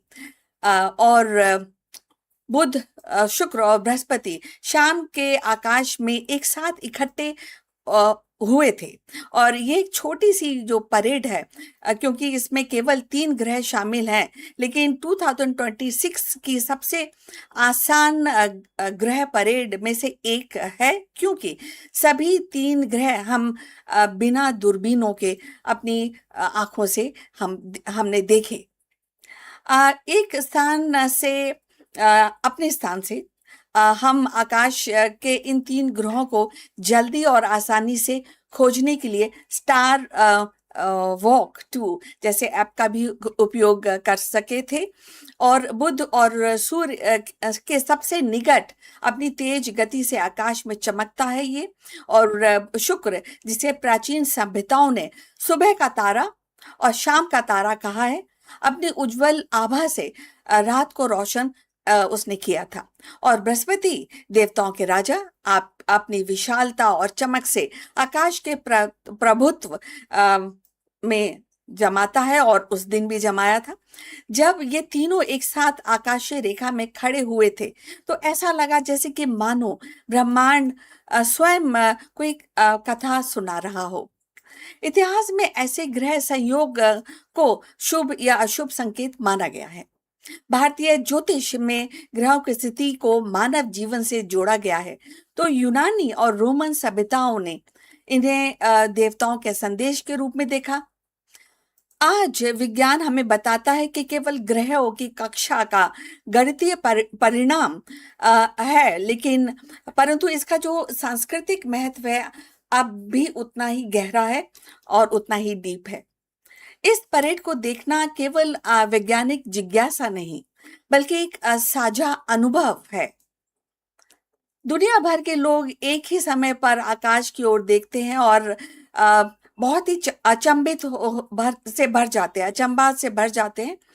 ये हमें याद दिलाता है कि चाहे हमारी भाषाएं, हमारी संस्कृतियां और सीमाएं अलग हो, परंतु आकाश सबका है, एक साझा कैनवास जिस पर ब्रह्मांड अपनी कलाकारी करता रहता है। ग्रहों की ये परेड हमें ये भी सिखाती है कि ब्रह्मांड में सब कुछ एक लय और एक ताल में चलता है। जैसे कि संगीत के सुरों का संगम होता है, वैसे ही आकाश में ग्रहों का संगम हमें सामंजस्य और संतुलन का भी संदेश देता है। और यदि आप यहाँ तक पहुंचे हैं तो कृपा करके हमें बताइए कि आप किस शहर से जुड़े हैं, किस भाषा में ये वीडियो देख रहे हैं। इससे हमें अपने चैनल की पहुंच को समझने में मदद मिलती है। और आइए अब चलते हैं, अपनी चर्चा को आगे बढ़ाते हैं। मानव सभ्यता की शुरुआत से ही आकाश की ओर देखना केवल जिज्ञासा नहीं, बल्कि जीवन का मार्गदर्शन रहा है। ये ग्रह एक साथ आकाश में दिखाई देते हैं तो ये दृश्य प्राचीन सभ्यताओं के लिए देवताओं का संकेत माना जाता था। मायन सभ्यता ने ग्रहों की गति को अपने कैलेंडर और अनुष्ठानों से जोड़ा। उनके लिए ग्रहों का संगम समय के चक्रव्यूह को समझने का साधन हुआ करता था। यूनानी और रोमन सभ्यताओं में इन देवताओं इसे तो पूरा जो परेड होती है ग्रहों की, उसको देवताओं की इच्छा की तरह उसको समझा गया और माना गया। बृहस्पति का उदय शक्ति का प्रतीक, शुक्र का चमकना प्रेम और सौंदर्य का संकेत। भारतीय परंपरा में ग्रहों की स्थिति को ज्योतिषीय गणना से जोड़ा गया है। वैदिक ऋषियों ने ग्रहों के संयोग को शुभ या अशुभ फलादेश से जोड़ा और ये परंपरा आज भी जीवित है। दो ज्योतिष प्रतीकवाद ग्रहों की परेड को दो ज्योतिष से अत्यंत शक्तिशाली माना गया है। बुध बुद्धि का संचार का प्रतीक, शुक्र प्रेम और कला और सौंदर्य का प्रतीक, और बृहस्पति ज्ञान धर्म और विस्तार का प्रतिनिधि करता है। जब ये तीनों एक साथ आते हैं तो इसे मानव जीवन से परिवर्तन या नए अवसर या सामूहिक ऊर्जा का संकेत माना जाता है। यही कारण है कि आज भी ग्रहों की जो परेड है वो सांस्कृतिक विमर्श से प्रासंगिक बनी हुई है। कथा कला और संस्कृति मूल्य ऐसे आकाशीय संगम केवल गणितीय घटनाएं नहीं, बल्कि कथा कौशल के स्रोत हैं। एंड अगर हम जो स्टोरीज हैं, जो कहानियां हैं, उनके बारे में सोचें, या देवताओं के मिलन का जो कहानियां होती हैं उनके बारे में सोचें, या युद्ध हो या आशीर्वाद हो, ये सारी कहानियों में हमें यही संकेत मिलता है कि ये जो पूरा संगम हो रहा है तीन ग्रहों का, जो हुआ था 12 जून के आसपास, वो कितना ही महत्वपूर्ण है, जो हमारे जीवन से जुड़ा हुआ है। कला, चित्रकार, मूर्ति कला, ये ग्रहों का संगम माना जाता है। कविताएं आकाशीय घटनाओं को प्रेम या आशा या नियति के रूप में प्रस्तुत करती रही हैं और आज भी करती हैं। आज भी जब लोग ग्रहों की परेड देखते हैं तो उन्हें ये प्रेरणा मिलती है, वो प्रेरित होते हैं कि नई कविताएं लिखने के लिए, चित्र बनाने के लिए, विज्ञान की को एक्चुअली संस्कृति से जोड़ने के लिए। आधुनिक विज्ञान से निरंतरता हम समझते हैं, क्योंकि जो ग्रह है वो एक स्पेस है जहां पर कई सारी जो इनोवेशंस, कई सारी खोजें की जा रही हैं। हम आज जानते हैं कि ग्रहों का संगम केवल उनकी कक्षाओं का परिणाम है, परंतु ये तथ्य प्राचीन परंपराओं को नकारता नहीं, बल्कि उन्हें और गहराई से देखता है, उसको गहराई से स्टडी करने के लिए हम सभी को प्रेरित करता है। खगोल विज्ञान हमें बताता है कि ग्रहों की गति गणित के नियमों से संचालित होती है। ये तो सभी बात जानते हैं। और लेकिन अगर हम संस्कृति की बात करें तो संस्कृति हमें याद दिलाती है कि इन नियमों को समझने के लिए मानव ने मिथक या ज्योतिष का सहारा लिया, पहले भी लिया और कभी कभी का हम आज भी लेते हैं। प्राचीन आकाश दर्शन से लेकर आधुनिक दूरबीनों तक यह यात्रा हमें दिखाती है या हमें सिखाती है कि विज्ञान और संस्कृति की एक का ही ये आकाश है, लेकिन उसके दो पहलू हैं जिसको हम अलग अलग तरीके से देखते हैं और उसको अलग अलग तरीके से समझते हैं। आज के समय में जब तकनीक में हमें दूरदर्शिता मिल चुकी है, आकाश गंगाओं की तस्वीरें हमें दिखाई देती हैं और अंतरिक्ष यान और मंगल यान मंगल के ऊपर खोज हो रही है, मंगल की तरफ हमारी यात्रा हमारी बढ़ने को है अभी आजकल, तब भी ऐसे सरल दृश्य 3 ग्रहों का एक साथ चमकना हमें उतना ही रोमांचित करता है और हमें अपनी जड़ें से की ओर ले जाता है, हमें अपनी हिस्ट्री की तरफ ले जाता है। और उस समय जब हम हिस्ट्री की बात करते हैं तो कई सारी जो खोजें जो हमारे प्राचीन ऋषियों ने और खगोल विद जो लोग हैं उन्होंने की हैं, उनकी तरफ भी हमारा ध्यान आकर्षित कराता है। जब प्राचीन ऋषि और खगोलविद जो आकाश को देख कर समय और ऋतु का निर्धारण करते थे, ये भी बहुत ही इम्पोर्टेंट एस्पेक्ट है इस पूरे डिस्कशन का। ग्रहों की परेड केवल एक खगोलीय घटना नहीं, ये तो आपको मानना पड़ेगा, बल्कि एक सांस्कृतिक उत्सव है और हमें जो विज्ञान और अध्यात्म, गणित और कविता सबको एक सूत्र में बांधने का ये अवसर भी है। ग्रहों की परेड का चर्चा करना केवल वैज्ञानिक दृष्टि से नहीं, बल्कि सांस्कृतिक और मानवीय दृष्टि से भी काफी आवश्यक है। यह हमें बताता है कि आकाश केवल तारों और ग्रहों का समूह नहीं, बल्कि मानवता की साझा कथा है और जो बहुत ही इंटरेस्टिंग है। और जहां विज्ञान और आध्यात्म, गणित और कविता जब एक साथ मिलते हैं तो डेफिनेटली एक यूनिक संगम को हम देखते हैं। तो हम अपनी डिस्कशन के अंतिम पड़ाव पे पहुंच चुके हैं। कृपया हमारे चैनल को लाइक एंड सब्सक्राइब करना मत भूलिए। इस विषय पर अगर आपका कोई कमेंट है तो जरूर साझा कीजिए। हम आपसे फिर दोबारा मिलेंगे बहुत ही जल्द। अपना ख्याल रखिए। नमस्कार। In an era where the artificial intelligence debates blur the line between mind and machine, the voice of an ancient sage still echoes with a startling clarity. I'm talking about Rishi Kapil, the father of Sankhya philosophy, who once declared that existence is woven from two eternal threads. One is Purush, that means pure consciousness, and another is Prakriti, that means nature. 25 centuries later, his vision feels uncannily modern. So let's find out more about this philosophy.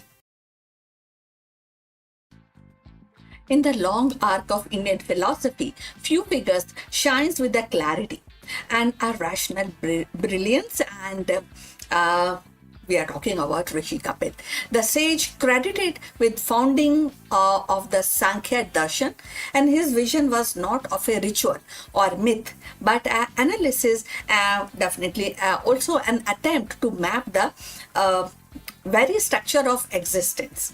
In an age where the spiritual truth were often veiled in the symbolism, Kapil offered a framework that was systematic, logical, and enduring. His contribution was not merely to Indian thought, but to the universal quest for understanding consciousness and matter. Kapil's philosophy began with a profound dualism, the distinction between Purush and Prakriti. So, Purush is pure consciousness, which is eternal, unchanging, and the silent witness of reality, while the Prakriti is nature, which is dynamic and mutable, the source of all material phenomena. From their interplay arises the cosmos. With its multi-simplicity of form and experience, the vision was revolutionary, for it explained the universe not as a whim of God, but unfolding principles ordered, knowable, and accessible to human reasons. So if you have reached this far, please inform us from which city you have tuned in and which language you are watching this video. This will determine the reach of our channel. channel. So let's continue further on this subject. He enumerated 25 tattva or principles that chart the evolution of universe from subtle intellect and egos and to the mind and also senses and element. And this systematic approach gave Sankhya its name, enumeration, and its enduring appeal. Kapil's framework becomes the foundation upon which later traditions, including yoga and Ayurveda, built their practices. The Trigun theory, that is three-dimension theory, and in this Trigun theory, there are three subjects which definitely are debatable and they are very, very unique. One is sattva. Sattva means purity. The other one is rajas, that means passion, and the last one is tamas, that is darkness. And this all remains the central of understanding human psychology and health even today. So while Kapil was not merely a philosopher of categories, his ultimate concern was liberation, that is moksha. And he taught that bondages arise when the consciousness identifies with the matter, mistaking the transient of eternal. So that is one thing which is very, very deep.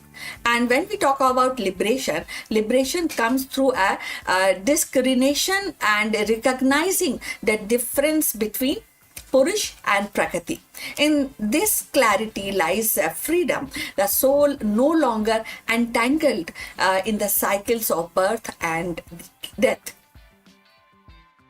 but resting in its own pure awareness. His path was one of the knowledge and it is not a ritual, but it is insight and not any kind of spiritual superficiality, you know. So in 2026, the Kapil's relevance is striking. So as humanity grapples with the artificial intelligence, biotechnology, and the blurring of boundaries between mind and machine, his distinction between consciousness and material processes offer a lens of clarity. So, neuroscience may map the mind, the algorithm may stimulate thought, but Kapil's remind us that awareness itself, the silent witness, is actually indissoluble. So his philosophy resonates with modern debate on whether consciousness can be explained by material science or whether it points to something beyond. So definitely this is a point of discussion, getting more awareness about this. So moreover, Kapil's Trigun theory finds echoes in contemporary psychology and behavioral science. The restless drive of rajas, the inertia of tamas, and the clarity of sattva mirrors the state of mind studied even today. So his insight into kind of the idea that effects the pre-exist in the cause align with the modern understanding of continuity in neutral processes. So in a sustainability discourse, his vision of interconnectedness between matter and consciousness inspire holistic approach of ecology and ethics. So Kapil's legacy also lives in Bhagavad Gita, where Krishna speaks of Sankhya as the path of wisdom and contemplating yoga and devotion. His rational spirit influenced Buddhist and Jain thoughts also, and his systematic enumeration shaped the centuries of Indian intellectual life. So in every age, his philosophy has been rediscovered not as a relic but a living framework of inquiry, of living, understanding the Sankhya philosophy. As we stand in 2026, facing crisis of environment, technology, and identity, Kapil's voice whispers across millennia. And see, clarity distinguish the eternal from the transient, and liberation will follow. So his contribution is not confined to ancient text. It is a compass of modern seekers, scientists, and philosophers alike. In the lattice of his 25th principle, we find not only a map of cosmos but a mirror for the human conditions. Kapil's gift was not the courage to think systematically, to trust reason along the side devotion, and to see the liberation as the fruit of knowledge. His Sankhya reminds us one of the humanity's earliest and most profound attempt to understand existence. In 2026, as we decode genomes and program a machine, his wisdoms reminds us the dance of matter is endless. But the witness, the Purush, remains untouched, eternal, and free. So we have come to the end of this live stream. Please like and subscribe our channel, and we look forward for your comments on this topic. But before we end, few words from our affiliate partner. Stop settling for a good enough video. If your built-in laptop camera looks like a grainy mess, it is time for an upgrade. Want to instantly level up your video presence? I like to present the Lenovo Performance FHD webcam. This is a game changer for your desktop setup. Technically, this is packed. It has a very sensitive RGB sensor, very crisp photographs it takes. Also comes with two microphones on board, which helps you to record very clear voice in stereophonic format. And these microphones are very sensitive. You can actually move away from the camera up to 2 meters, and these microphones will pick up your voice without any problem. This is a very strong piece. This is very sturdy.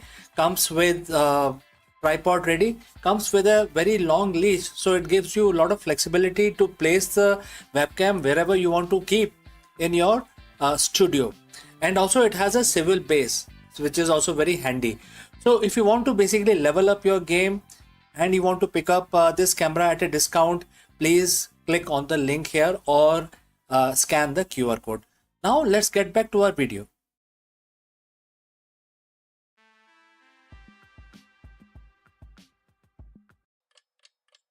Beneath Saturn's shimmering rings lies Titan, a world that glows like a lantern in outer dark. At first glance, it seems inhospitable. Icy crust, methane seas, and an atmosphere thick with haze. Yet, NASA's studies now reveal it as something astonishing, a celestial warehouse of fuel and raw material, waiting to be unlocked. Titan is no longer just a distant moon, it is a potential lifeline, a refueling station for spacecraft venturing deeper into the solar system. In its frozen lake and hidden reservoirs lies the promise of sustaining human survival far beyond Earth, transforming this alien world into a gateway to the stars. So let's find out more. In the frozen twilight of Saturn's orbit, Titan looms as more than just a moon. It is a world of methane seas, hydrocarbon dunes, and dense atmosphere that whispers possibilities for humanity's next great leap. For decades, Titan was seen as the curiosity, an alien landscape shrouded in orange haze.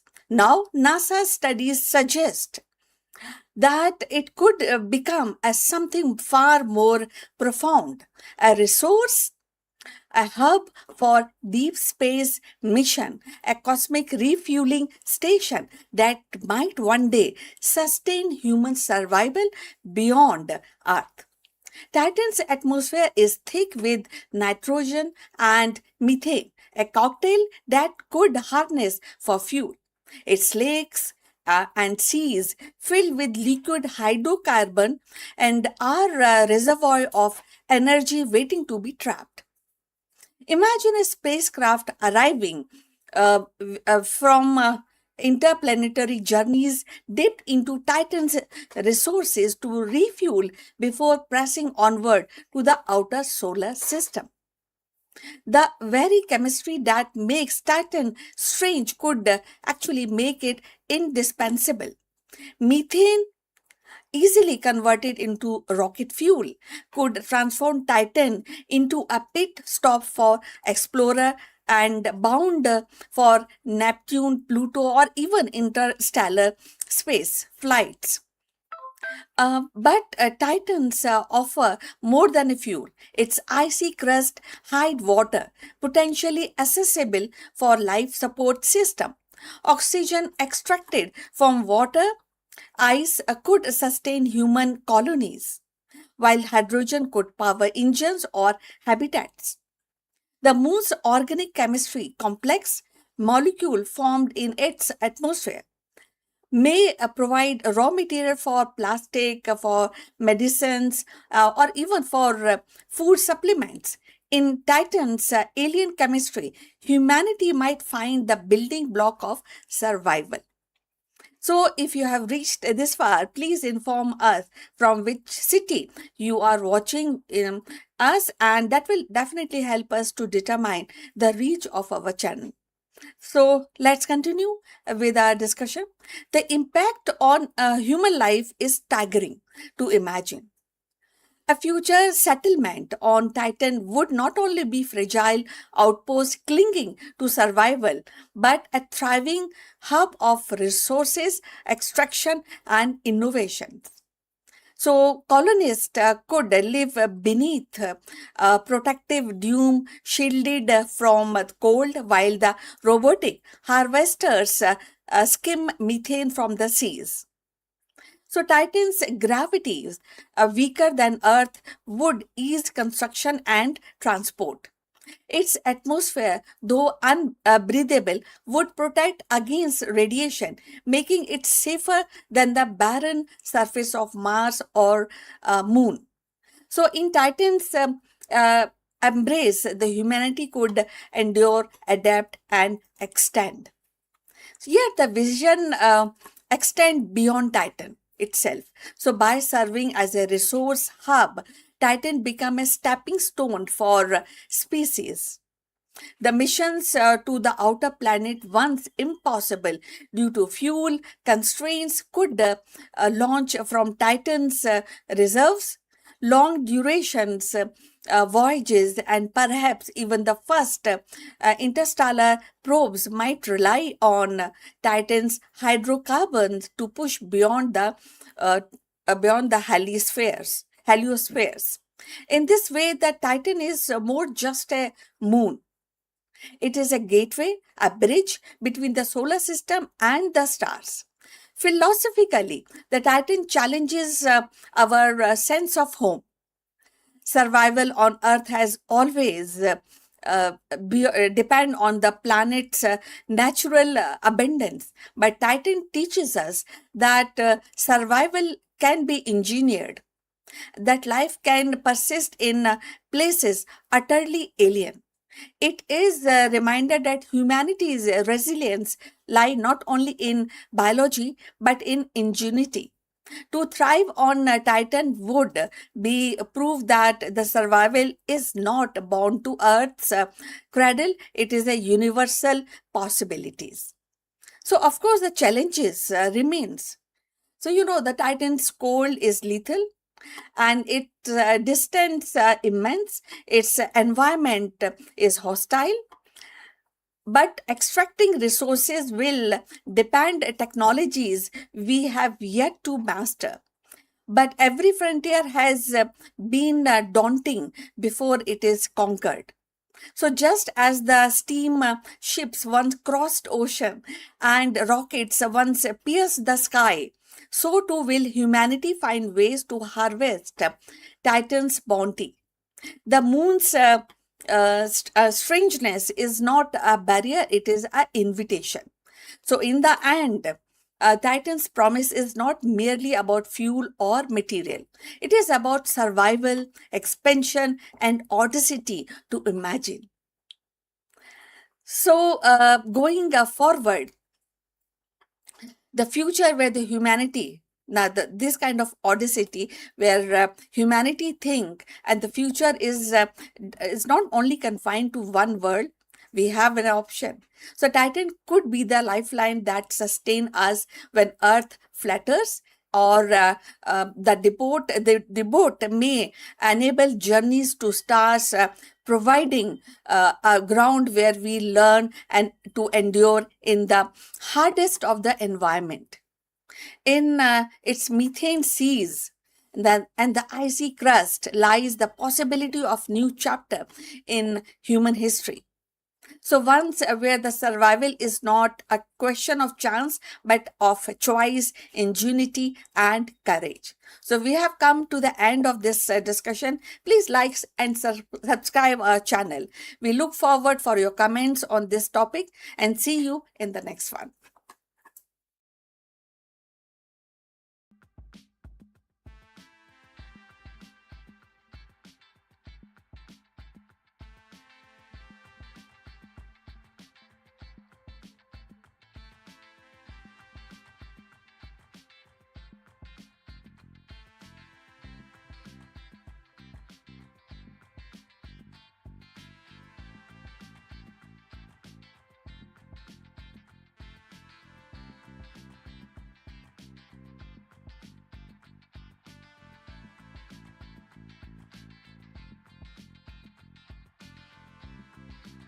Hello friends, let me ask you, can the ancient wisdom solve the modern leadership crisis?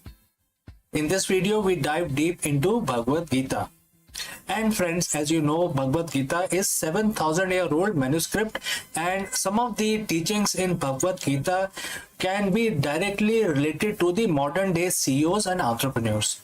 While the corporate world focuses on the external ROIs, the Gita point towards the ultimate ROI, which is transitioning from material containment to absolute clarity. Let us discuss this further.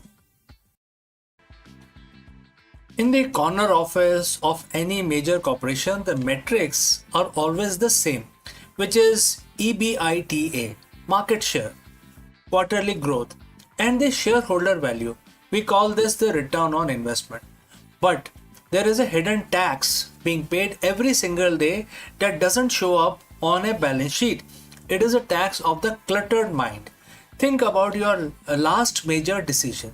Was it made with 100% clarity, or was it colored by the fatigue of the previous meetings, anxiety of fluctuating markets, or perhaps the flicker of ego? Most leaders operate in a state of what the Bhagavad Gita calls material contamination. In modern terms, we call it cognitive noise. Today, we are going to take a look at 7,000-year-old formula that offers a different kind of ROI. We are looking at chapter 6, verse 28 of Bhagavad Gita. It is a verse that promises not just success, but the ultimate happiness, and for a CEO, that might be most strategic advantage you can possess. Alright, so friends, if you have reached this far, please let us know from which city you have tuned in and in which language you are watching our live stream. Alright, let's move ahead. Let's look at the verse itself. And the verse says, quote starts, the yogic practice free from material contamination, and by connecting with the divine, he reaches the ultimate happiness. Quote close.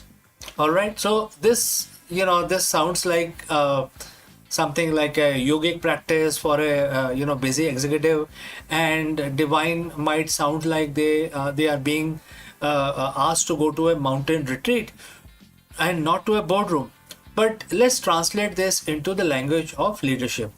The verse identify three distinct stages. First, the process. A yogic practice which require consistent mental discipline. Number two, the result, the freedom from contamination, which is removal of all biases and noise. 3. The goal, the ultimate happiness, which is a state of peak performance and flow. And therefore, for a CEO, this is something which is not just spiritual. It is a blueprint of the operational, operational side of your activities, right? Don't you think so? All right. So this is going to also, improve your excellence in yourself. What does the Gita mean by contamination in the context of 21st century company? Contamination is anything that obscure your true vision in the boardroom. This looks like ego trap. And there are several things attached to the ego trap. First is making decision to win an argument rather than to serve the company's mission. Second is analysis paralysis, being so bogged down by data that you lose your intuitiveness, gut feeling, etc.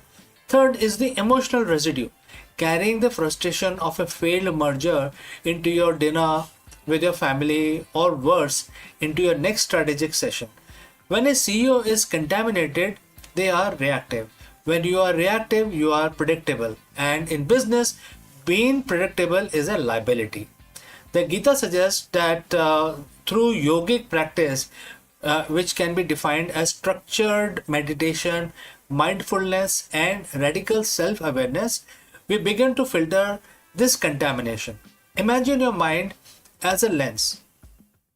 Over years of high stress leadership, that lens get covered in dust.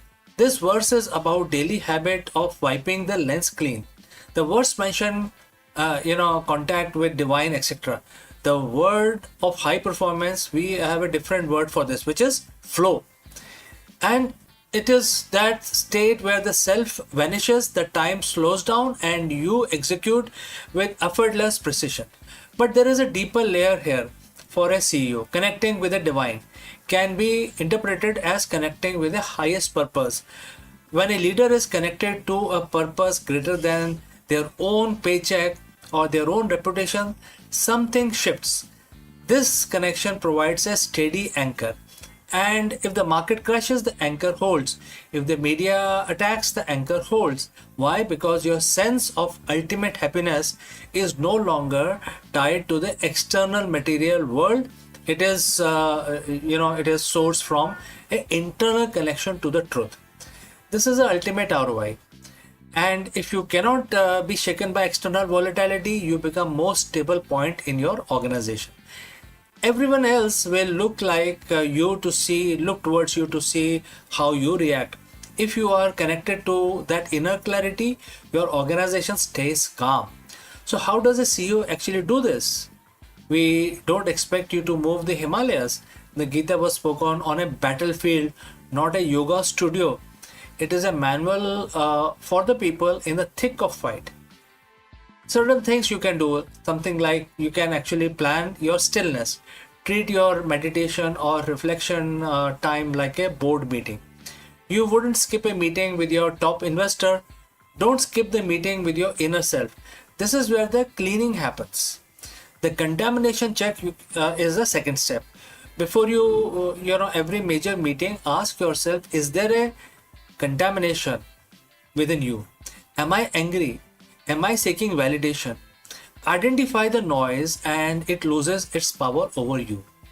Leading from sukha, which is happiness, most leaders believe happiness comes after the success. Verse 28 flips that script. It says the practice leads to happiness, and happiness is the foundation for everything else.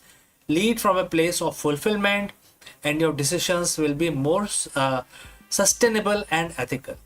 We live in an era of a hyper contamination, information overload, social media pressures, and relentless pace of AI are making clarity harder to find than ever before, right? The CEO of the future is not the one with the most data. It is the one with the cleanest lens. By practicing the principle of Bhagavad Gita, chapter 6, verse 28, you aren't just becoming a better spiritual person. You are becoming more effective, more resilient, and more visionary leader. You are trading the temporary high of material gains for the ultimate happiness and for a clear mind. This is the ultimate ROI, and we have come to the end of our discussion today. Thanks for joining live. Thanks for listening. Now, go back to your desk, take a deep breath, and remove contamination from your mind. Lead with clarity. So friends, if you have any questions, please do not hesitate to send it across. Before I move on to the next topic, a word about our affiliate partner. Stop settling for a good enough video. If your built-in laptop camera looks like a grainy mess, it is time for an upgrade. Want to instantly level up your video presence? I like to present the Lenovo Performance FHD webcam. This is a game changer for your desktop setup. Technically, this is packed. It has a very sensitive RGB sensor, very crisp photographs it takes. Also comes with 2 microphones on board, which helps you to record very clear voice in stereophonic format. And these microphones are very sensitive. You can actually move away from the camera up to 2 meters, and these microphones will pick up your voice without any problem. This is a very strong piece. This is very sturdy. Comes with tripod ready. Comes with a very long leash, so it gives you a lot of flexibility to place the webcam wherever you want to keep in your studio. And also it has a swivel base, which is also very handy. So if you want to basically level up your game and you want to pick up this camera at a discount, please click on the link here or scan the QR code. Now let's get back to our video.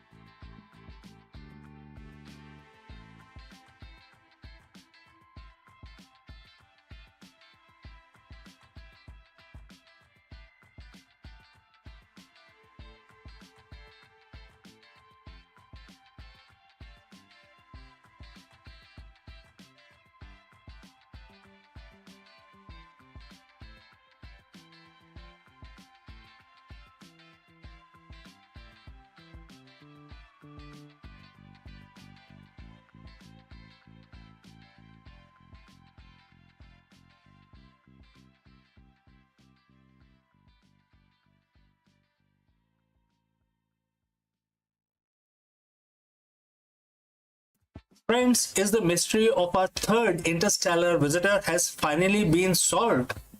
In this video, we dive deep into the groundbreaking discovery of 3I Atlas and the incredible journey astronomers took to trace its path back to its source.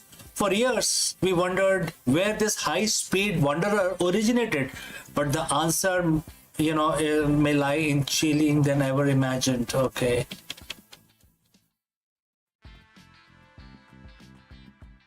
Well, imagine a world where Harry Potter and the Top Gun live under the same roof, right? And where the gritty prestige of HBO and the massive broadcast reach of CBS are controlled by the same board of directors. Well, stop imagining. On April 20th, 2026, the media landscape shifted on its axis. Warner Brothers Discovery shareholder officially voted to approve a massive $110 billion merger with Paramount Skydance.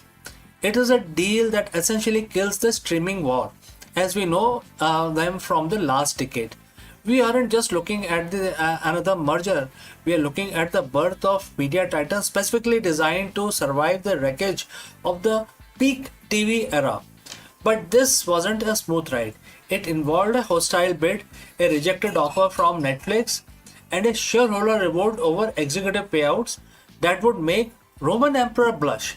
Today we are breaking down the WBD Paramount Power Play. What happens to the Max and Paramount Plus? Why does the shareholder reject David Zaslav's massive bonus? And most importantly, how does this affect your subscription bill? So friends, if you have reached this far, please let us know from which city you have tuned in and in which language you are watching this video. This will help us determine the reach of our channel. Now let's talk money. Paramount Skydance, led by David Allison, is acquiring 100% of the Warner Brothers Discovery. The price tag, what is this price tag? It is $31 per share in cash. When you factor this WBD significant debt, the total enterprise value hit a staggering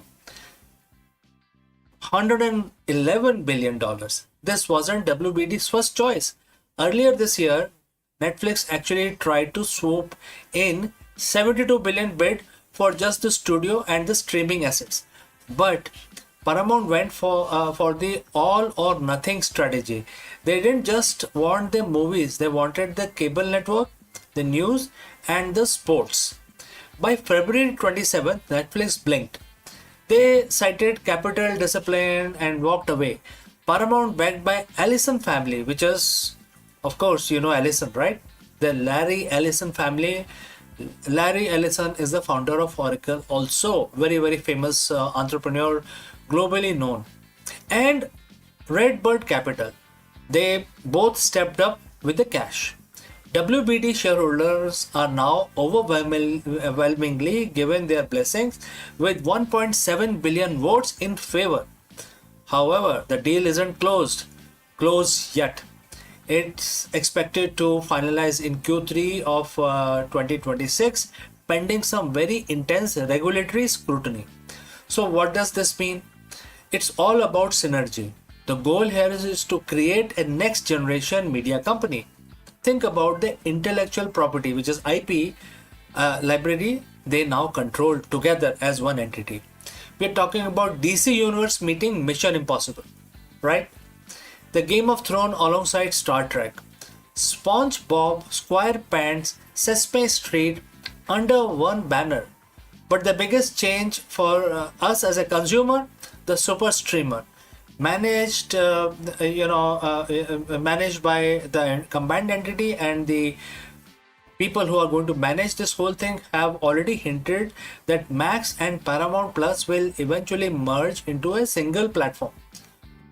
For the companies, this saves billions, specifically 6 billion annually by this change. Alright, so they no longer have to pay for the two separate tech stacks, two marketing departments, or two set of overhead. For the viewer, it means one app to rule, to view all of them, to rule all of them. But it also means less competition, which historically lead to, you guessed it, price hike. So if there is no competition, they have consolidated the market. They are free to put any price tag, whatever they want, right? There is no pressure from the market. So if there is one thing that keeps the lights on the old media, it's the live sports. And this merger creates an absolute juggernaut. combined WBD and Paramount now holds the right to the NFL via CBS, NCAA March Madness, NHL and MLB Championship leagues, the Olympic internationally and the PGA tours and UFC. In a world where Amazon and Apple are trying to buy their way into sports, this combined entity becomes the must have partner for every major league. They have the broadcast reach of CBS for the big games and streaming flexibility of Max for everything else. This is their shield against Netflix, which has only recently started dipping its toes into live events. Now, let's get to the spicy part. While the shareholder loved the deal, they hate the exit packages. WBD CEO David Zaslav, a man often criticized for his aggressive cost cutting and vaulting of completed films, was lined up for a golden parachute worth $850 million as an exit for himself.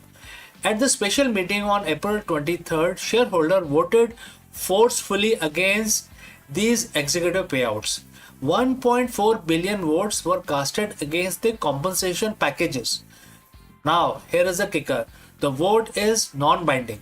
Technically, board can still pay him, but the message is clear.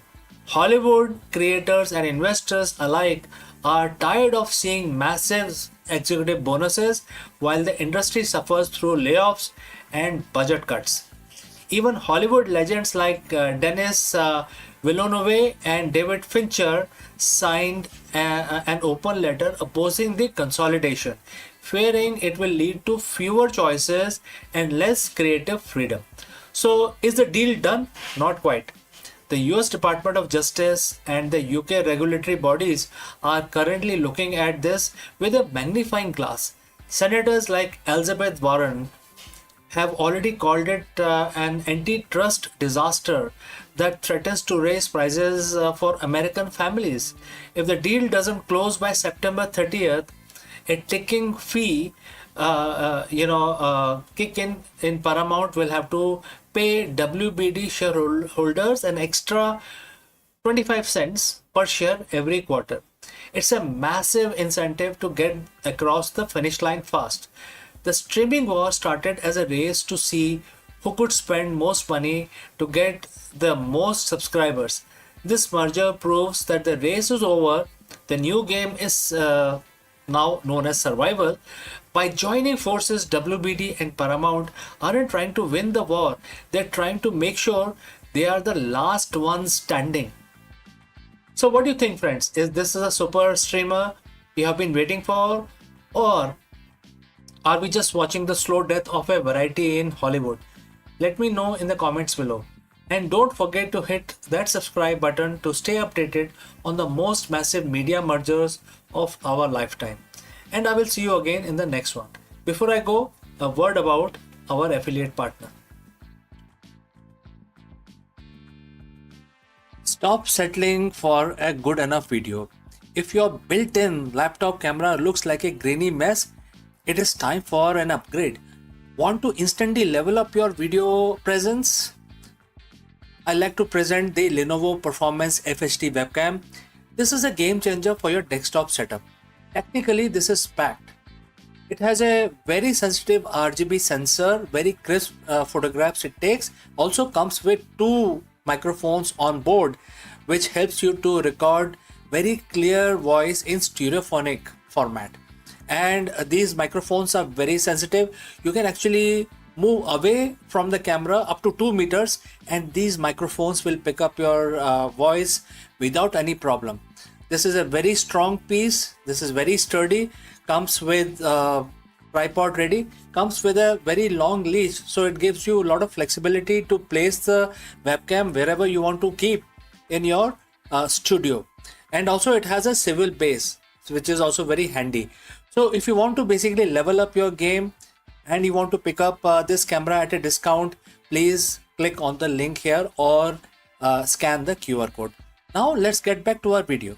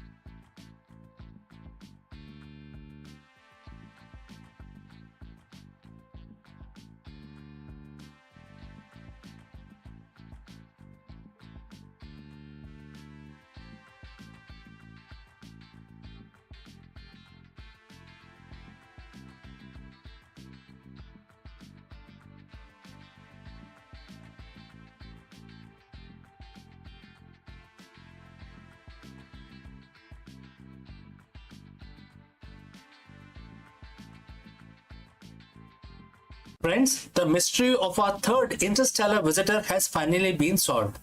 In this video, we dive into the groundbreaking discovery of 3I Atlas and the incredible journey astronomers took to trace its path back to its source. For years, we wondered where this high-speed wanderer originated, but the answer is more chilling than we ever imagined. While Oumuamua and Borisov gave us the glimpse into the other star systems, 3I Atlas is different. New data reveals it was born in an environment of absolute extremes and extreme cold galactical origins that challenges everything we know about how comets and the planetary system forms. Let us explore this further. In the vast silence of ocean of the cosmos, things usually stay in their place. Stars keep their clusters, planets follow their tracks, but every once in a while, a ghost appears, a wanderer.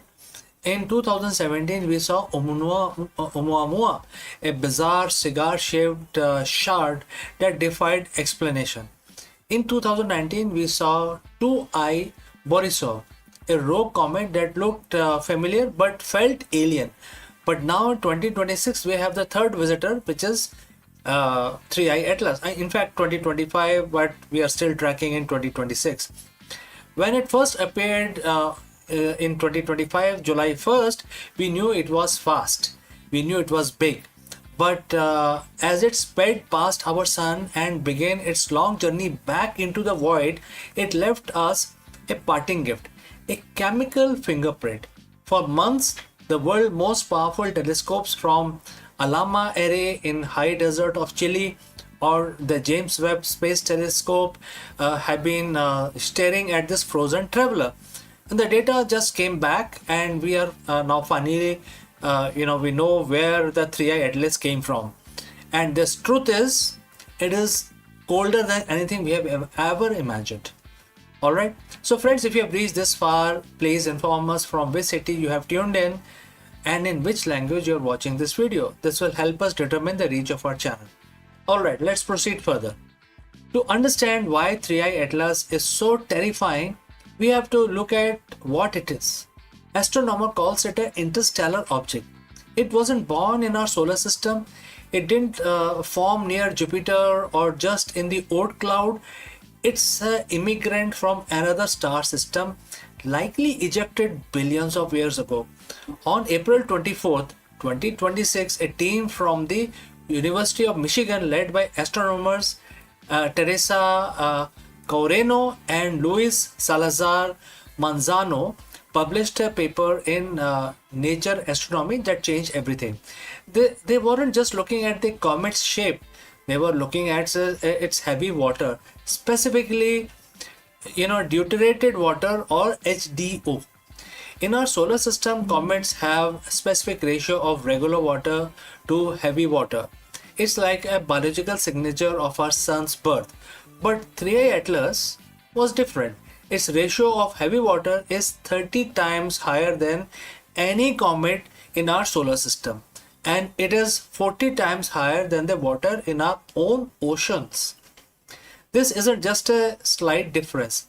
This is a neon sign screaming that this object was born in an environment we can barely comprehend. So what does this heavy water ratio tells us? It's a thermometer for the deep past. Chemical processes that create this much deuterium only happens in extreme conditions, specifically temperatures below 30 Kelvin. That is minus 406 degrees Fahrenheit or minus 253 degrees Celsius. Imagine a place so cold that even the atoms themselves seems to move in slow motion. This is where 3I Atlas was born. But here is a kicker. Astronomers think it didn't just come from a cold planet. It likely came from a loner star. Our sun was born in a crowded nursery surrounded by sibling stars that provided heat and radiation. But the home star of 3I Atlas, it was like outcast born in a dark, isolated corners of the Milky Way, where there was no other star keeping the neighborhood warm. scientists are calling it a cold galactic origin. This comet is essentially a 10 billion year old ice cube that has preserved the chemistry of a dead, frozen era of our galaxy. If the temperature doesn't haunt you, the age will definitely do. Our sun is roughly 4.6 billion years old, and we think that is ancient. But 3i Atlas initially estimated that it could be 11 billion years old. Think about that. When 3i Atlas was forming in its dark frozen cradle, the Earth didn't even exist. Our sun didn't exist. The Milky was a completely different shape. This object has been drifting through the vacuum of space for twice as long as our entire world has been alive. It is a cosmic fossil. It has survived the death of its home star, the collision of galaxies, and the slow expansion of the universe, all to end up in our backyard for a brief month, right? You might be wondering, why does it matter if the rock is cold and old? It matters because 3i Atlas is the mirror. By studying its chemistry, we aren't just learning about the random comet, we are learning about the diversity of the universe. Until now, we thought our solar system's recipe was standard. We thought water was simply water. But 3i Atlas shows us that there are regions of galaxy where building block of life are fundamentally different. If the comet had crashed into a young planet in its home system, that planet would have ocean filled with heavy water. Would life even be possible there? Or would it be a world of heavy biology fundamentally incompatible with us? As we speak, 3i Atlas is moving at 137,000 miles per hour. It has already passed Jupiter. It is heading back into the interstellar dark, away from the warmth of our sun that briefly woke it up from its long slumber. We may never see it again. In a few years, it will be just another data point in our archives, but it leaves us with a terrifying, beautiful realization. The universe is much, much bigger, much older, and much colder than we dare to believe. We have just, warm up little campfire in a very, very cold forest, right? So friends, what do you think about this? If you have any question, do not hesitate to send it across. Thanks for joining live. Thanks for watching. And if you want to keep up with the latest from the deep freeze of space, hit that subscribe button and stay curious. This next visitor could be the right around the corner. So friends, see you in the next one. But before I leave, a word from our affiliate partner. Stop settling for a good enough video. If your built-in laptop camera looks like a grainy mess, it is time for an upgrade. Want to instantly level up your video presence? I like to present the Lenovo Performance FHD webcam. This is a game changer for your desktop setup. Technically, this is packed. It has a very sensitive RGB sensor, very crisp photographs it takes. Also comes with 2 microphones on board, which helps you to record very clear voice in stereophonic format. And these microphones are very sensitive. You can actually move away from the camera up to 2 meters and these microphones will pick up your voice without any problem. This is a very strong piece. This is very sturdy. Comes with tripod ready. Comes with a very long leash, so it gives you a lot of flexibility to place the webcam wherever you want to keep in your studio. And also it has a swivel base, which is also very handy. So if you want to basically level up your game and you want to pick up this camera at a discount, please click on the link here or scan the QR code. Now let's get back to our video.